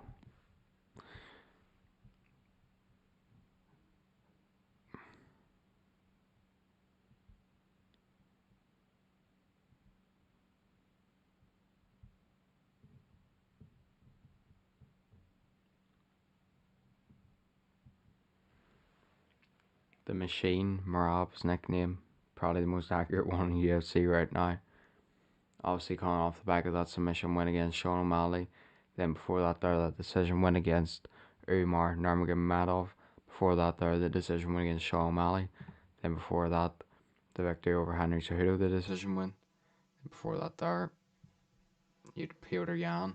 Before that, there Jose Aldo. So one of the longest and best UFC win streaks there's ever been. Um, I mean, a quality of opponent, the former world champions Jose Aldo, former world champion Peter Yan, former world champion Henry Cejudo, Sean O'Malley, all of them apart from Umar, former world champions.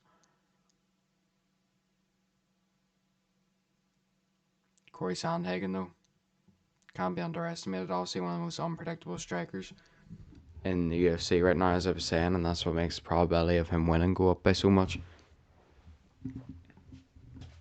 You know, you look at that Moraes fight, or not the Moraes fight, sorry.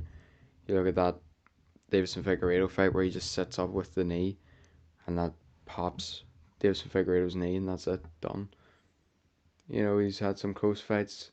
Peter Yan, you know, TJ Dillashaw, he's had some close ones, but lost. I think Davidson Figueiredo was probably his best win yet. Merab, on the other hand, I mean, beating everyone. You know, this could be interesting. Obviously, Corey has some sharp striking and could catch him out.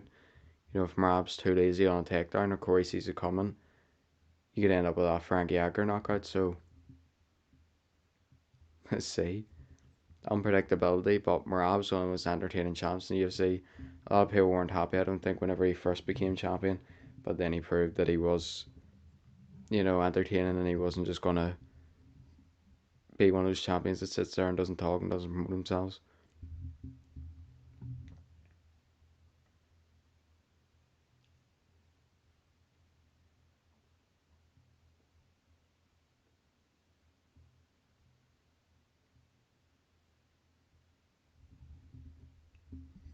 We may have the walkouts happening right now. Some really quick pacing tonight, which is good. Happy with that. Even though we're still on time practically. Co-main event at about 5 in the morning.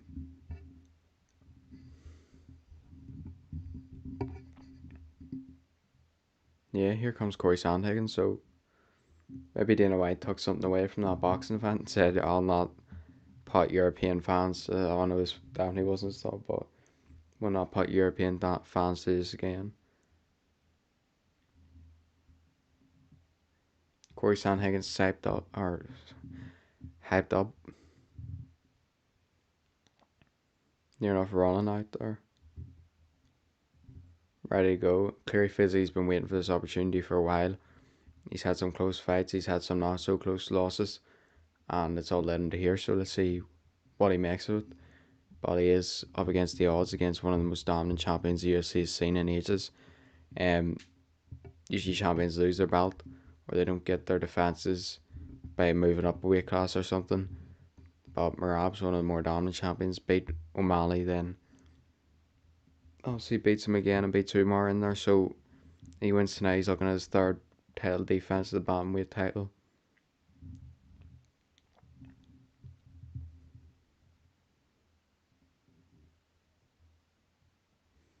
Corey Sandhagen's, you know, one of the, like, he's always been top level, but he's never got a shot because it does feel like in the big fights he has lost. You know, the Peter Yan fights, TJ Dillashaw fight, the Umar Nurmagomedov fight. Unfortunately, didn't go his way, but those were always the next title fights, and then he lost. Now is his chance. He got that title fight. And the same put to work.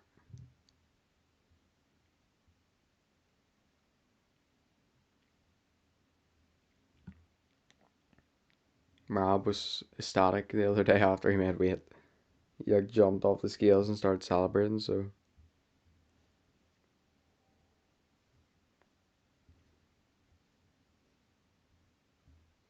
Merab not known as a finisher, but he is coming off obviously submission win over Sean O'Malley. So we'll see where that gets him.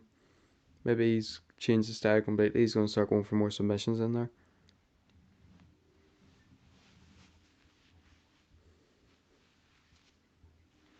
Oh, the whole arena goes blackout. Near enough for this Marab walkout. And that lights up red. Here comes the Georgian.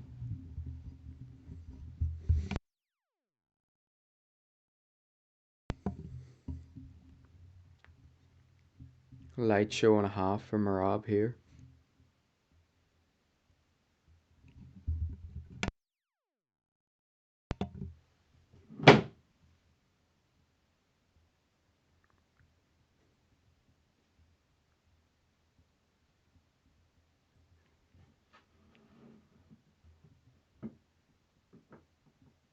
Marab walking out without the wig, actually, surprisingly.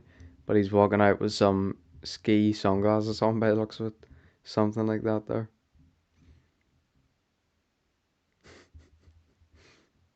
Always entertaining. That's guaranteed.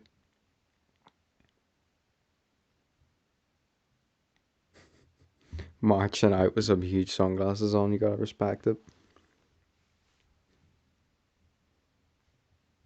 Custom shorts are nice as well. Custom shorts can go to weird places in the UFC, but so far they've ended up alright. Just never give Sean Strickland that option. If you do, just automatically give him the Gaethje 300 ones.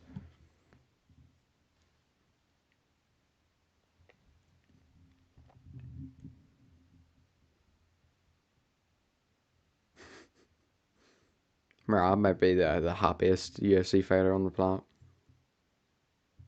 He's dancing, walking out, pointing at people, the camera, fist bumping crowd, fist bumping Nina, Diego Lopez.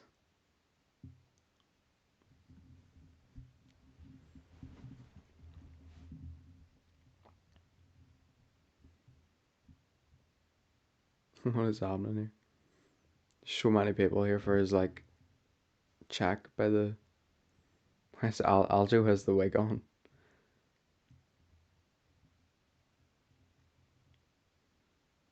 This might be the first Merab camp where he hasn't posted his own injury. So hopefully, I mean, if he's going in here uninjured, that's worse for Corey Sandhagen. But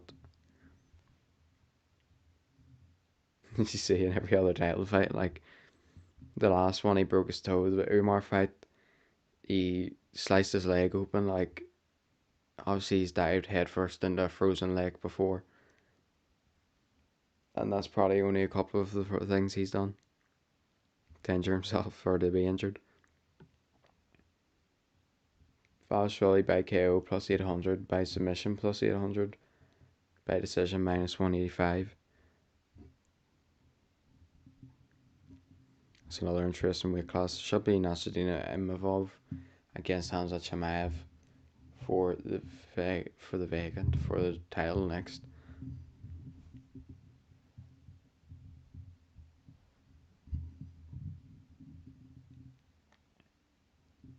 Here goes Merab.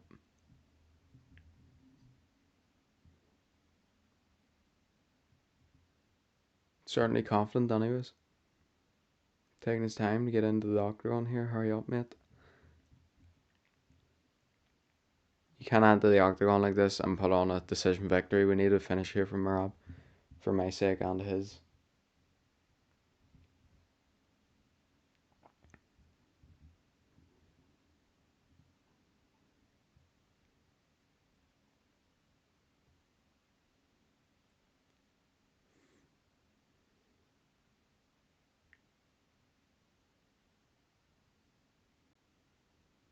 Here, Corey Sandhagen's looking up to the task, so it's gonna get interesting, man.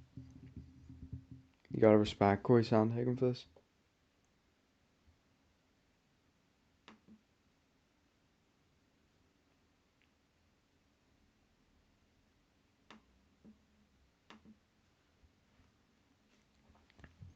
Alright, let's get Bruce Buffer in there. Let's get this up and coming, or up and coming, up and going. Like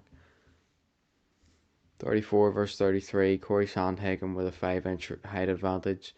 Corey Sandhagen with a 2-inch reach advantage.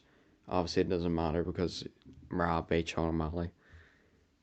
He had the reach advantage, the height advantage, any advantage.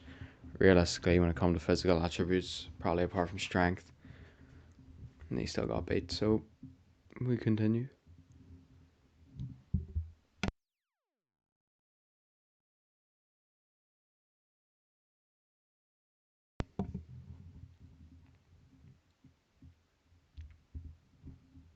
Corey Sandhagen lives this, Obviously, he's got the boxing gloves tattooed in his leg.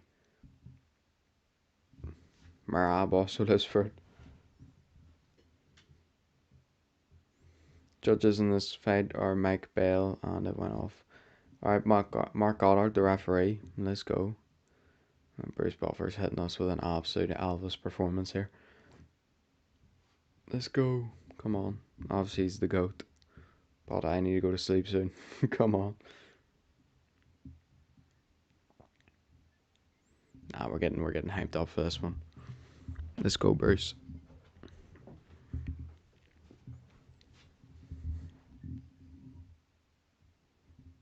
The 320 underdog, 2-2 is an underdog in the UFC, fighting out of Aurora.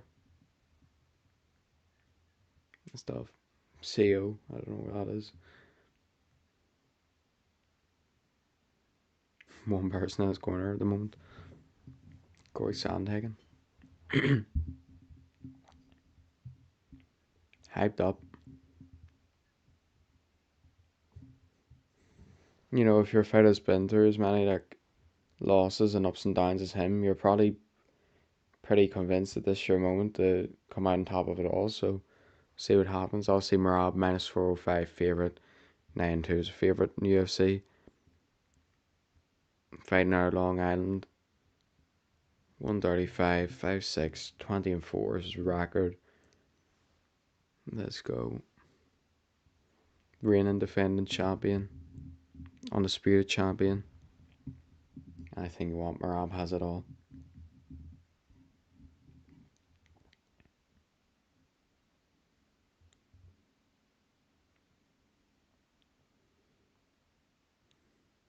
Does Corey Sandhagen land that knee? Does he land that pivotal shot? I don't know, but we're going to find out. Because this one's about to get underway.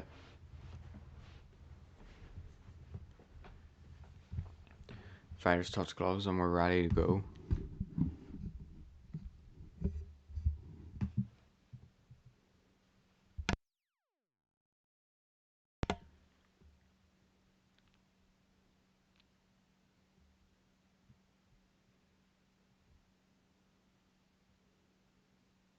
Let's go, round 1 underway. Alright, let's see what Merab gets up to. Any kind of crazy tactics here.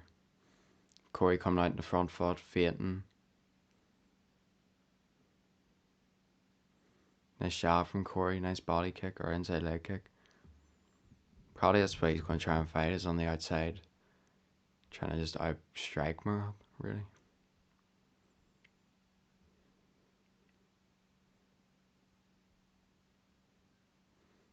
I feel like if anyone's ever going to catch Merab, something to put him out is probably going to be Corey Sandhagen, just something random. Nice shots from Merab though, nice check hook from Corey though. Merab ran in with a flurry of hooks. Another nice trade there. Corey just threw a front kick to the leg. Nice job from him again. Kind of just circling on the back foot right now. If I'm him, I would try and stay off that cage because obviously that's where a lot of wrestlers like to shoot in from. Nice hook though from Corey. Backs Merab up. He's very switched on in there, you can tell. And a nice right hand, a nice inside low kick. Corey putting combinations together at the moment. It's a great start to the fight for the challenger.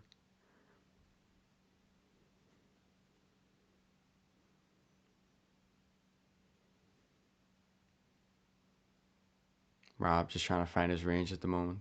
Corey with a nice jab. Merab shoots in for the takedown. Corey defends though. A lot more feints now from Merab. Obviously trying to get on the inside on some shots to shoot the takedowns more disguised. Here, uppercut was sneaky there from Corey Sandhagen. It just missed. He's a sharp striker, man. Oh, huge right hand though from Marab. And Marab shoots in the single leg. Gets the body lock though. They're in the centre of the octagon right now. Corey defending. Marab puts him up against the cage though, so he's probably going to get tucked down right here. No, Corey gets the underhook. No, he comes out. Marab kneeing the legs of Corey Sandhagen. It's probably where you try and see Marab get him down with a trip. No, I mean Marab's trying here. His face is fully red, but Corey's still standing as Marab knees the leg. Corey hits him with some shots in the head as well, slapping that ear. Marab going for the trip again. Corey blocks it again though. Knee to the body from Corey. Knee to the legs from Marab. Marab goes the trip and he gets the trip. He gets Corey down. Corey's going to try and get up here. Marab's on some ground pound. Corey is up straight away though. Marab's got that body lock, so watch a suplex or something. Corey's fighting hands at the moment. Breaks the grip. Backs up. Marab lands 2 nice hooks, but Corey's out. Corey's off the cage and had pretty good takedown defense there. Marab's in the back foot. Corey's going for it. Got respected. Love to see a body shot here in the mix from Corey. Body kick. Leg kick. Nice. Corey's putting it together well here.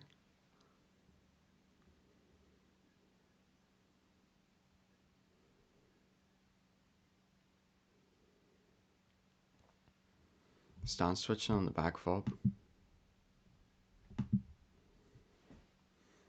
Nice jab again from Corey. He shoots in for the takedown. Marab lands some shots off the back of that though. Oh, Marab fakes the Superman punch into the takedown. Knee to the body from Corey. You do obviously feel with someone like Marab it might make much of a difference, but Corey is going to need to land some body shots in there.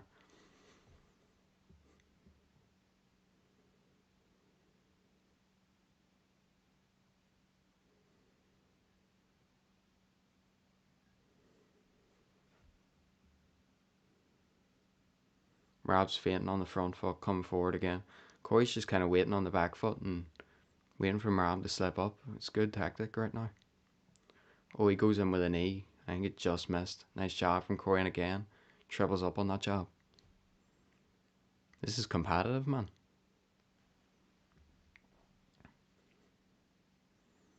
Nice hook go from Marab. Nice double jab again from Corey Sandhagen. He misses with that straight to the body. Knee to the body from Corey Sandhagen. So he is shooting that whenever Marab runs in. Knee up the middle. This is a close round, but someone do something. Nice leg kick from Corey Sandhagen to finish round. That's Corey Sandhagen's round, in my opinion. 1-0 right now.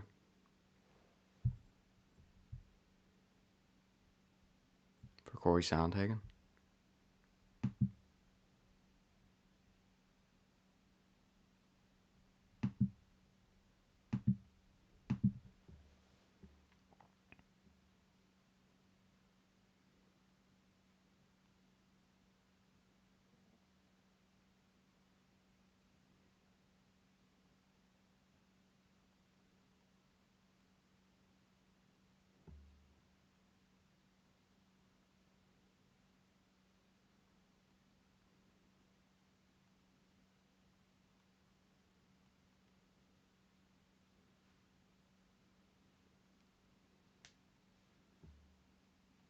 Let's go, Corey Sandhagen. Oh, I spelled his name wrong. Alright, well, allow it.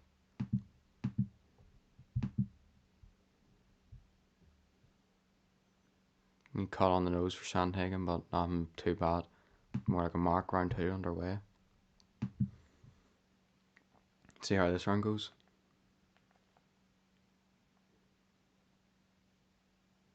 Both fighters coming out fainting again. Kind of resuming that role. Corey on the back foot, Marab coming forward on the front foot. For now. Marab shoots in on the single leg. Corey defending. Marab's really struggling on those takedowns at the moment. He does get Corey on the clinch up against the cage. Corey's just slapping his ear and uses it to get the underhook, but Marab's grip is too strong. Please someone tell Henry Cejudo to shush right now. Like, Sandhagen's fighting, but Merab gets him down. Nope, Sandhagen straight back up.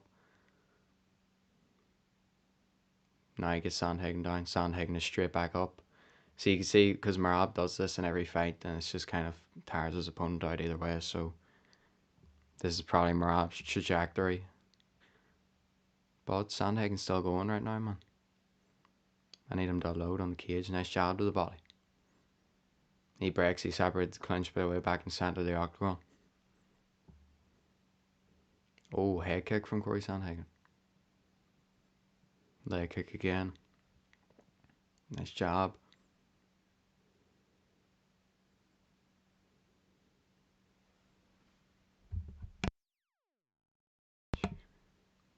Merab lands a nice couple of punches there.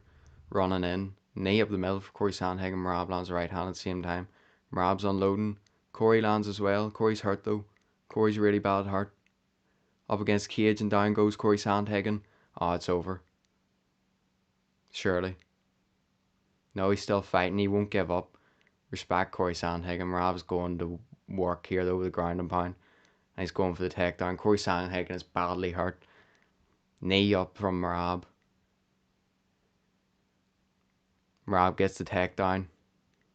He's using it for the ground and pound again. Corey Sandhagen tried to stand and trade and it did not go well. He's hurt up against the cage here, but Merab is clinching again just with a knee to the thigh. Could give Corey some time to recover here, but he's still landing those punches right now. Corey's on his feet though. You gotta respect it. He looked like he was out. Merab just pulls him down from behind. Corey's still trying, mate. This is one of the most like he's eating some ground and pound right now. Like he stands up again. Merab is the first UFC fighter to land 100 takedowns. That's pretty funny. Fair play. He's just following. Nice elbow though from Corey Sandhagen, man. He just fully got that body lock. He's just going to keep dragging him down. Corey Sandhagen does not care. Corey Sandhagen keeps getting back up. What a fight. Merab has literally slammed him down about 16 times in this one round, but he's still getting up.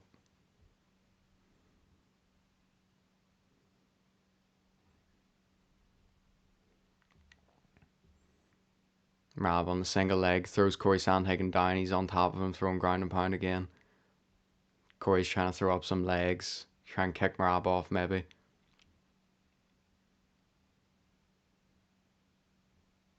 Corey Sandhagen looks concerned, to say the least. Yeah, I don't know how you're supposed to get Merab off you. Like Merab's in full guard right now. He's bound to go mental with ground and pound. Nice elbows to the top of the head though from Corey Sandhagen. You gotta respect the fight from Corey Sandhagen here.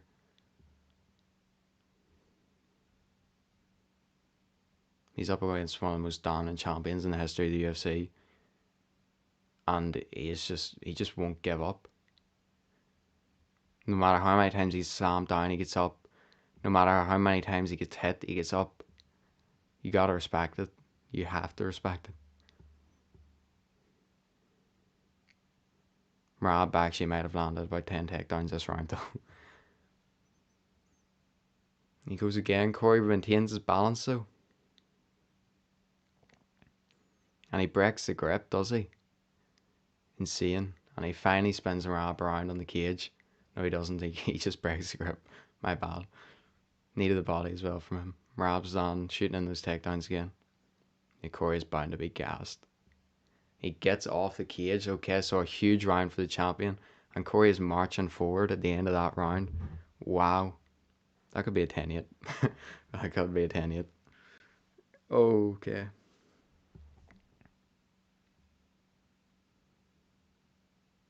Is that a 10-8?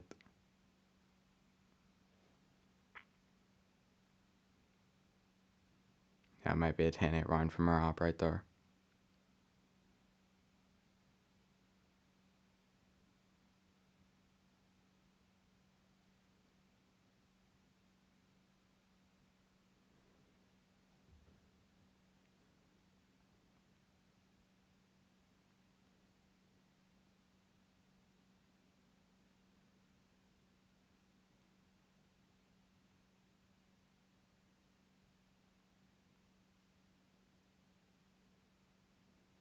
Let's go. Round three, about to get started. Marab ready to go. Corey Sandhagen's still hanging in there. You have to respect this.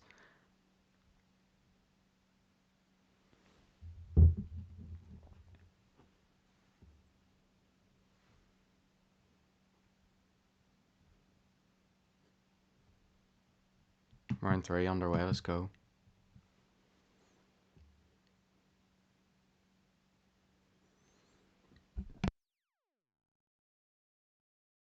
So note to self for Sandhagen: don't stand in the pocket and go to war.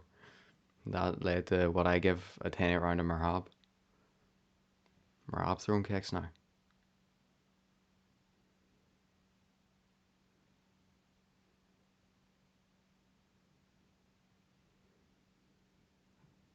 Obviously, the only concern, like the big shot for Sandhagen, is the knee up the middle, but whenever he throws it, Marab throws a big right hand at the same time. And Marab was doing well these combinations. He's just shooting in the takedowns again. Okay.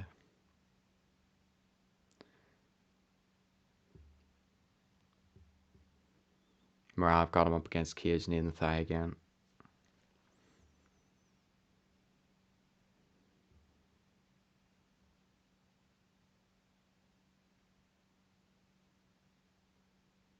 Tries to throw him. Corey maintains the balance.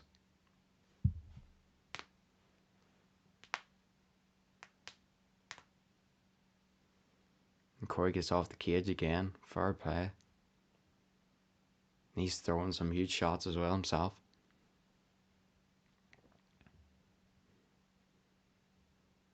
Nice shot for the body. He's fighting a smart fight, like. Nice hook, but Marab stuns him with a jab. Huge shot from Marab again. Nice body shot from Corey though. That right hand of the body's landing nice for Corey, just a right straight. He's landing outside, nice elbow. Okay. Alright, Corey Sandhagen's turned into Corey Ali with a jab. Come on. Floating like a butterfly in there. They're going at it in the centre of the octagon. You have to respect this, man. Marab shoots the single leg though. Is Corey going to defend it? He does. He defends it up until the cage. This is insane.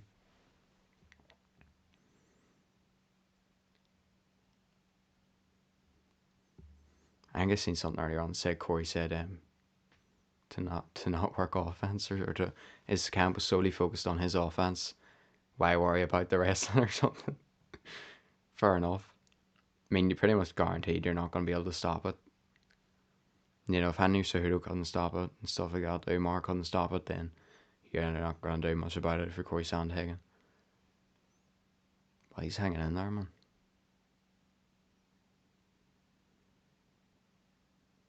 See, that's when he needs to capitalise, when Marab misses one of those huge shots. Or when he throws, see, there's a head kick, nice. He's being calculated. Marab's taunting, but Corey's not giving him what he's looking for. It's up against Cage though, he needs to move. Marab's throwing in some huge shots. I mean, that's pretty much just it for Marab, throwing some huge 4-punch combination and then shoot a takedown.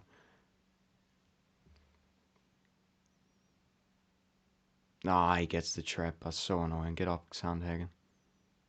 Up straight away. The only problem here is it's pretty much guaranteed. Marab's just going to grab him, drag him down. There we go. Off the cage again for Sandhagen. He's throwing some shit now. Let's go. Nice overhand. Hook. Marab gets out of the way of pretty much all of it. He's looking for it. Oh, huge shots from Marab though. Corey lands back. No, Marab with a beautiful level change. He's in on that single leg. He gets the trip. And Corey stands up again. No way. I can't wait to see the takedown stats from this fight.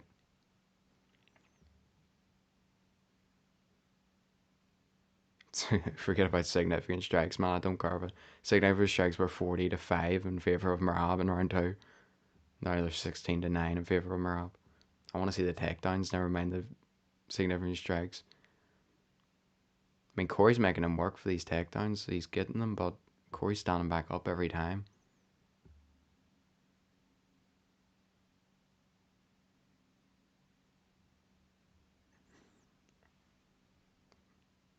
Elbow in the arms. That's a smart idea from Corey. Merab's just kneeing him in the hole. Alright. Brilliant. Nice one, Merab. Hi.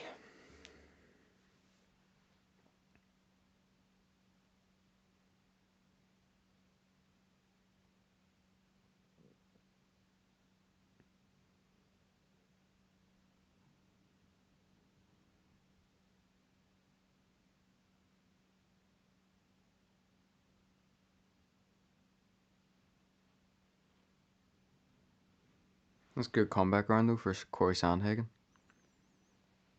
And he's made it into the fourth round, so let's see what happens. I mean, he does have to win these next two rounds, in my opinion, to get the victory, because I do have him down by 2 points. Merab's loving it right now, ready to go again. So is Corey Sandhagen. I don't even. This is hard right here.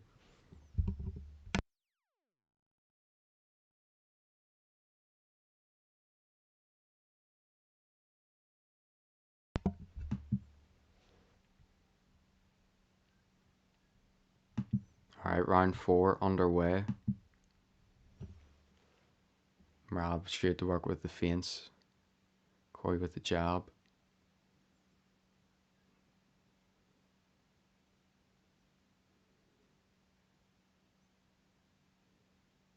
Nice leg kick from Corey. He's finding the spots, and I think that leg kick got Merab a wee bit. He kind of like hopped on it twice. Oh, he's throwing in some bombs though. Corey Sandhagen's bound to be able to counter him with something. Because his combinations are obviously wild to shoot in for the takedown. But they're like so wild because they're like big hooks or overhands.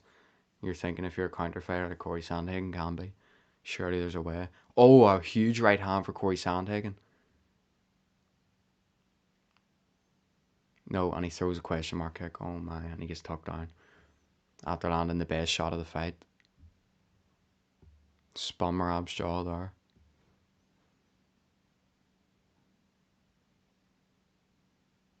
He can't be having any of this, in my opinion, where he gets held against the cage and tucked down 25 million times in one round, and then, you know, he needs to get off that cage. He landed a really nice right hand there, though. 3.5 minutes ago, Moran's currently got him up against the cage, landed knees to the thigh. Again, Corey Sandhagen breaks the grip, gets off the cage again, though.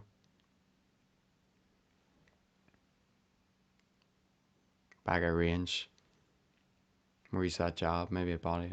I won't be throwing body kicks, actually. Merab's likely to catch them. Nice jab again. The jab all night for Corey Sandhagen has been really nice. Nice body hook as well.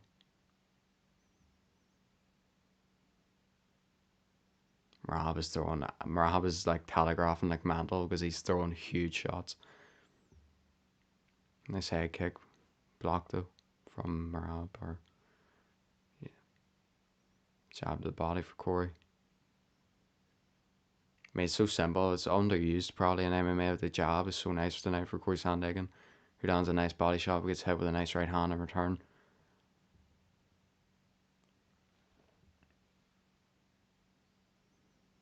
Merab shoots in again.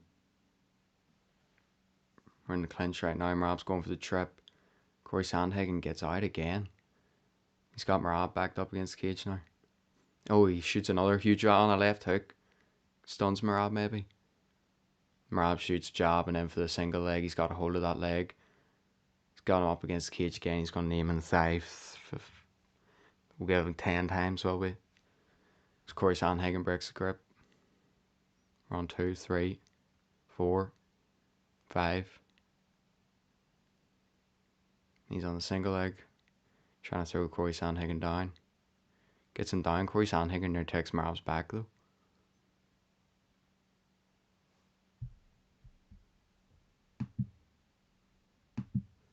We're back on the feet. Back in the centre of the octagon. Corey Sandhagen's done well for this tonight.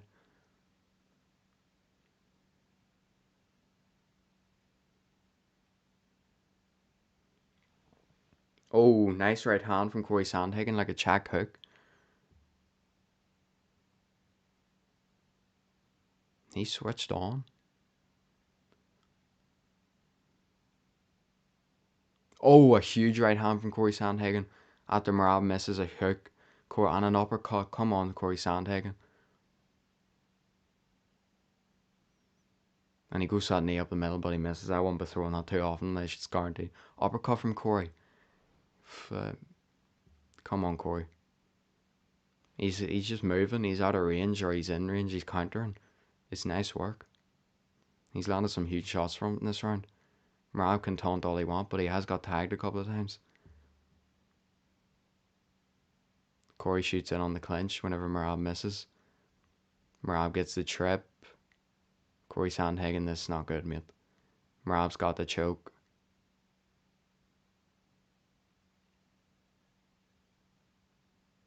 Merab has a Darce right now. Same thing he got O'Malley with. 15 seconds out in the round. Come on, Corey. He's just holding out. Don't tap. 1 second. Yeah, and he survives the round. I think Corey Sandhagen got that one. I don't know. It's close because obviously Merab brings it back then with the choke at the end of the round. But I think Corey Sandhagen might have got that round.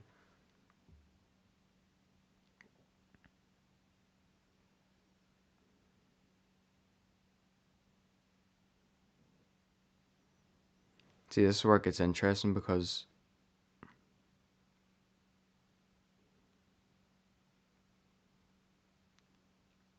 it depends. This could be down to the last round, depending on how you've scored it. But if you do have a 2-2, depending on how you scored the third round or the second round, so.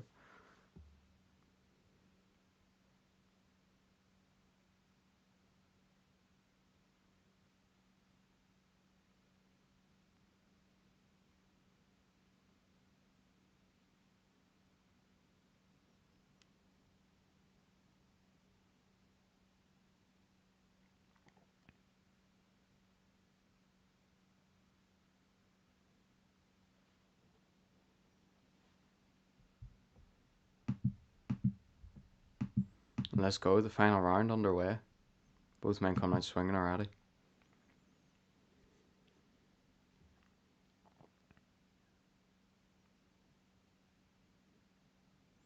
Nice hook from Corey. Merab's throwing some huge shots though, and Corey's not backing down. Corey's throwing back. Merab's already swinging for it though in this round. Nice knee to the body from Corey Sandhagen, a jab off the back of it. Merab's in on the single leg. Backs Corey up, gets the trip. Corey's down. Builds back up, gets back on his feet again. Near enough instantly every time, Corey Sandhagen.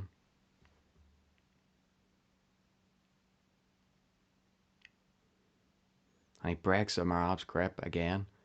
Merab's smiling at people in the crowd and stuff, but there's no hiding that this has been a tougher fight for him than any of those other ones.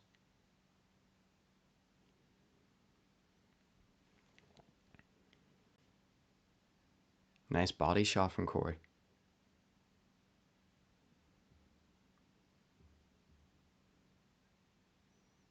And then the clinch again though. Everything. This is where Corey Sandhagen has a huge right hand from Merab. This is where he has to give everything he's got, do you know what I mean? And he is, but he misses and Merab takes him down. And he builds back up again instantly. Merab's going for the choke this time, is he? No, he's just trying to hold him down. Sweet. Trying to flatten him out.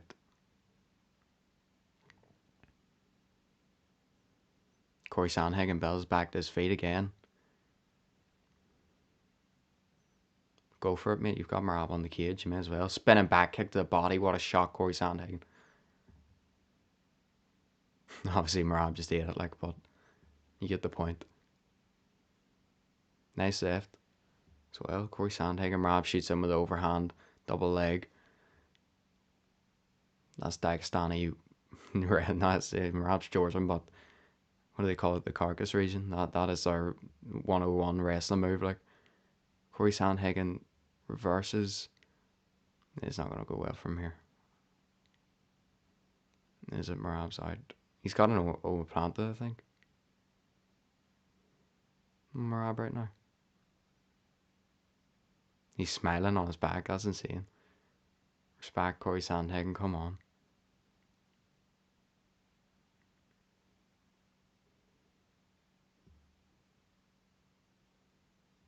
And they're back up. 2 minutes left to go in round 5. What a fight. Corey Sandhagen with a knee again, misses again. Oh, and a flying knee that time. I think it might have just skimmed Marab. An overhand. Needed a body though from Marab. A huge right hand from Corey though. And another one glances. And another hook. Corey's throwing everything he has into these things. I mean, this is unreal. Cut over the eye now for Corey. Body shot. They're going at it. Minute and a half left to go. Marab shoots in.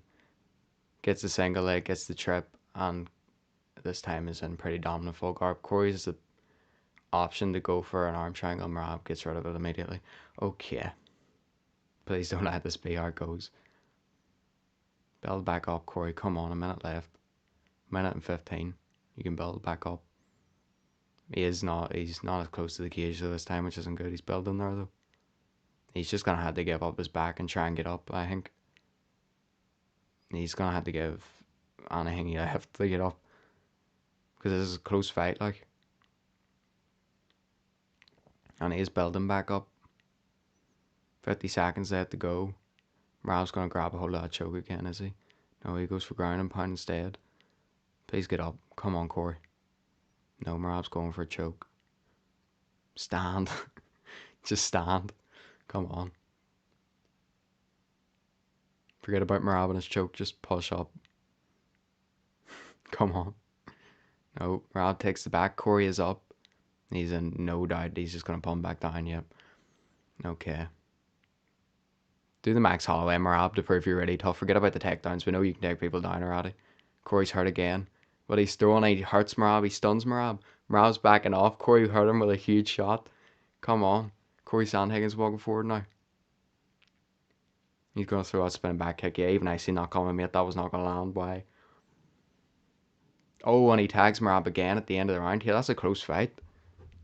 That is a close fight. I think Marab might have just won it 3-2, but that is a really close fight.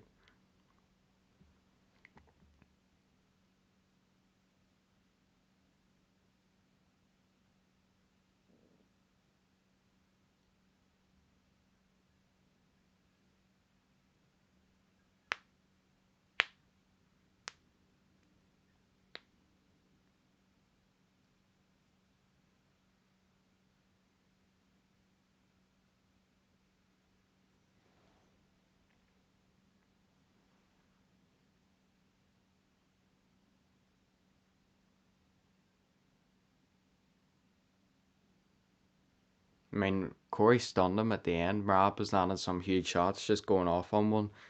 And then Corey just turned around and threw a huge left hook, I think it was, that stunned Marab, made him back off. Probably could have been a better shot selection from Corey Sandhagen over the last strike of the fight or the last big strike than a wheel kick, but allow it. Marab had some nice striking in there though.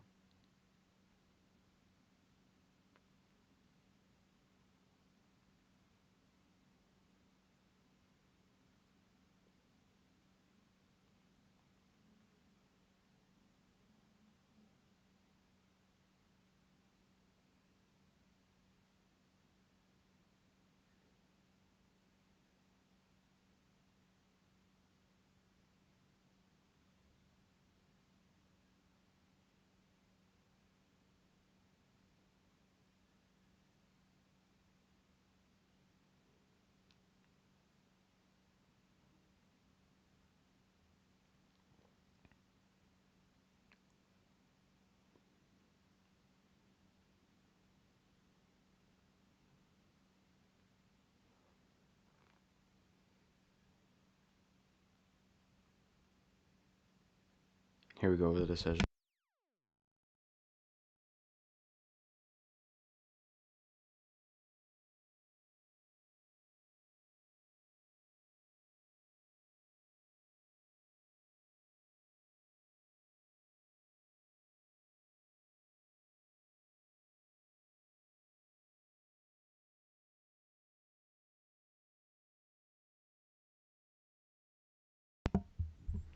Alright, so Marab gets the win.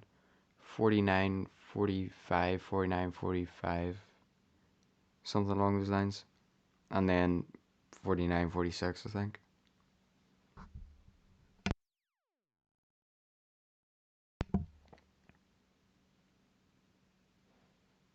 I mean, no doubt about it. That was like, in terms of what Corey Sandhagen could have done in there, was pretty good. He got up from all the takedowns, although he got knocked down a lot. Survived really tough moment where he was nearly knocked out. Then he goes in there and lands some huge shots of his own, stuns Marab at points, and lands some really nice shots. So honestly, respect to Corey Sandhagen.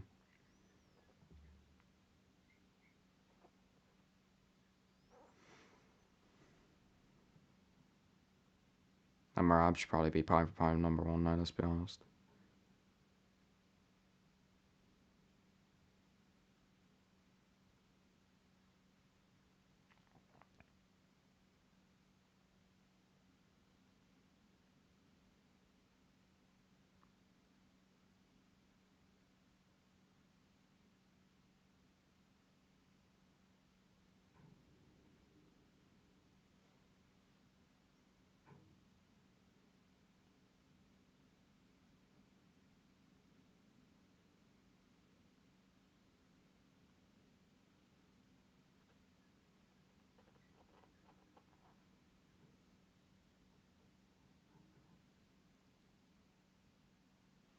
Seriously.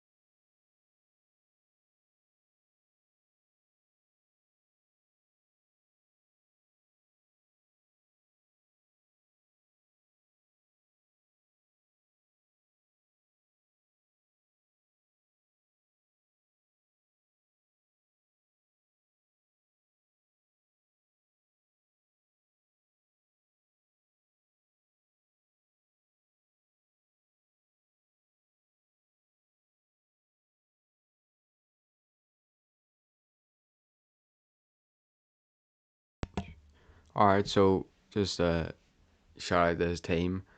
Said Piotr Jan likely next. He said you never know in MMA, but I mean, pretty good performance again tonight from Marab. There's no denying.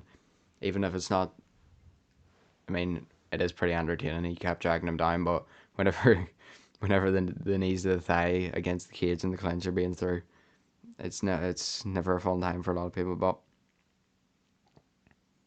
you have to respect Corey Sandhagen's efforts in there tonight. Um, a lot of other champions wouldn't have been able to withstand the shots that. I mean, Corey Sandhagen landed some huge shots in there, so let's see what happens next with him.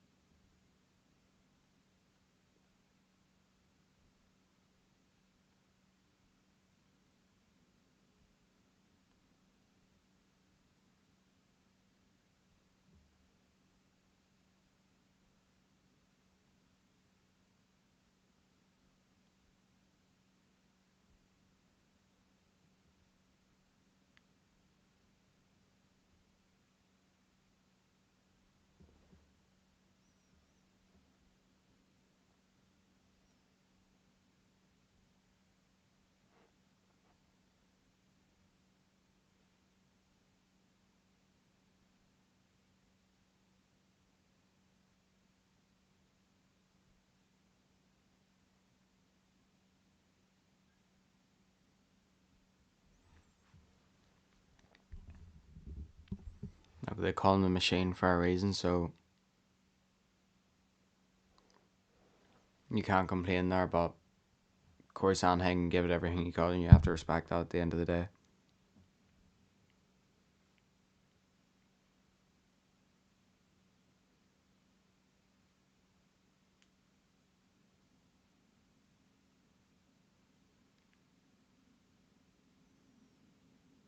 The first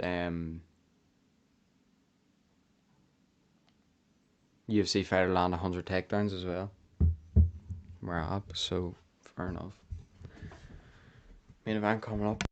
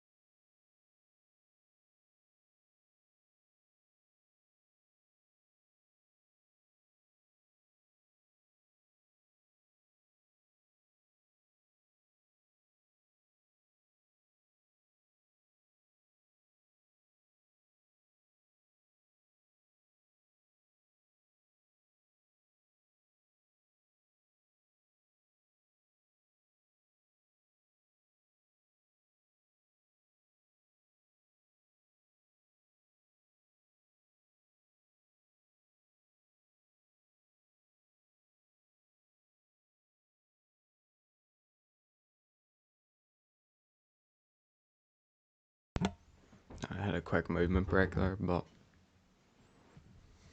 alright, so who have we got going in the vote? 6 votes, all for Alex Pereira, so no, we'll see. I've picked Ank. It was close last time out. I'll be completely honest. As of right now, all I need is someone to get a knockout in the first round. It's getting late. It's been late. So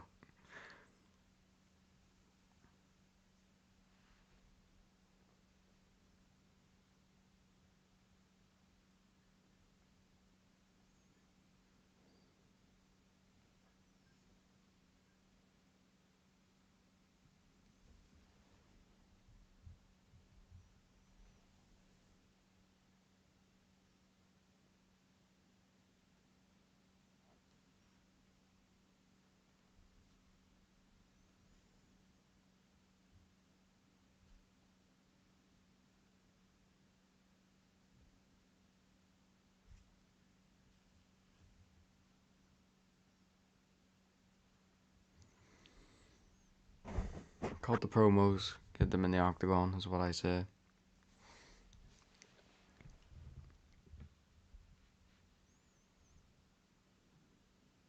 20 takedowns against Corey Sandhagen where I've got.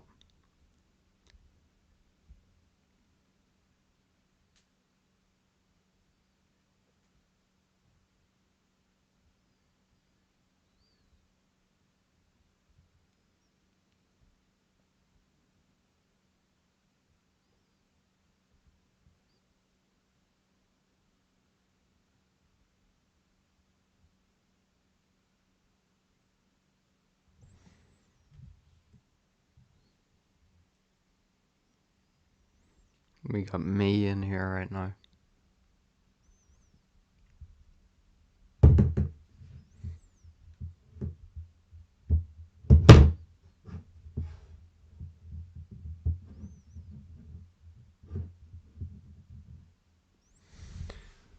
Alright, so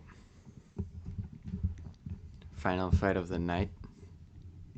The moment we've all been waiting for, as it goes. Alex Pereira takes on Magomed Ankalaev for a chance to get his UFC light heavyweight title back.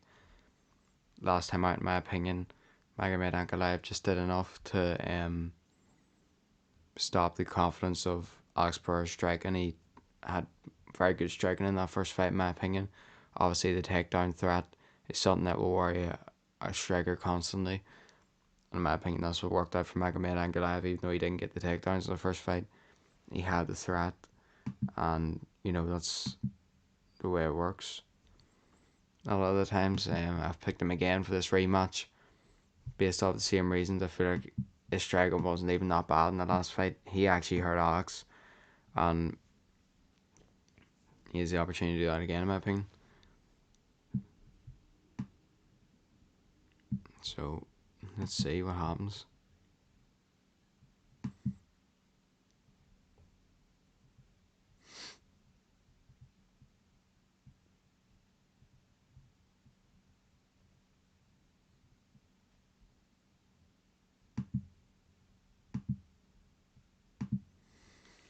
Please tell me yes, it's a walkout. First round knockout, please.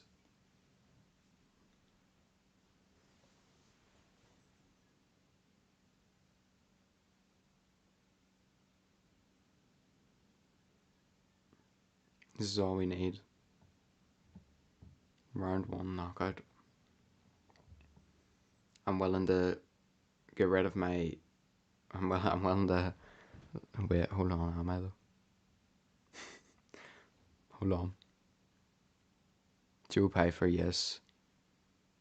Yusuf Zalal, yes, even though my method wasn't right. Yuri Prohaska, yes.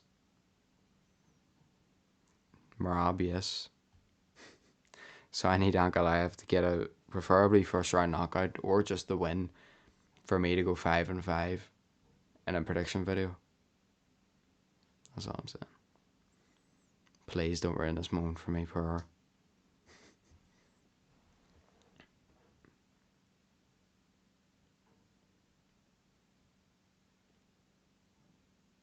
And he's doing the walk. Oh. He's shooting the bow and arrow right now. Hopefully Jamal Hill's there to catch it and break it. That would have been tough if he didn't get knocked out in the first round.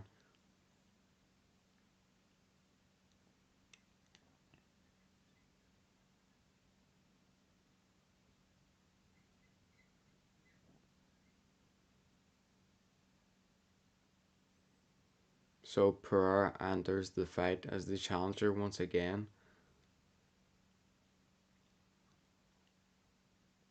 I mean, in the obviously short span career of Alex Pereira, what he's been able to achieve is obviously insane. He's already a 2-weight world champion in the UFC, and if he wins tonight, he'll be a 2-weight, 3-time UFC world champion. So obviously Izzy, middleweight, Yuri, light heavyweight, and light heavyweight. But the title defenses, the amount he's fought, it's been incredible. So shout out to Alex Pereira.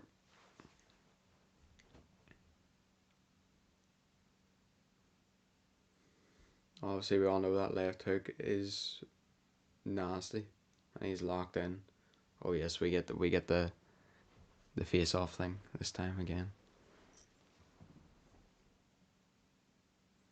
One of 10 fighters in UFC history to capture 2 titles in different weight classes. Same with the kickboxing league as well.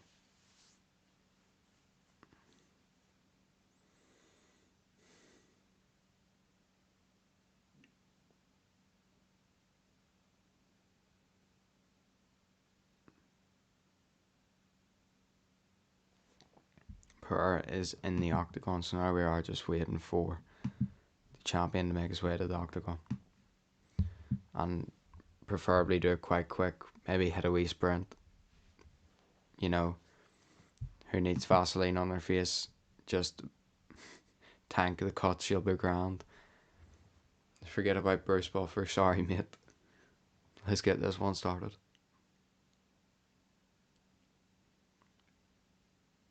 Shout out to Bruce Buffer, by the way. Made a few jokes in here tonight, but the fact he's still doing this, he's been doing it for this long, credit. And the fact that him and his brother are so good at it is insane. All the lights go black and then they go red or orange again for the champion. Magomed Ankalaev. Please don't tell me they're playing a promo video for him.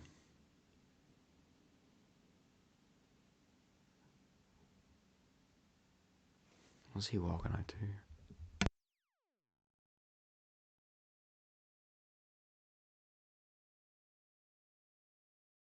Just a tune and a half. Here he comes, the champion.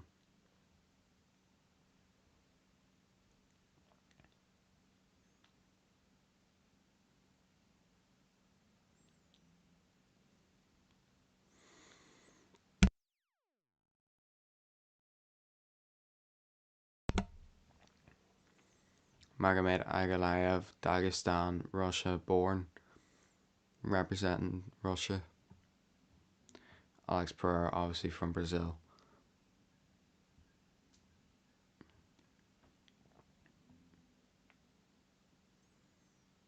I think the champ could walk a wee bit quicker here. You know, we are ideally looking for that that increase in pace right now.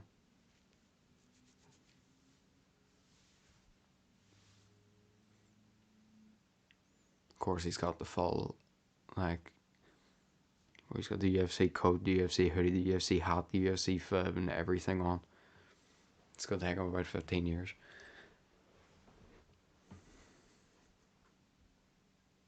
It is insane how many people are standing around this bay whenever, like, even just other UFC coaching teams are just standing there taking videos.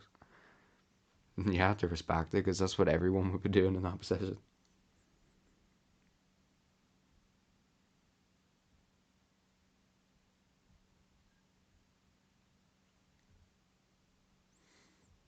Any time of the week, mate. Yuri is in the crowd in a samurai outfit, staring him down. This is spectacular. Shout out to the cameraman. Yuri is literally wearing a samurai outfit. And so is Carlos Solberg by the looks of it. I mean, the title shot has to be Alberg's next, but if you think about it, obviously Yuri said that Alberg declined to fight him, and if he did, the UFC will know that behind the scenes, and that won't bid well for Alberg. And Yuri could end up getting the next if Alex wins, but if Alex wins, it's definitely either going to be an Ankalaev rematch, and then you get Yuri versus Alberg, or it's going to be Pereira versus Alberg, because he's obviously already beat Yuri twice.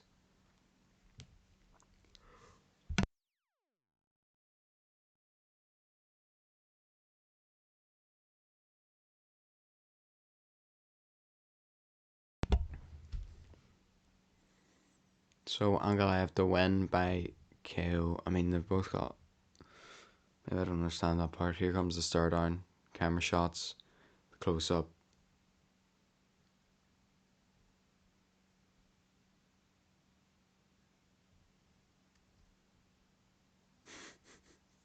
This is the funniest thing ever, man.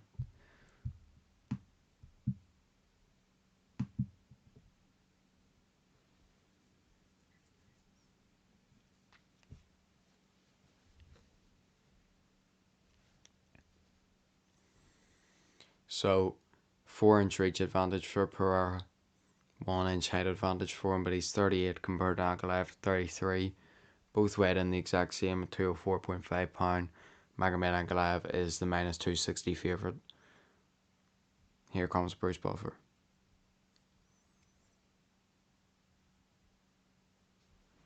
It's funny whenever you can just tell what he's saying. You can lip read. These guys need to get this over quick because everything might just shut down here.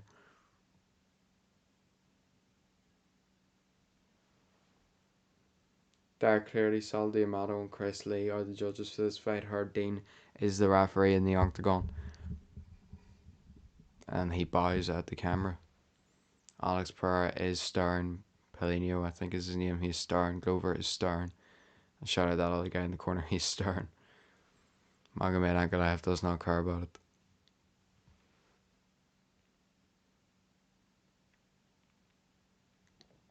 Pereira has that unbroken star once again. Probably doesn't work as well when it didn't work last time, like, but who knows? Bruce Buffer, I mean, that's what you have to do right there.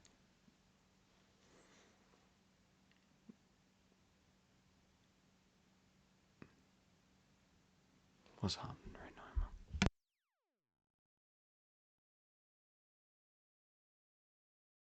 man? We haven't even. Come on.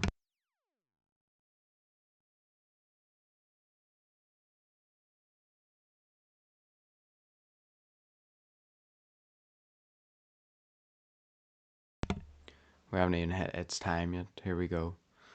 Come on.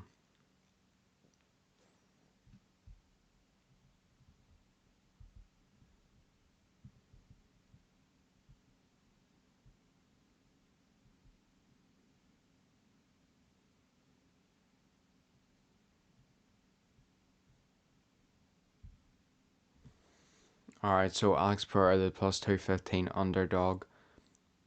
6'4", 204.5 pound. 12-3, number one ranked contender in the light heavyweight division in the UFC. Gets his immediate title rematch after his loss last time out to Magomed Ankalaev in a close but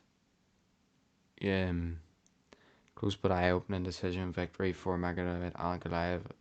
The loss for Alex Pereira there the first time from obviously Israel Adesanya knocked him out down at middleweight.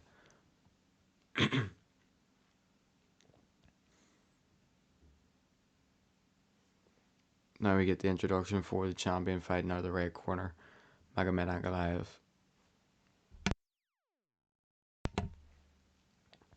21-1 record for Magomed Ankalaev. 6'3", 204.5. He's from Russia.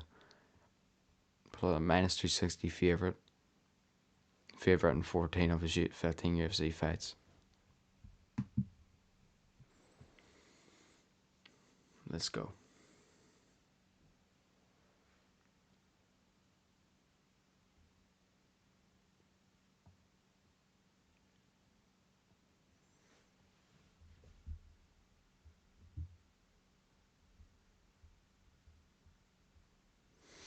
Both fighters descend to the octagon quickly as well. No wasting time, we get the start on. This one's personal for Pereira, and you can tell. He's been saying at the weigh-ins and that stuff. I can't go back to the tire shop, I think he was saying.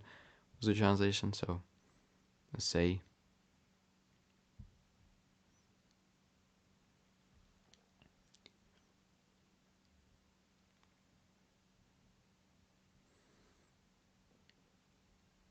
Magomed Ankalaev ready to go, pacing about. Pereira just standing there, jumping up and down. Round one underway, let's go. Alex comes out straight away and starts throwing. He could get caught here though, that's the problem. But on the offense, striking obviously is a huge positive for Pereira right now. And he's throwing some huge hooks already. It says a 5-round fight, so it'll be risky if he doesn't land. But obviously the benefit is if he does land, he's at his full power and his maximum strength right now. And likely puts Ankalaev out and gets me to sleep a bit earlier. So, but he also loses me on my final fight of the prediction, so. Good striking though so far from Pereira and good defense. Nice strong leg kick. Made Ankalaev switch stances immediately. No, what's it doing? Alright, bit of buffer there, but I think we're back. I think we're good. Oh, a huge overhand from Pereira stuns Ankalaev, who shoots a double leg. And Pereira gets on top. This is big. Pereira's landing huge ground and pound. He's going to stop him. Huge shots from Pereira. Magomed Ankalaev defending right now. Elbows now from Pereira. Elbows, body as well. Head and body. It's stopped. Alex Pereira wins the title back.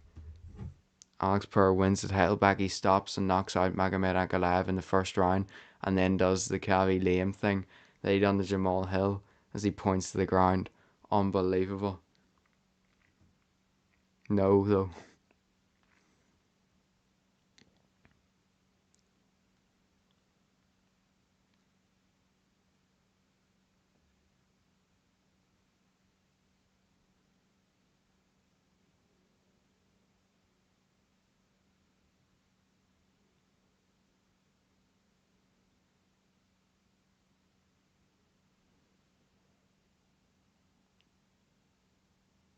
So that's gonna be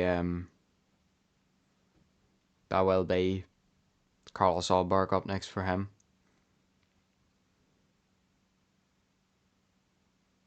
But he knocks him out in the first round. That's brilliant.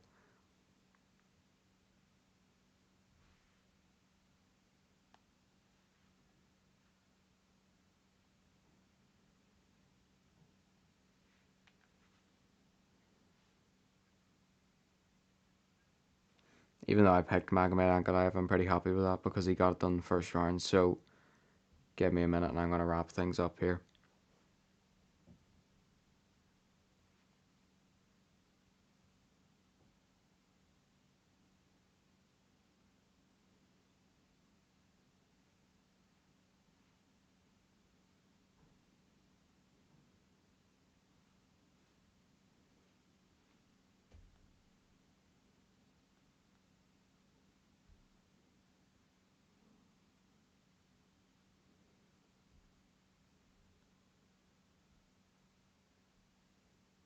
See here, just a huge overhand lands right behind the ear, and that was the beginning of the end. It wobbled Ankalaev badly, and then some huge ground and pound landed. A lot of unanswered shots, and Pereira gets a stoppage.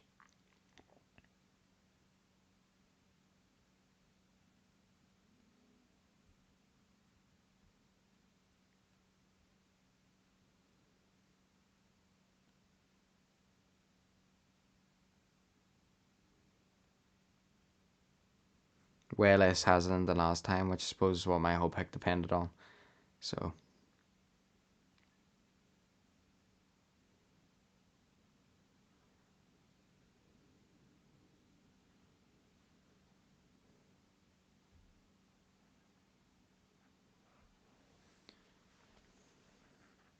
you gotta love to see it.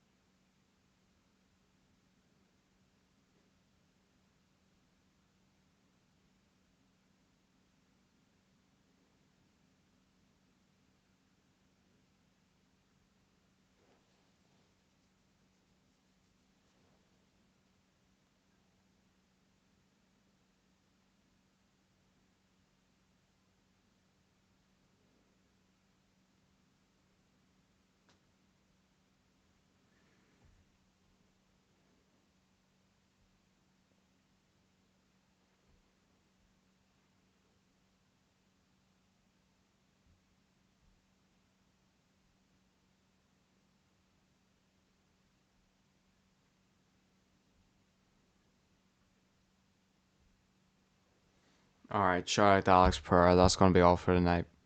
We've been live for 4.5 hours. It's currently 5 to 6 in the morning, so shout out to anyone who's coming along during the stream. Much appreciated.